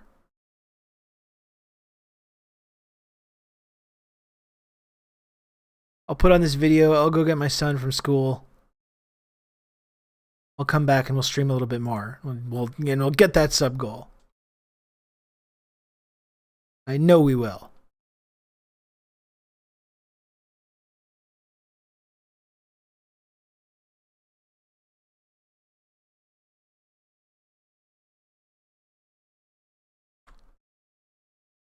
How about that?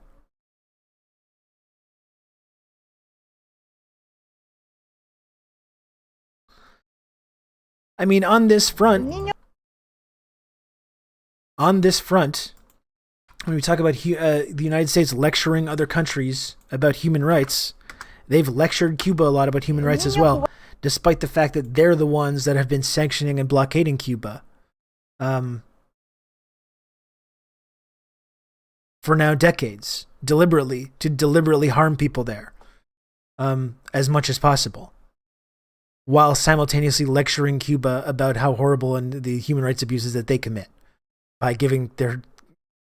despite this relentless opposition and being under the boot of Western imperialism and hegemony now for decades, still managing to provide a decent standard of living for most people in the country, which obviously has a lot of problems because it's a poor country quite deliberately.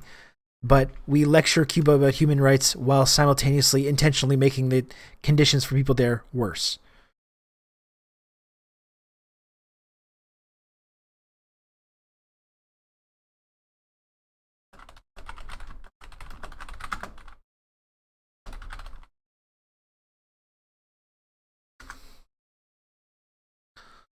Let's put this on. I'll go get my kid from school and I'll come back.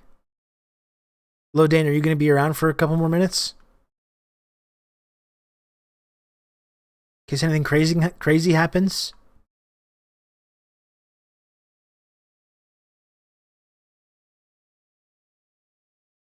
Okay, cool. I'm going to put on this video. I'll be back in like 10, 12 minutes. Talk to you soon. El cubano está condenado a poder sufrir y hasta morir porque un gobierno no quiere que nosotros adquiramos los medios suficientes para esos niños. The blockade has affected me in my economic and my social development. El objetivo fundamental era quitarle una fuente de ingreso al país. They deserve more than this. They deserve an end to the blockade. They deserve to live a life in dignity. It's not true when they say that their policies is to help the Cuban people. They've been torturing our population, both Trump and Biden as well.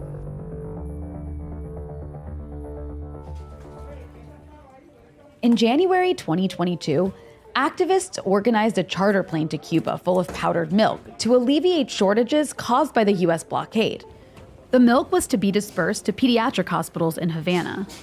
They deserve more than this. They deserve an end to the blockade. They deserve an end to all the sanctions that have been put in place by the Trump administration and been kept by the Biden administration. They deserve to live a life in dignity. Breakthrough News tagged along to investigate how the blockade is impacting the Cuban people.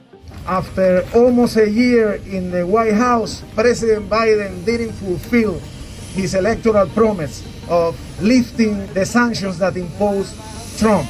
We want that President Biden lift these sanctions right away. He promised that he will do that. Havana is a relatively normal city, albeit a much safer one than most other equivalents in Latin America, and without the staggering inequality. People were super friendly and willing to talk politics. And their primary concern wasn't government mismanagement or evil communist dictatorship.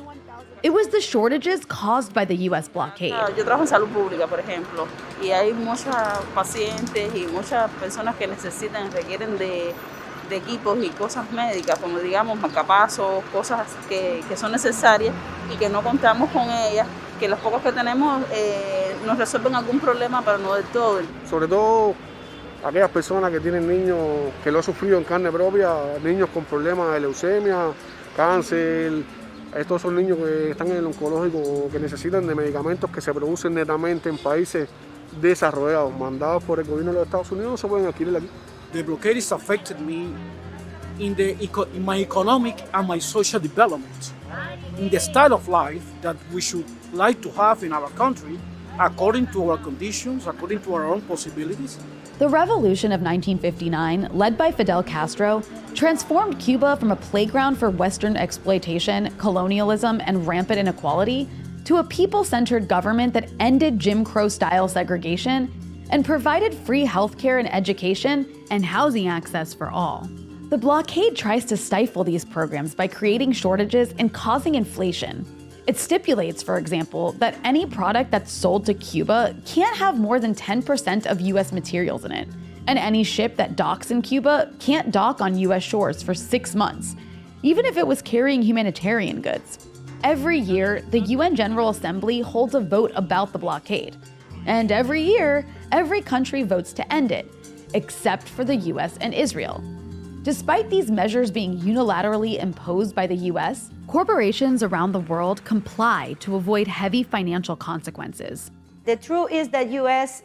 behave as a predator. From Cuba, they've taken away every year $5,000 million from our economic revenues. This is terrible for any country. $5 billion. Exactly. $5 billion. $5 billion. That if the embargo didn't exist, we will have that income to buy medicines, to build infrastructure. They are being so mean to Cuba because they also want to force the Cuban failure. Mm-hmm. Sometimes they say, Cuba is blaming the embargo for every failure that they have, but they are their own problem. I say, hey, let's do it differently. If the embargo is our excuse, why won't you remove it? Cuba had learned to survive under the blockade, even thriving in certain industries. For instance, Cuba has a state-of-the-art biotechnology sector that developed 5 COVID vaccines. Its most effective, Abdullah and Soberana, have efficacy rates over 90% and are easy to store, making them ideal for developing countries that lack the capacity to produce or refrigerate at the cold temperatures required by Moderna and Pfizer. But the US blockade is a major obstacle to mass production. First, to buy equipment, advanced technology equipment, is forbidden for Cuba. We cannot buy. And today, the equipment is so complicated that you need a maintenance from the specialist from the factory, and you can not have that available at this time. So are there people who may have died that didn't have to die because of a delay in producing the vaccine more quickly as a result of the blockade? Well, of course, if we have all this available, we could be more faster, quicker than we were. While vaccine hesitancy has hampered US vaccination efforts, Cuba managed to vaccinate 90% of its population without a mandate because of widespread trust in the medical system. But under Trump, the blockade got much more intense. He imposed 243 new sanctions that attacked Cuba's main sources of income: tourism, remittances, and the medical brigades. Trump even added Cuba to the state sponsor of terrorism list. Despite campaigning on reversing these destructive policies, Biden has done the opposite, adding even more sanctions. There will be more unless there's some drastic change in Cuba, which I don't anticipate. Even the New York Times has characterized Biden's policy as a harder line than Donald Trump. And it's a torture in a country, because if you go after the fuel of a country, you are going after what we Cuban women use to prepare food for our children. We are going to the electricity that we use in incubators, in hospitals. You are going to the population. So it's not true when they say that they care about human rights in Cuba.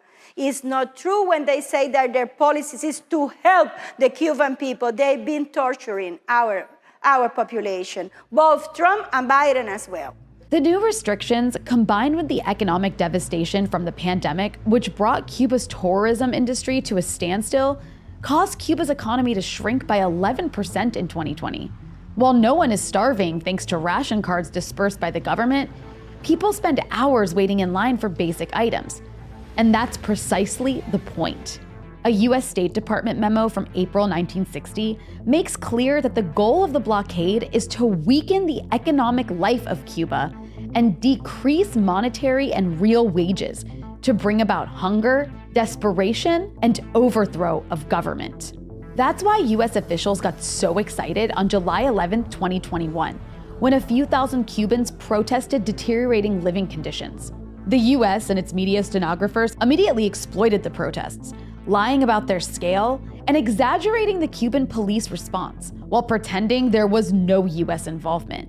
Meanwhile, Cuban voices like Disamis Arcia of the independent digital media outlet Latiza were totally absent from mainstream coverage of July 11. Fue una situación crítica en la que se encontró el país por una acumulación de problemas, por una acumulación de errores, por una acumulación de dificultades para resolver problemas, sobre todo a sectores de la población que han tenido históricamente menos capacidades o menos facilidades para resolver sus problemas o sus necesidades. Pero sobre esa situación, que fue una situación complicada, se montó una operación de subversión. Y se montó siguiendo en muchos de los pasos que siguieron los manuales de lo que normalmente se puede identificar como operaciones de golpe blando. While many Cubans recognize the US role in creating discontent, they also understand that people were expressing real frustrations. One of the most devastating shortages in Cuba has been around medicine. This is a pharmacy in Havana. The pharmacists tell us that before Trump's new sanctions, they were able to get 100% of the medications they needed. But since those sanctions went into effect, they can only get about 27%. So they have severe medicine shortages. I spoke to actual doctors around Havana who can tell you why there are shortages and how they impact the medical system that they serve in. Todo el mundo que vive en Cuba, las personas también que han visitado nuestro país, saben que tenemos limitantes, no podemos decir lo contrario.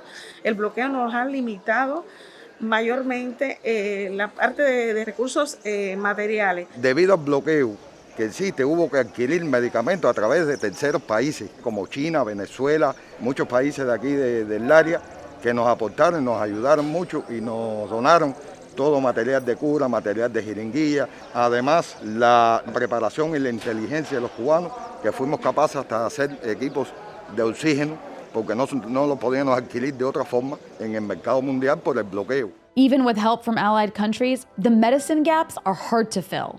You can find that in very specific medicine, antibiotics, on other medicine, for example, that are needed for specific patients, and you cannot buy. You cannot buy and the people die, even children, because they are produced only in the United States, and the United States don't issue license for us to buy those medicines. Despite the blockade, Cuba continues to offer free universal health care, with more doctors per capita than anywhere else in the world, and social indicators that are on par with the developed world. But this isn't without its challenges. I spoke with Aleida Guevara, the daughter of Che Guevara. Por ejemplo, en mi caso que soy médico, yo conozco de medicamentos que hay en el mundo. Desgraciadamente, de los 10 medicamentos nuevos que salen hoy en el mundo, 8 pertenecen a patentes de Estados Unidos de Norteamérica. Por ley del bloqueo, nosotros no podemos adquirir esos medicamentos. Entonces, nuestros niños pueden tener patologías graves con los cuales podríamos resolverlas con esos medicamentos, pero no los podemos adquirir por el bloqueo. Es decir, el niño cubano está condenado a poder sufrir y hasta morir porque un gobierno no quiere que nosotros adquiramos los medios suficientes para esos niños. The U.S. has also attacked Cuba's medical internationalism. Cuba has sent over 450,000 Cuban doctors to 164 countries in the last 6 decades to provide healthcare in underserved areas. Sometimes the Cuban government receives payment for these services from countries that can afford it. U.S. officials have accused the Cuban government of human trafficking doctors and even suggested they might be spies. Cuba wasn't sending doctors and officials to Bolivia to help the Bolivian people, but rather to prop up a pro-Cuba regime headed by Evo Morales, who sought to maintain his grip on power. Bolivia now joins Brazil and Ecuador in recognizing the Cuban threat to freedom. Bravo, Bolivia. Once the pandemic began and those doctors were desperately needed, countries like Brazil were begging them to come back. But the U.S. kept attacking the doctors. Facilitating a program that subjected more than 10,000 Cuban medical professionals to forced labor conditions in Brazil. Dr. Juan Jesus Luis Aleman is deputy director of the Moncada Clinic in Havana and a member of the Henry Reeve Brigade, a special medical mission that the Cuban government dispatches to provide medical care free of charge in disaster zones. En primer lugar, ¿cómo tú vas a pagar a una persona que va a arriesgar su vida para salvar a la otra? Eso no hay como pagarlo, ¿entiendes? No hay como pagarlo, ni hay como ni obligarte a hacer eso. Eso es difícil, esto es voluntario. Inclusive, para uno es hasta un honor poder servir a los demás. Ya es parte de la filosofía interna de uno. A pesar de que parezca que todos somos homogéneos, tenemos opiniones muy diversas dentro del grupo de la brigada. Somos la antítesis de ser espía. Ahí nadie espía a nadie porque no hay nada que espiar, hay que trabajar, y mucho. Regularmente no hay tiempo para espiar. What do you think, from your own perspective, is the purpose of the U.S. attacking the medical brigades and pressuring countries like Bolivia and Brazil to expel the Cuban doctors? Claro que el objetivo fundamental es quitar una fuente de recursos al país. La Henry Reeve no va a contratos de salud, no tiene contratos de cooperación, pero las brigadas permanentes sí, como Bolivia, como Brasil, tenían un contrato que el país obtenía dinero por eso. Casi todos estaban patrocinados por la Organización Panamericana de la Salud, eran contratos bien elaborados, ¿no? Y el objetivo fundamental era quitarle una fuente de ingreso al país. This kind of disinformation remains a problem in Cuba, like anywhere else.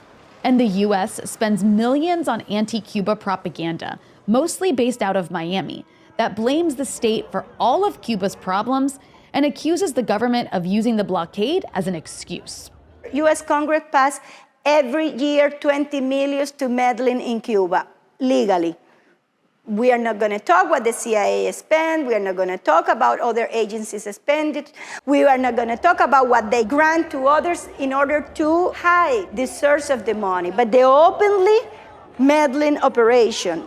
These ideas dominate US-based social media platforms, which promote anti-government accounts and outlets while at times blocking those that are pro-government. This presents a huge challenge for the revolution, as many young people, like in the rest of the world, get their news from the internet. From where do you get your news? En Google, Facebook, cuando estoy revisando normal, me salen algunas noticias y eso. Computer, internet. Bueno, por internet.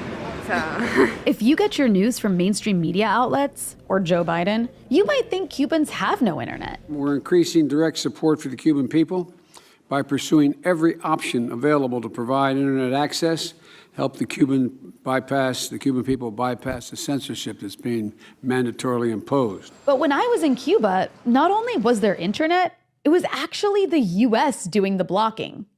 The blockade leaves no part of society untouched. The Cuban Revolution ended institutionalized segregation and gave opportunities to Cuba's black population. But the blockade undermines some of that progress. Pedro de la Hoz is head of the Aponte Commission, a special governmental body launched 12 years ago to address racism in the country. Que al afectar toda la vida del cubano y al afectar la economía cubana fundamentalmente, ha retrasado los programas que en el caso del racismo permiten eliminar las condiciones de vulnerabilidad de los sectores más desfavorecidos de la sociedad como los negros y los mestizos. Uno de los problemas que tienen las familias negras en Cuba era el problema de vivienda, de hábitat, de dónde vivir. Cuba no ha podido construir todas las viviendas que quisiera, es decir, una vivienda digna para todos los cubanos por graves limitaciones económicas que tiene que ver con el bloqueo estadounidense. If the blockade is doing all this damage, why does the mainstream media work so hard to hide it? Maybe it has more to do with preventing a socialist alternative to capitalism from succeeding in the Western Hemisphere. If it wasn't because we are a socialist country, Cuba could not survive. As it's very difficult to think that any country subjugated under a system of coercive unilateral measure, the way that they've been punishing Cuba, that we survived that, but we did. This is a country of almost 12 million women and men and children and elderly population that are fighting for to protect our achievement. So socialism saved Cuba. No people have endured such a total siege for so many decades as have the Cubans. Americans are born and die and take it for granted that their country can punish an entire people. Cubans are born and die living in the context of this struggle with an American boot on their neck. For the world, the international community, the UN, it just seems to be the natural order of things. Because it's been going on for so long, it's not shocking, but it should be. No lo aceptamos. Por eso es que por todos los medios intentamos romper ese bloqueo. Hoy la solidaridad en el mundo rompe ese bloqueo. Perfect timing. Perfect timing. Look at that. Diamond tier elite streaming move.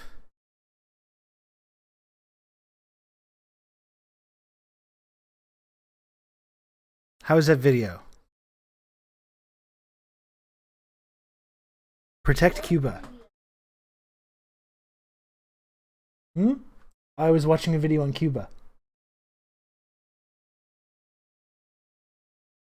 He's been here the whole time. That's right. I was just sitting here monitoring you. I was just sitting here monitoring what your chats were with my list. Some of you were being added to the list.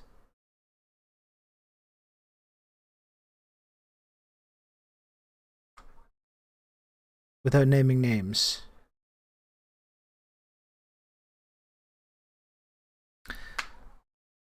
We learned that the limits on Cuban internet are imposed by the US. Yeah, it's like, it's always projection, right, King Uendo? It's like we say, oh, Cuba's poor.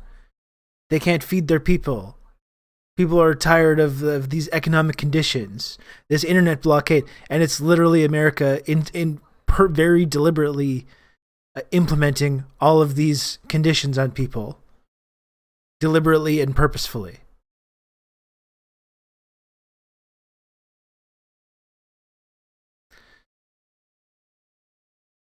The average Cuban will outlive the average American. Yeah, I mean, especially in the life expectancy in the U.S. has dropped because of the COVID era.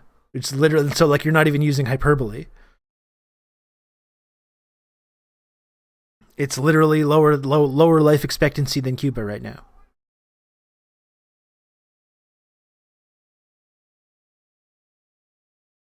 The UK Cuba Solidarity Group does a yearly Solidarity Brigade to Cuba where you volunteer, do some solidarity work in the fields with farmers, meet activists and youth movement groups and stuff. Was considering joining one. That sounds really great. That's the kind of thing I would just love to do. That's more difficult now that I'm older and I have my kid and stuff. They say the same thing about poor people in the U.S. Yeah, it's exactly right. Deliberately inflicting these people with the exact economic conditions that cause that poverty, and then you chastise them for not pulling themselves up by the bootstraps enough.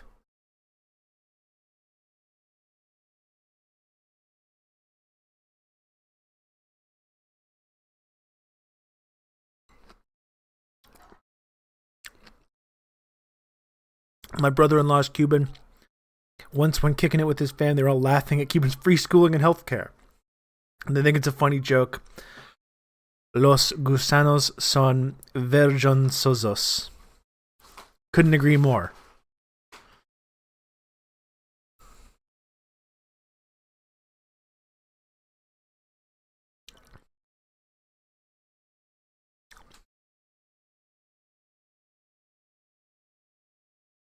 Why are you bleeding everywhere? Don't you know that's a health hazard while you're holding the bloody knife? That's right. Or they say it's a genetic flaw and they're prone to crime. That's right, yeah. And this is the point I always try to go back to as well, crowd babes. They'll live a happier and more rounded life. That's despite all the shit they're put through. And that's why people say, like, oh, show me an example of socialism actually working. You can't. Vuvuzela.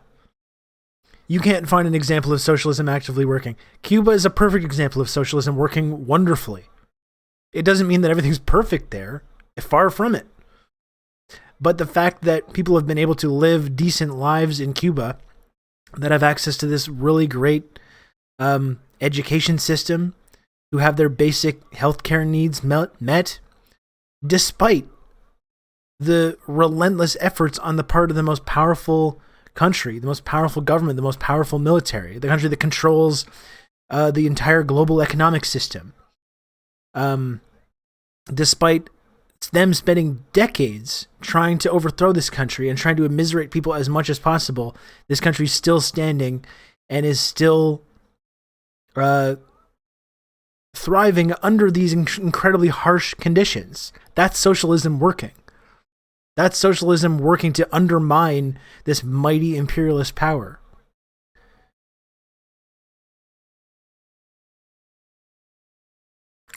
Yeah, that's what I mean, King Window. Socialism working so well it withstands U.S. oppression and has done so for 60 years.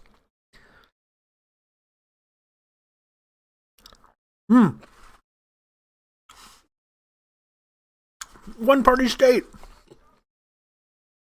The DPRK is another example. Dummy Dorco. Possible valued community member Dummy Dorco.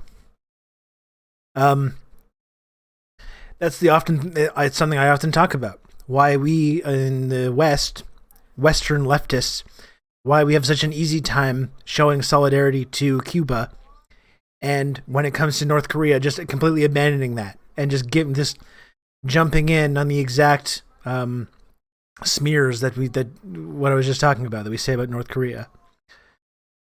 Why is it so difficult for people in the Western leftists to just show basic solidarity to people in DPRK who have been existing under very similar restrictions, who are heavily blockaded, who have the most powerful military parked right on their border, performing dangerous, a country that committed mass murder in their country in the 50s, parked right on their border, aiming missiles at the country, blockading, sanctioning, making it impossible for them to,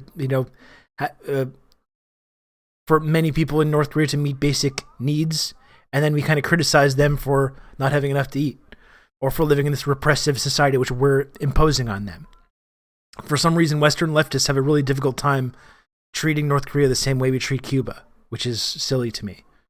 And it is Orientalism, unfortunately.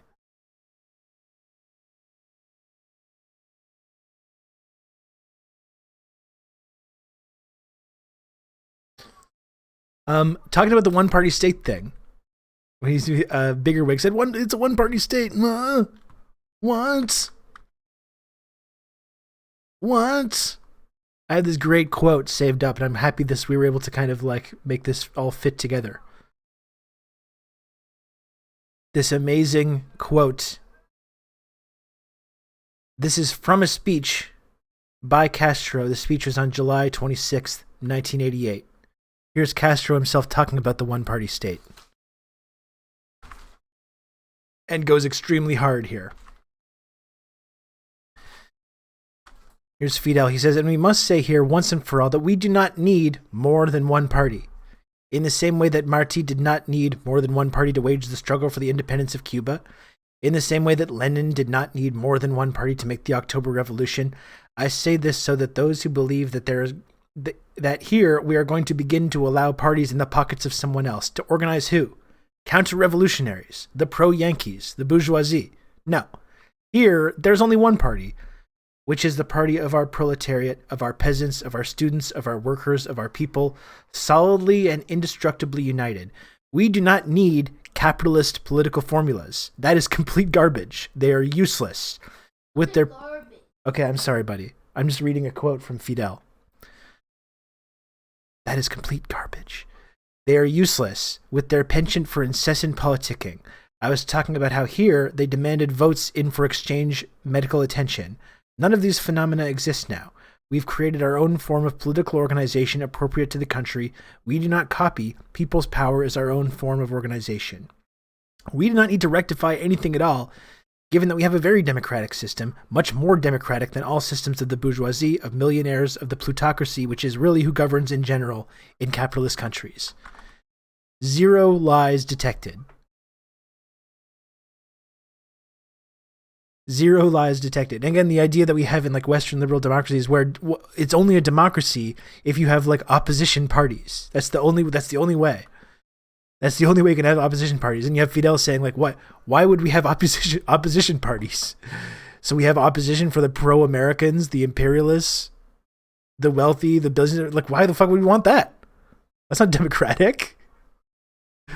And it's amazing. It's the only way that you can have a real democracy is if you have these opposition parties ensuring that nothing good ever happens. And you have the ability of the bourgeoisie and these counter-revolutionaries to organize themselves and ensure that they can enact their reactionary agenda. That's the only way that you can have a democracy.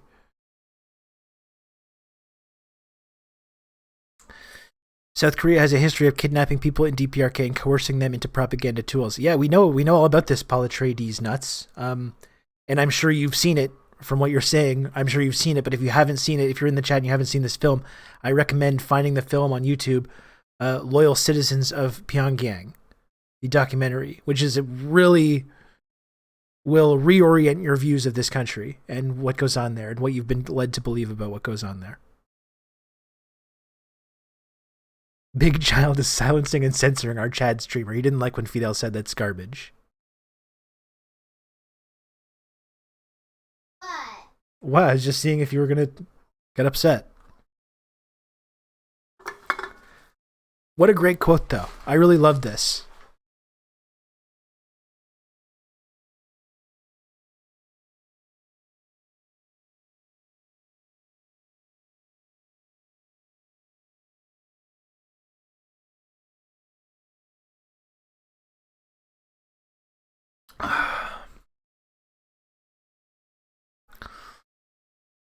I live in Britain where the Tories have been in power for over a decade and the opposition party now totally agrees with the conclusions the Tories reach.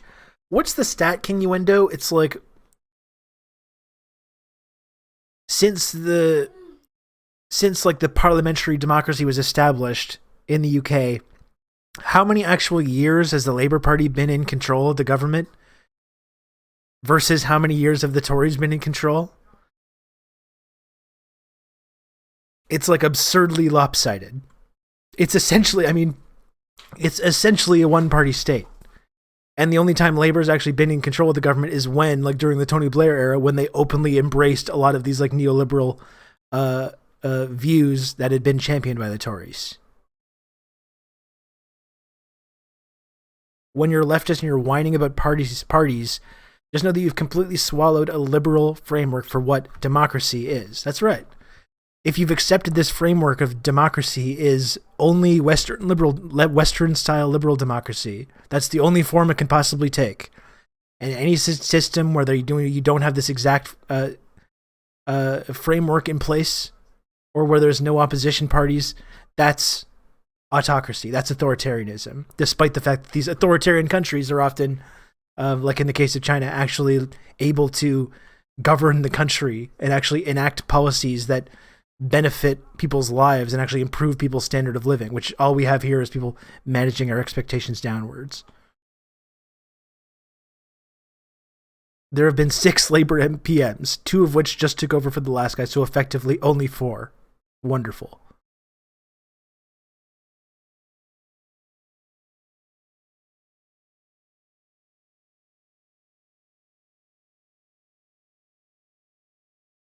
People who bled to have a communist revolution get to not have a bourgeois party to undo it. That's what they fought for in the first place. It's so funny, people that get hung up on that. It's so funny to me. What? You can't ban bourgeois parties that are actively working against the interests that you're trying to advance? What? And Fidel is just like, banned.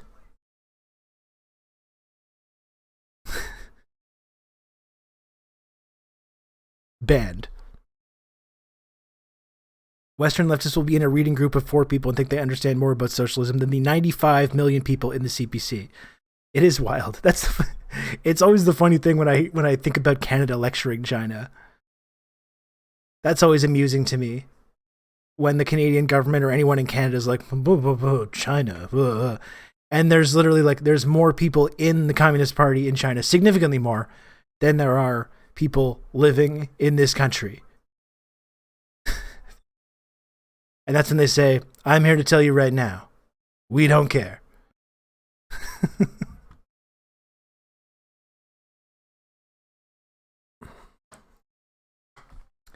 In the US, it's a good thing we made a compromise with the slave-holding South instead of sending them all to an island or whatnot, or, enacting consequences for the slave-owning rebels that caused a civil war that killed millions of Americans. They were all given back their lands, given back their titles. Lo and behold, that turned out to be a bad idea. You're still seeing... I've been talking about Reconstruction, and I'm sorry that I had wanted to do an episode that focused on Reconstruction for a while, and I just haven't been able to do it. But you see how a lot of the wounds, the gaping open sores and wounds that America still has can be traced back to this failure after the Civil War to properly deal with the people that caused it. Don Draper going, I don't think of you at all. Yeah.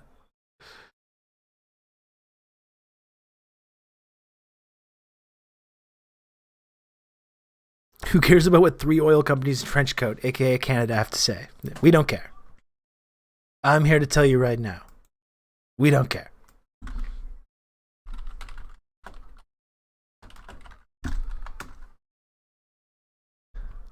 But China, you're authoritarian. Why can't you be a liberal Western democracy like Canada? I'm here to tell you right now, we don't care. Let me tell you something. We don't care.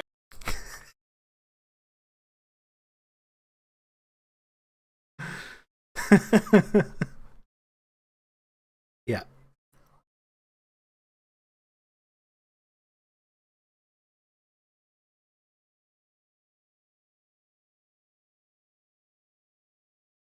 Anyway, I love this quote from Fidel though, and I'm happy that it came up.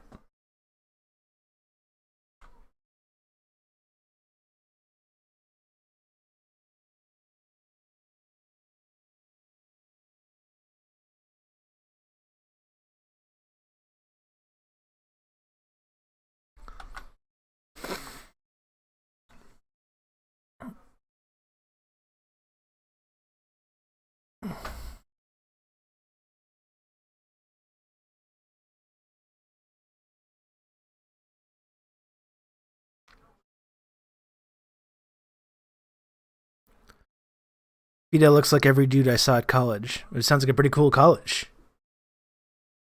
Because this man had drip.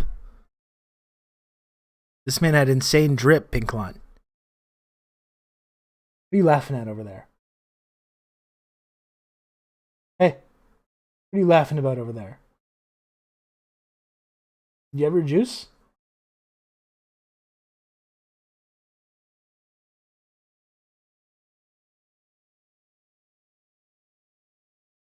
He's watching some more brain-melting YouTube stuff. No, I'm not seeing it. I'm just listening to what James is saying. I can hear James's voice. Jamesify. Do you want to come say hello? Hello. Hello. Did you have fun on your field trip today? Yep. That's all I got.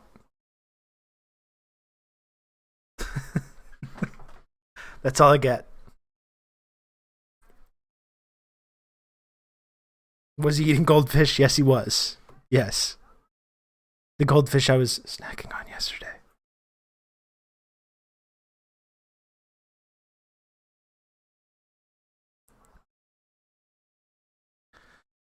Sponsored by Big Goldfish.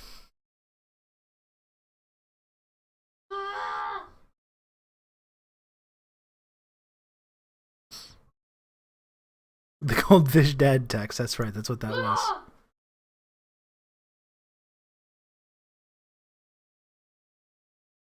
Drip confirmed. That's right. He's got drip.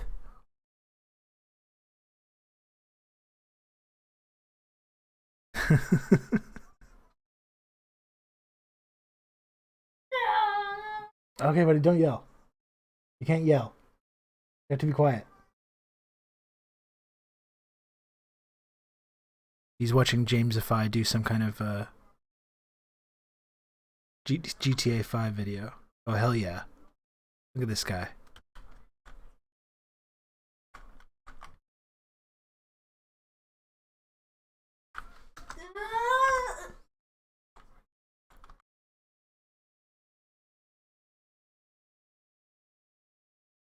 The man. He was the man for his time and place.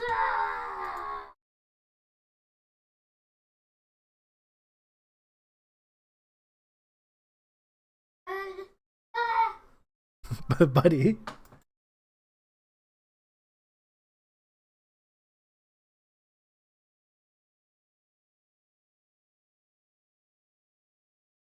Okay.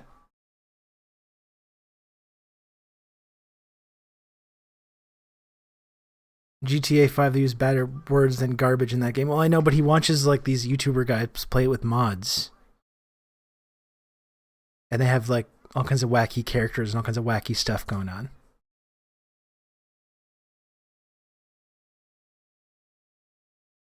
You need to filter out voices under 10 in OBS. That's right. The sound, the noise gate. The age gate.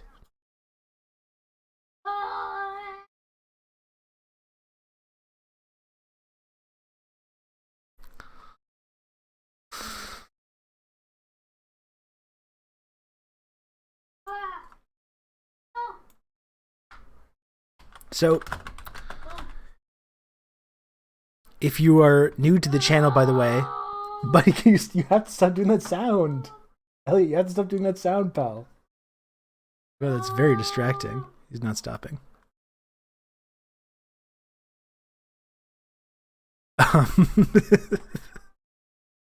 If you're new to the community and you want to subscribe to the channel, you can count on me. You're gonna look have at that, good old Pinklon. Rob to talk like that, through right all on cue. this. Thank you very much, Pinklon, for the gifted sub. If you're new to the community and you want to subscribe to the channel, get the emotes, including the Fidel emote, the TRRS Fidel emote. If you want to subscribe, this is what your sub. This is what the subs go to. You're gonna have good old Rob to talk you through all this. It allows me to buy goldfish and different snacks for this little guy. Thank you, John McCain's Ghost. Thank you very much, John McCain's Ghost, for the gifted sub as well. Rob very committed to his CIA cover as a Canadian dad. He's just CGI like Renisme. I CGI him into the screen when I want to really like get the illusion, heighten the illusion. He has a son to feed, Chad. You gotta cough it up. That's right.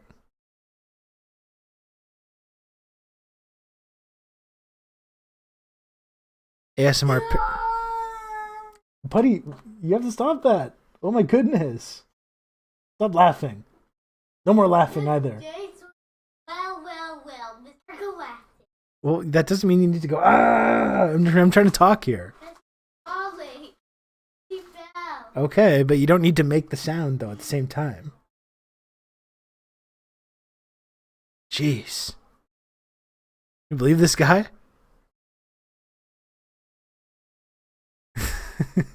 You believe this character?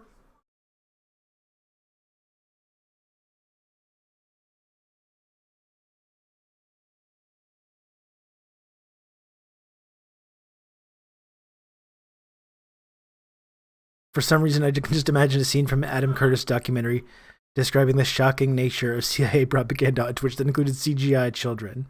It's almost too easy. Vocalizing fun, not on my watch. That's right. No more laughing. I enforce bedtimes. I enforce all kinds of stuff. Just checked with grandson 1. They do, in fact, have to make the sound.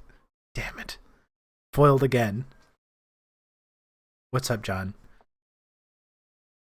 Turning his receipts to the CIA. 1 million for CGI child. It fooled you. It fooled you, folks. Back in my day, in the early 90s, watching GTA 5 on YouTube, I was much better behaved. That's right. Thank you. Thank you, Mondo Michel.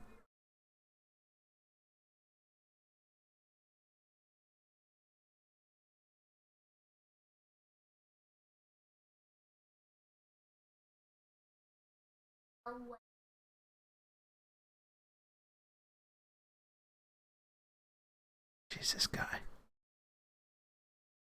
Enforcing bedtime and homework banned from further anarchist meetings. That's right. That's why the anarchists hate me. Not because I'm a proud supporter of the immortal science of Marxism-Leninism, but also because I engage in this kind of authoritarian bedtime and homework.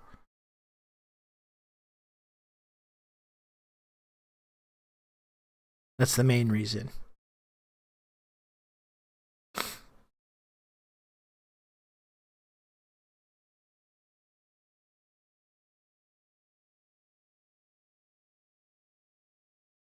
Me tweeting, why don't kids go outside anymore? And it's interesting because, like, it's super nice outside today. Usually I like being in my dark basement, but today I'm very acutely aware that it's, like, super warm and nice outside. You know, I probably could take this guy outside for a little bit after. Unfortunately, you know, I'm stuck here. I'm stuck here trying to do my job here on Twitch, trying to bring entertainment, educational, informative entertainment to the masses. Am I really appreciated for this? Not really, but I don't do it for the appreciation, okay? I don't do it for the appreciation. Toiling away in the Twitch mines. That's right, the content mines, Pinklon. Salt of the earth. Roll up your sleeves. Bring your lunch pail to work. Content miner.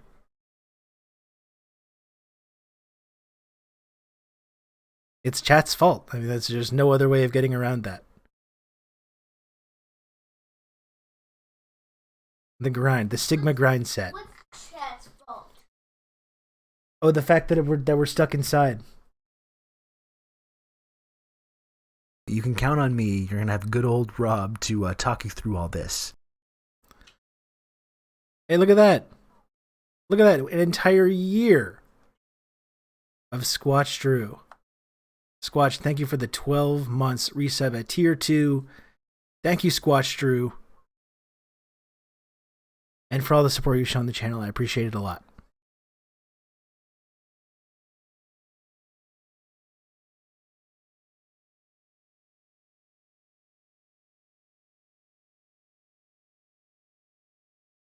Couple of 1-year anniversaries today. Pretty exciting.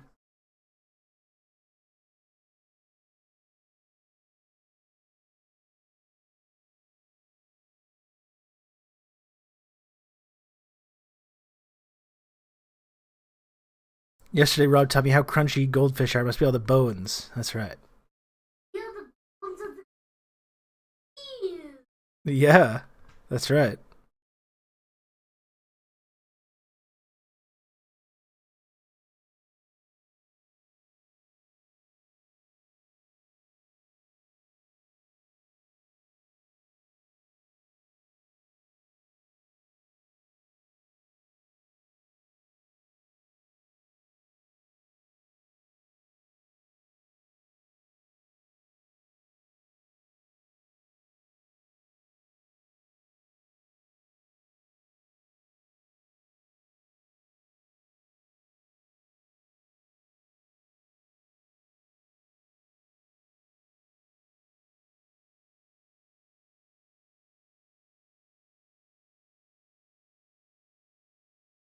And the last Barbudos ball cap Fidel was wearing.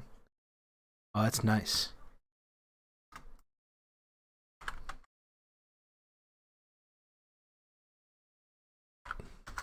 That is sick.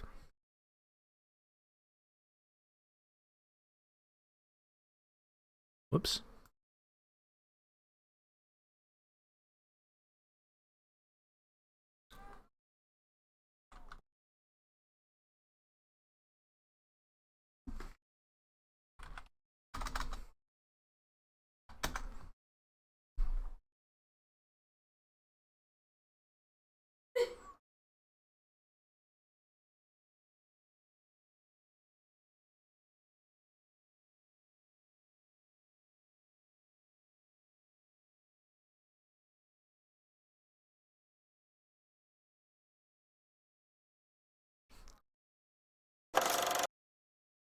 You know, I think this is probably something we should check out. While we're talking about Fidel. Let me show you this. A neighbor of mine asked me this question. He's Canadian. He says, can you ask Jordan Peterson this? Go to the picture with Trudeau. What can you say about this? This is your world. I don't know if is this even talked about over there with the whole story of Justin Trudeau's, related to Castro, because years ago, like, is this a, show the other picture where this other guy posted it. So apparently this is, go to the picture of Fidel, the wife, and the father. So this is a picture of them three. That's his mother, that's him, that's the father. But then you put Justin right next to Castro. Can you go back to the other picture on Twitter? Yeah, that one right there. Looks eerily similar. Yeah, is this even a conversation in Canada? Has anybody been telling? Because this is written about many different places, to the point where they tweeted about it and said, no, Castro is not Justin Trudeau's father. No, it's a nasty bit of innuendo, and I think it's resentment fueled fundamentally. Like, in some sense, it's a satirical joke, and fair enough, but it's not helpful. Look, one of the things that happens if you're a political leader is you're exposed to criticism of all sorts, and part of that's you can't even have fun with it. Your power from degenerating to something approximating a tyranny. So you kind of have to put up with it. This, I would say, is I wouldn't propagate the idea. Okay. First of all, this man's so compelling and engaging. It's speculation, what a nerd. clearly. It's mean-spirited speculation. It's not mean-spirited. On the part, in relationship to the behavior of Trudeau's mother. Even if it was true, then... There's nothing wrong with being what's your seduced point? by Fidel. He's born a communist? That's your point? That's a stupid point. Or what, he knows that Castro is his father, and so now he's tilting hard towards the left to please him? Well, that's not helpful and clueless. Now, the Trudeaus, in some sense, set themselves up for something like this because Trudeau the senior played footsie with Castro in a way that was rather unique in the Western world, and I think that was that was not a good decision. He was less stringent in drawing a line between the left and the radical communist left that he How might is have this man been. famous? And so, he's so those engaging. chickens have come home to roost in some Hypnotic. sense You in can't terms help of but this follow assault what he on his says. son. And Justin himself doesn't do a very good job of drawing a distinction between his views and the views of the radical left. And so all of that's the radical mangled left around in understander this has logged on. satirical attack. But I don't think it's the most effective. It's got an element of real gossipy innuendo and mean-spiritedness about it that I think overwhelms whatever humorous satire it might also contain. So I mean, they did this with Obama's, when Trump came out and said, $5 million, prove to me your birth certificate, you're born here. These types of stories tend to do well and they tend to go viral. But, this is just, when you look at this, it looks a little too real to, that's why people are giving it credibility. So if you enjoyed this little short segment from the podcast that we did. Thank you, sir.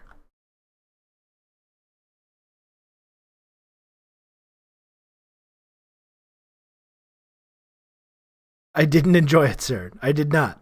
I did not enjoy it. How do you have a segment about Trudeau being Castro's son and make it boring and not funny and not interesting? Like, you almost have to try, right? You almost have to try not to. It's very easy to just laugh at it and make fun of it. This man made it boring and tedious.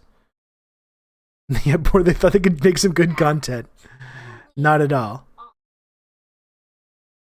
Peterson can do that with any topic. That's his unique skill. I have a unique set of skills.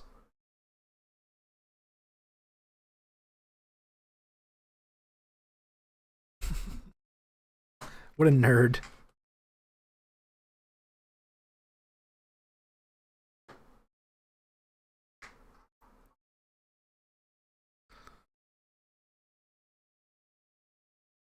Nerd. This man is a nerd.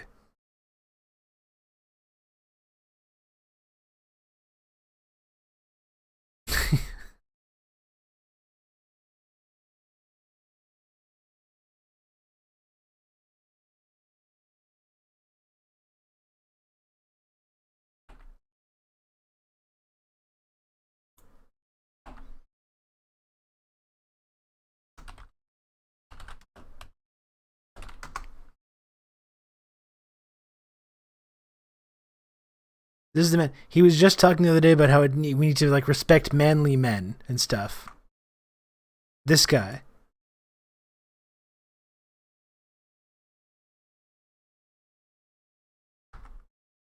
This is the man who's saving and reviving traditional masculinity.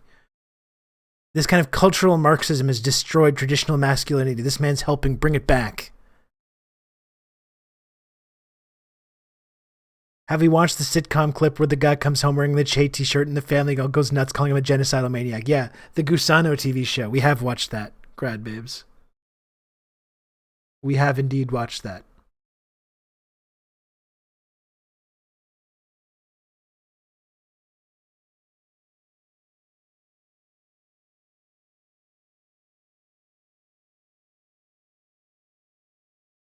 Extremely painful clip.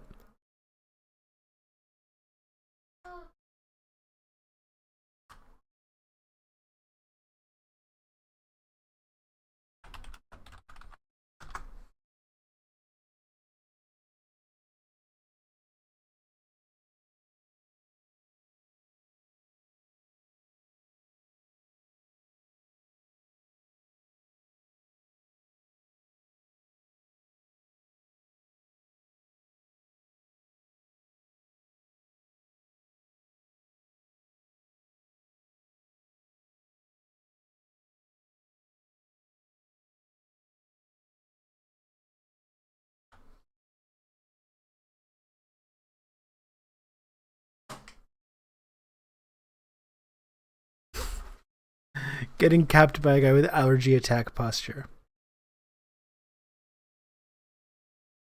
That's mean-spirited innuendo, and I wouldn't propagate it. Now let me tell you about the Chaos Dragon and the feminine tyranny of the liberal West.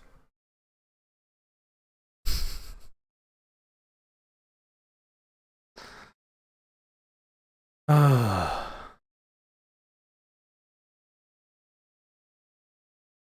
are the intellectual leaders of the right that we have to deal with here.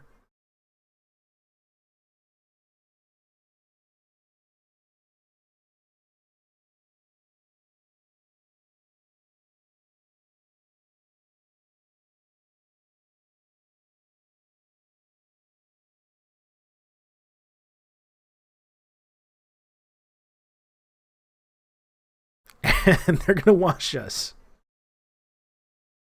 No, you can stick with the Fidel stuff.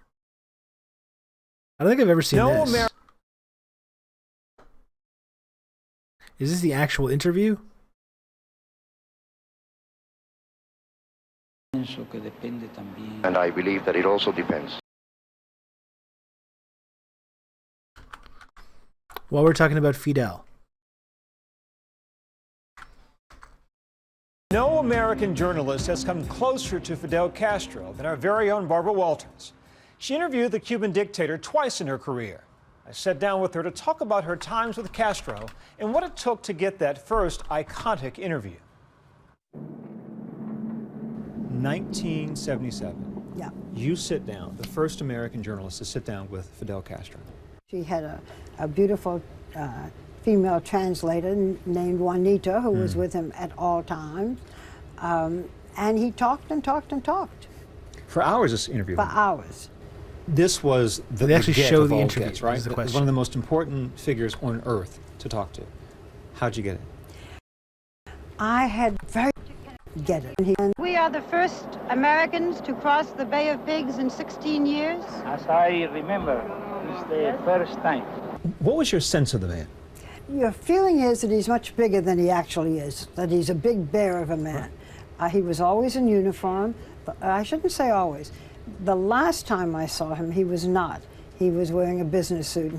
To me, he was almost unrecognizable because he loved walking around in his khaki uniform. He was funny. The crew loved him.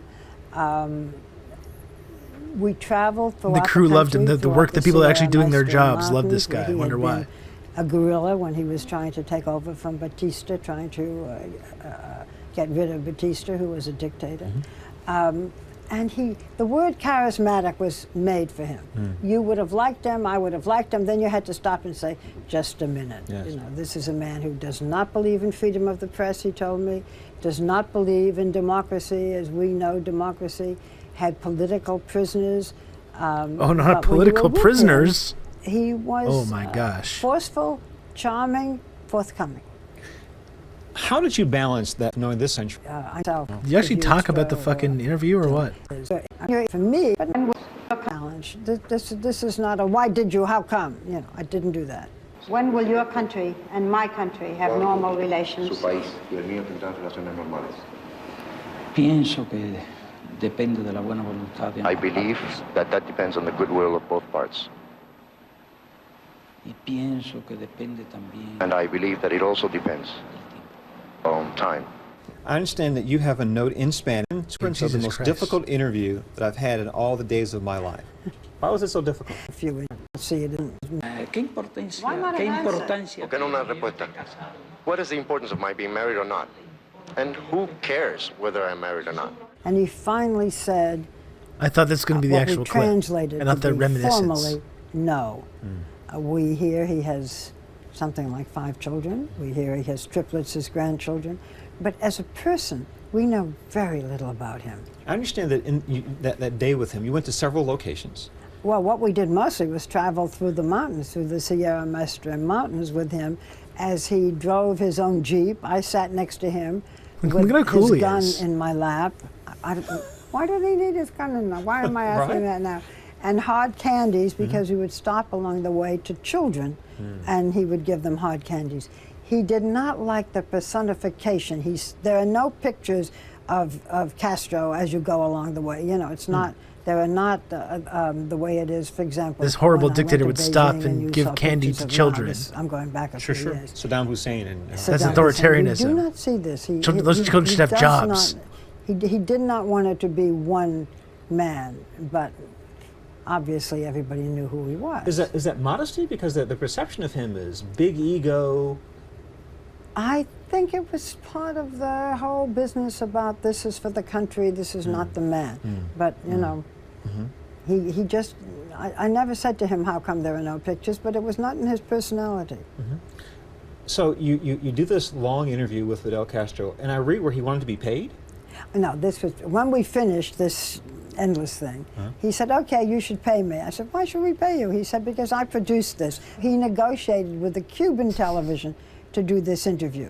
At first they wanted a great deal of money. Castro himself brought them down to size and stuff. So he said, you should pay me. We said, we're not going to pay you as a producer. He said, well, then you should pay me, you know, as an interviewer. I said, you're not that good. I mean, how about you just pay him because he's a cool guy? How about that? You know. And finally we said, well, we'll pay you as a driver. And we gave him $5 and we all signed it. It was a strange trip because there was this good humor, and afterwards he took us inside. And it's so hard for her just to be like, yeah, I liked him and he was cool. And by the way, the next time I saw him, which was here in this country when he was visiting, he grilled She's just dancing around this whole thing. She just wants to say, like, I liked him and he was a cool dude, but she can't do kind it. of, you know, good-natured, and yet we have to say to ourselves, this was a man who was our enemy up until, you know, this minute. That's strange. Usually it's much more, as you know, much more cut and dried. As you pushed him, and we know you pushed him, did you see some of that? She had fun. 10 out of 10. Would visit again. Darker side of Fidel Castro. You do when you talk She's like, to he was him likable about and interesting and freedom gave of candy to press. children, You so I do had to when you keep talk to him remembering my about programming. democracy. That's right. His eyes narrow, and he said, my idea of democracy is not yours. And, you know, you cannot insult socialism.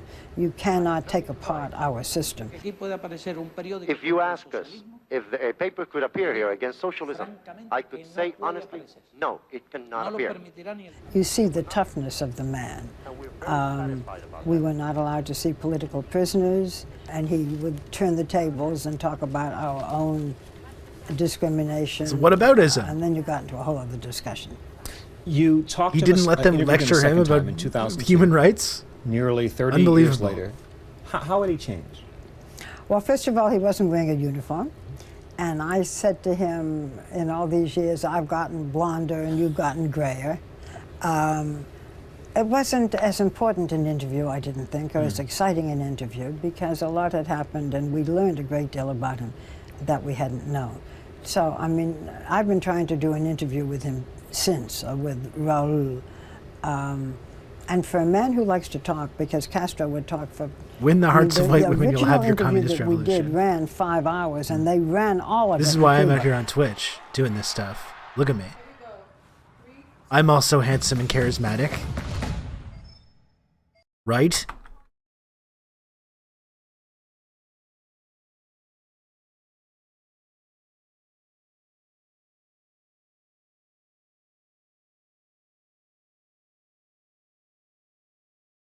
Castro would have come on TRRS. I like to think so, yeah.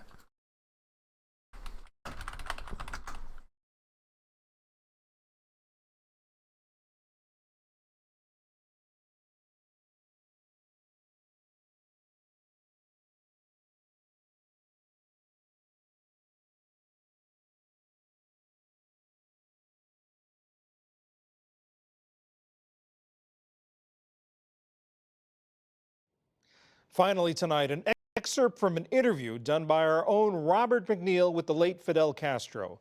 Conducted in 1985, McNeil asked Castro to describe how the Cuban Missile Crisis began. Castro said that after the Bay of Pigs invasion in 1961, Cuba and the Soviet Union feared additional U.S. invasions into Cuba. The Soviets had that concern, and we naturally had the same concern. This is after the Bay of Pigs. Yes, after the Bay of Pigs. They asked us what measures we thought could offer Cuba some guarantees.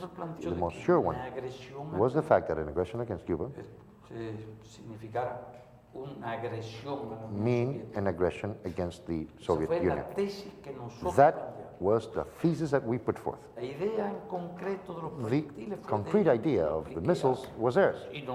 I explained it, and we accepted it, but without any hesitation, because we were being harassed. An invasion had just taken place. The pirate attacks were Yes, it had. constantly. Constant mention was being made of an invasion against Cuba. When the crisis was at its very height, did you personally think that, did you believe that nuclear war was a possibility on one of those days? Yes. Yes, I believe that as a possibility. What did you feel about your role in having brought it to that point? It was not me. It was Yeah, the no, it United wasn't. States. The one that led us to that point. It was the United States. Jesus that Christ, buddy. initiated the blockade, that organized the invasion, the sabotage. Maybe it was the very powerful, wealthy country with the nuclear weapons that was pushing us to that Those point. that spoke of an invasion against Cuba. It was the United States, it was not us. And I believe that we answered correctly. I have no doubt whatsoever. After Khrushchev decided to withdraw the missiles, which you protested, what did he say to you? Did Nikita Khrushchev, did he say to you, we've made a big mistake, we shouldn't have done this? What did he say? Look, no hubiéramos sido puestos a encontrar una solución. we would not have opposed seeking a solution. When the war came very close, then the leaders of the two big powers became more aware about that danger. They worked, they were able to achieve detente. But at that time, we were not in conformity. We were not pleased. Now then, after 15 years elapsed, it was proven that they were right. That a war, a nuclear war, was avoided, and that Cuba was not invaded. Online, PBS NewsHour special correspondent Spencer Michaels recounts the day in 1959 when Fidel Castro spoke to his class at Princeton.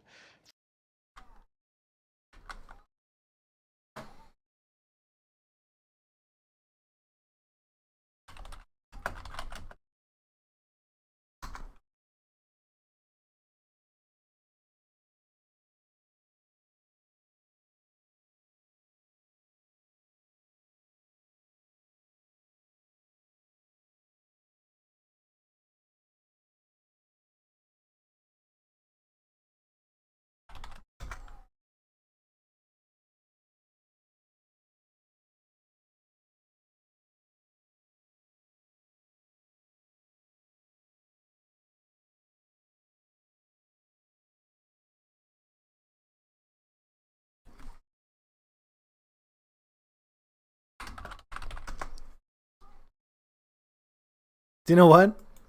Sometimes this man gets it right. Sometimes this man gets it right. I'm looking at a tweet, buddy. Where's this jug meat? This is November 26, 2016. Where's this jug meat? What? I'm just looking at a tweet. I would like for this jug meat, a rare jug meat W. I would like for this jug meat to be the leader of the NDP in Canada.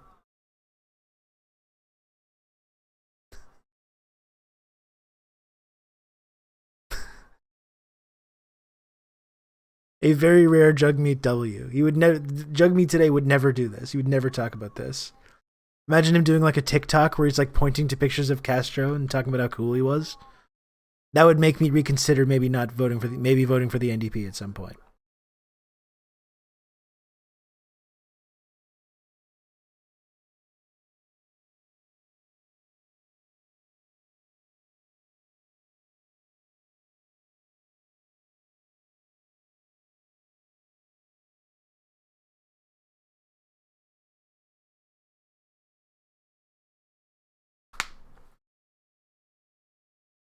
Yeah, also how base politicos are when not in power. Exactly. As soon as they get close to that power, then they're like, they can never talk about these things ever again.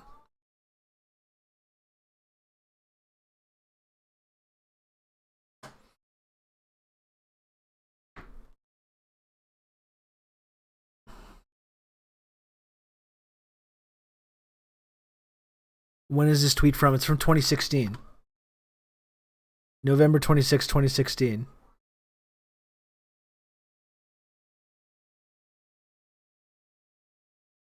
Look at all these nerds in the replies, too.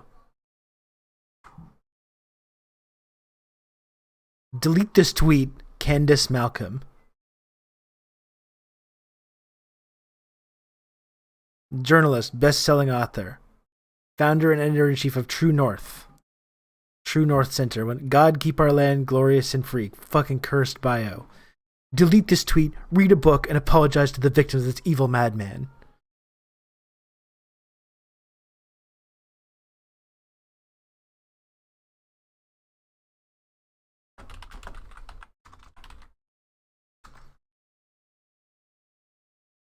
I encourage people to read the book My Life, a spoken autobiography by Fidel Castro. Sounds like somebody's grandparents had their slaves taken away. Not even, because this is not even like someone who has roots in Cuba. This is just purely a brainwashed anti-communist loser. True North Center. A Canadian digital media platform focused on investigative reporting and telling the other side of the story.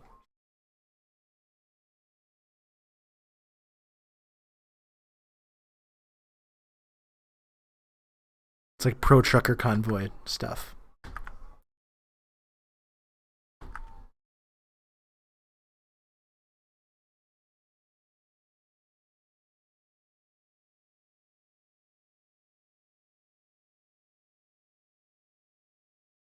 This aged well like a pint of buttermilk on a park bench in Phoenix. Oh, buddy, you have to turn down that sound. I hate listening to Justin scream like that. It's so obnoxious. Ugh. That sound just drives me crazy. I hear Justin from Lanky Box just going, oh. Hey, is that what he's doing? Yeah, don't laugh. It's not funny. He doesn't need to yell like that. He's an adult. He shouldn't be yelling like that. Yeah, he's watching Lanky Box. No, he's not a teenager. He's in his 20s for sure, dude. Yeah. He's in his 20s. He's acting like that. He's got to get it together. He should get a real job.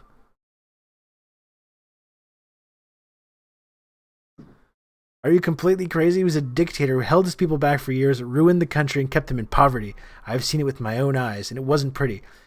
This is what you want to look for in Canada, isn't it?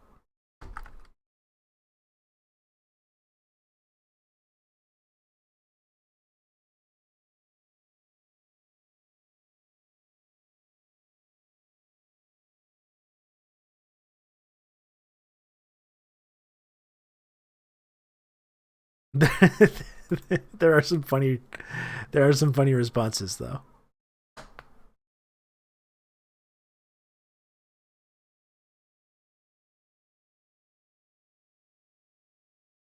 That's actually a great Fidel reaction image that I'm going to save.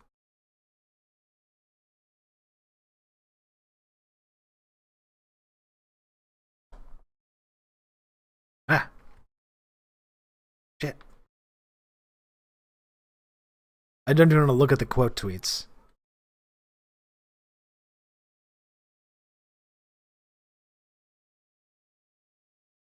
You have this guy doing this. They keep posting this image of apparently some kind of like execution going. It's not like, first of all, that image is probably false. It's not like police in the United States or Canada ever shoot anybody. Can you imagine how dangerous that would be? Can you imagine if there was police officers that shot people in Canada or the United States? That would be so fucked up. A disturbing generation. It makes heroes out of murderers.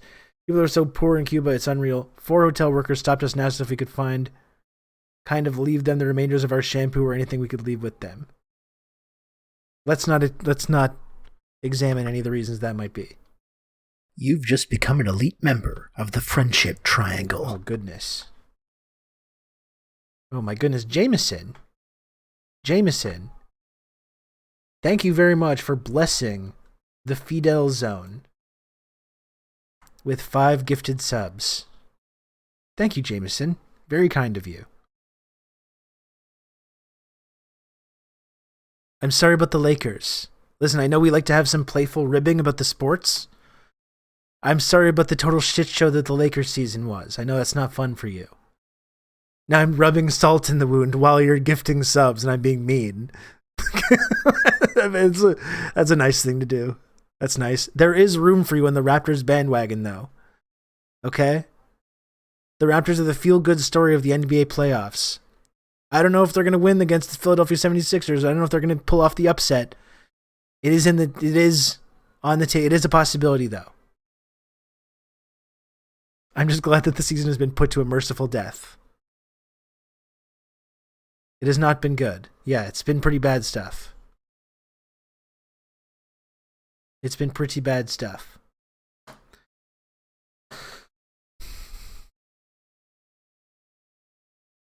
November 26th. I remember very well what happened the last time we played Philly in the playoffs. Believe me, I remember. Believe me, I remember all too well what happened the last time the Toronto Raptors played the Philadelphia 76ers in the playoffs.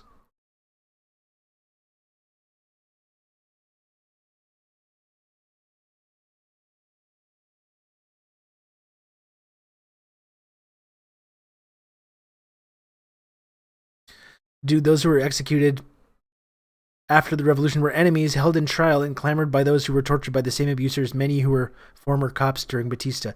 Wasn't there, I don't know how I would find it right now, but a great example of that, there was like a lady that was interviewed recently during the recent anti-Cuban protests.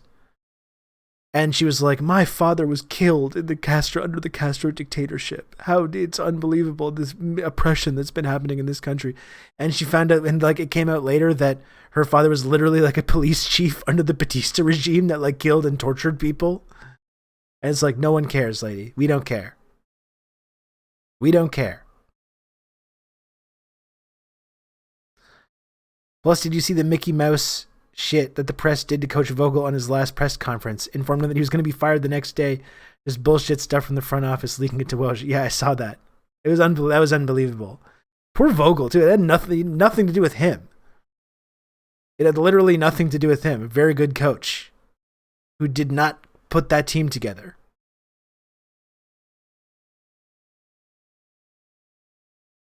We don't care. I wonder if I can find that clip.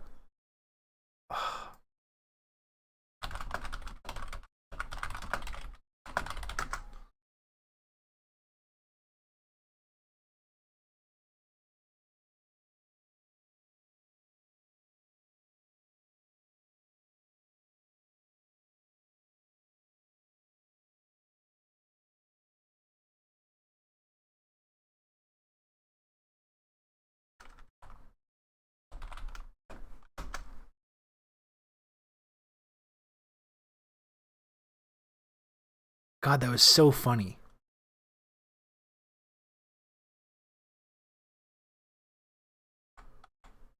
It was so funny. I don't know how I could find it. This is why you gift subs, chat. You too can control convo. Gift subs today to change the discourse. That's true. We're almost at the sub goal, folks. We're almost there. We're almost there. This has been a good stream. 4.5 hours almost. You think I'm going to leave before we met the sub goal? Nope. I'm not going anywhere. I will literally just sit and stare at the screen. I will stare. You want me to stare at the screen for the next hour? I'll do it. Is that something that you want? You've just become an elite member of the Friendship Triangle. Thank you very much, Don Dark Sony. Thank you, Don Dark Sony, for the 5 gifted subs and all for all the support. I appreciate that, sir. He's just like, please don't stare at the screen. Please don't do that. Don't make me uncomfortable.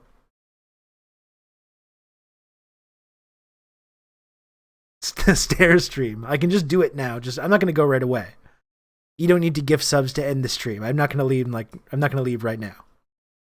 I'm staring at the screen right now. It's the least the streamer could do to stare back. Okay. Here we go.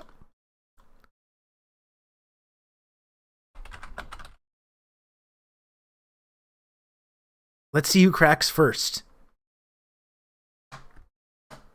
Let's see who cracks first. Okay. It's getting into the mindset.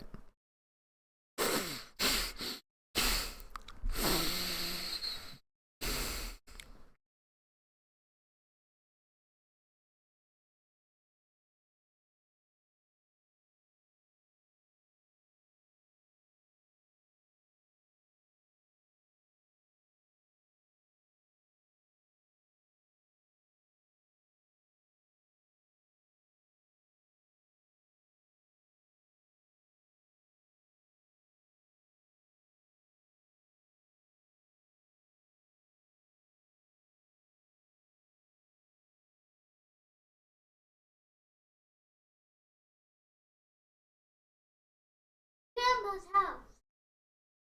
That sounds cool, buddy. Hang on a second. I'm in a staring contest.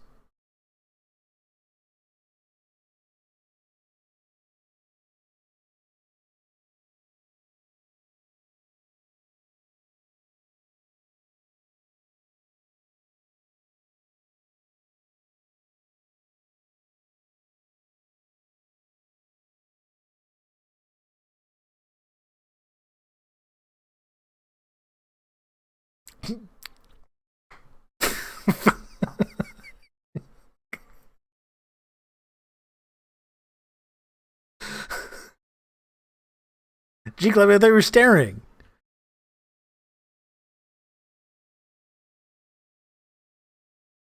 That was not fair. I need a mulligan. That was not fair. I got distracted by my son. I got distracted by my son, and then I tried to read the chat because I saw that there was chatting. That was weak. That was only like 35, 36 seconds at the most.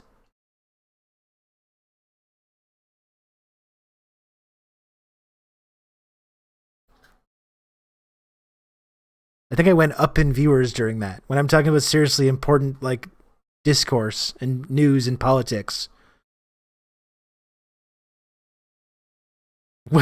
When the Twitch algorithm says, look, there's some weird freak stuff going on here. Let's funnel more viewers in there. Neglecting your son to have a staring contest with the internet. No, that's fine. He's right over there. He's doing great. He's blaming it on his kid. Jesus.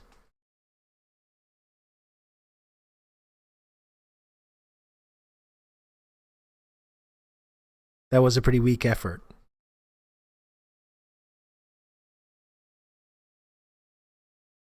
I wonder how the algo god decides to funnel people. I don't know either. I don't know how it works either.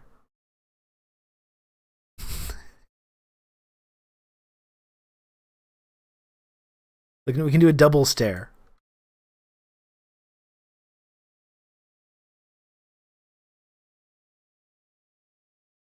How about this double stare?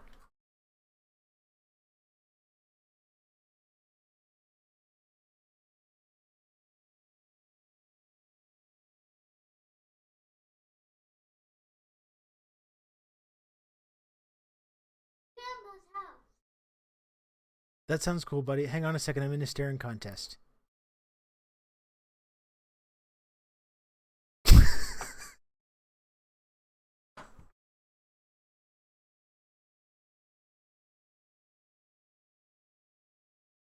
You see the eye go down to the chat in just a moment. It's really hard not to look at the chat and see. Damn it.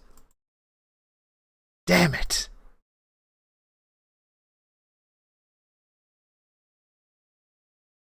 Do we lose by blinking or laughing? I think it's when I look away. And it's really hard when I see the chat moving and I want to see what people are saying. It's really hard not to look.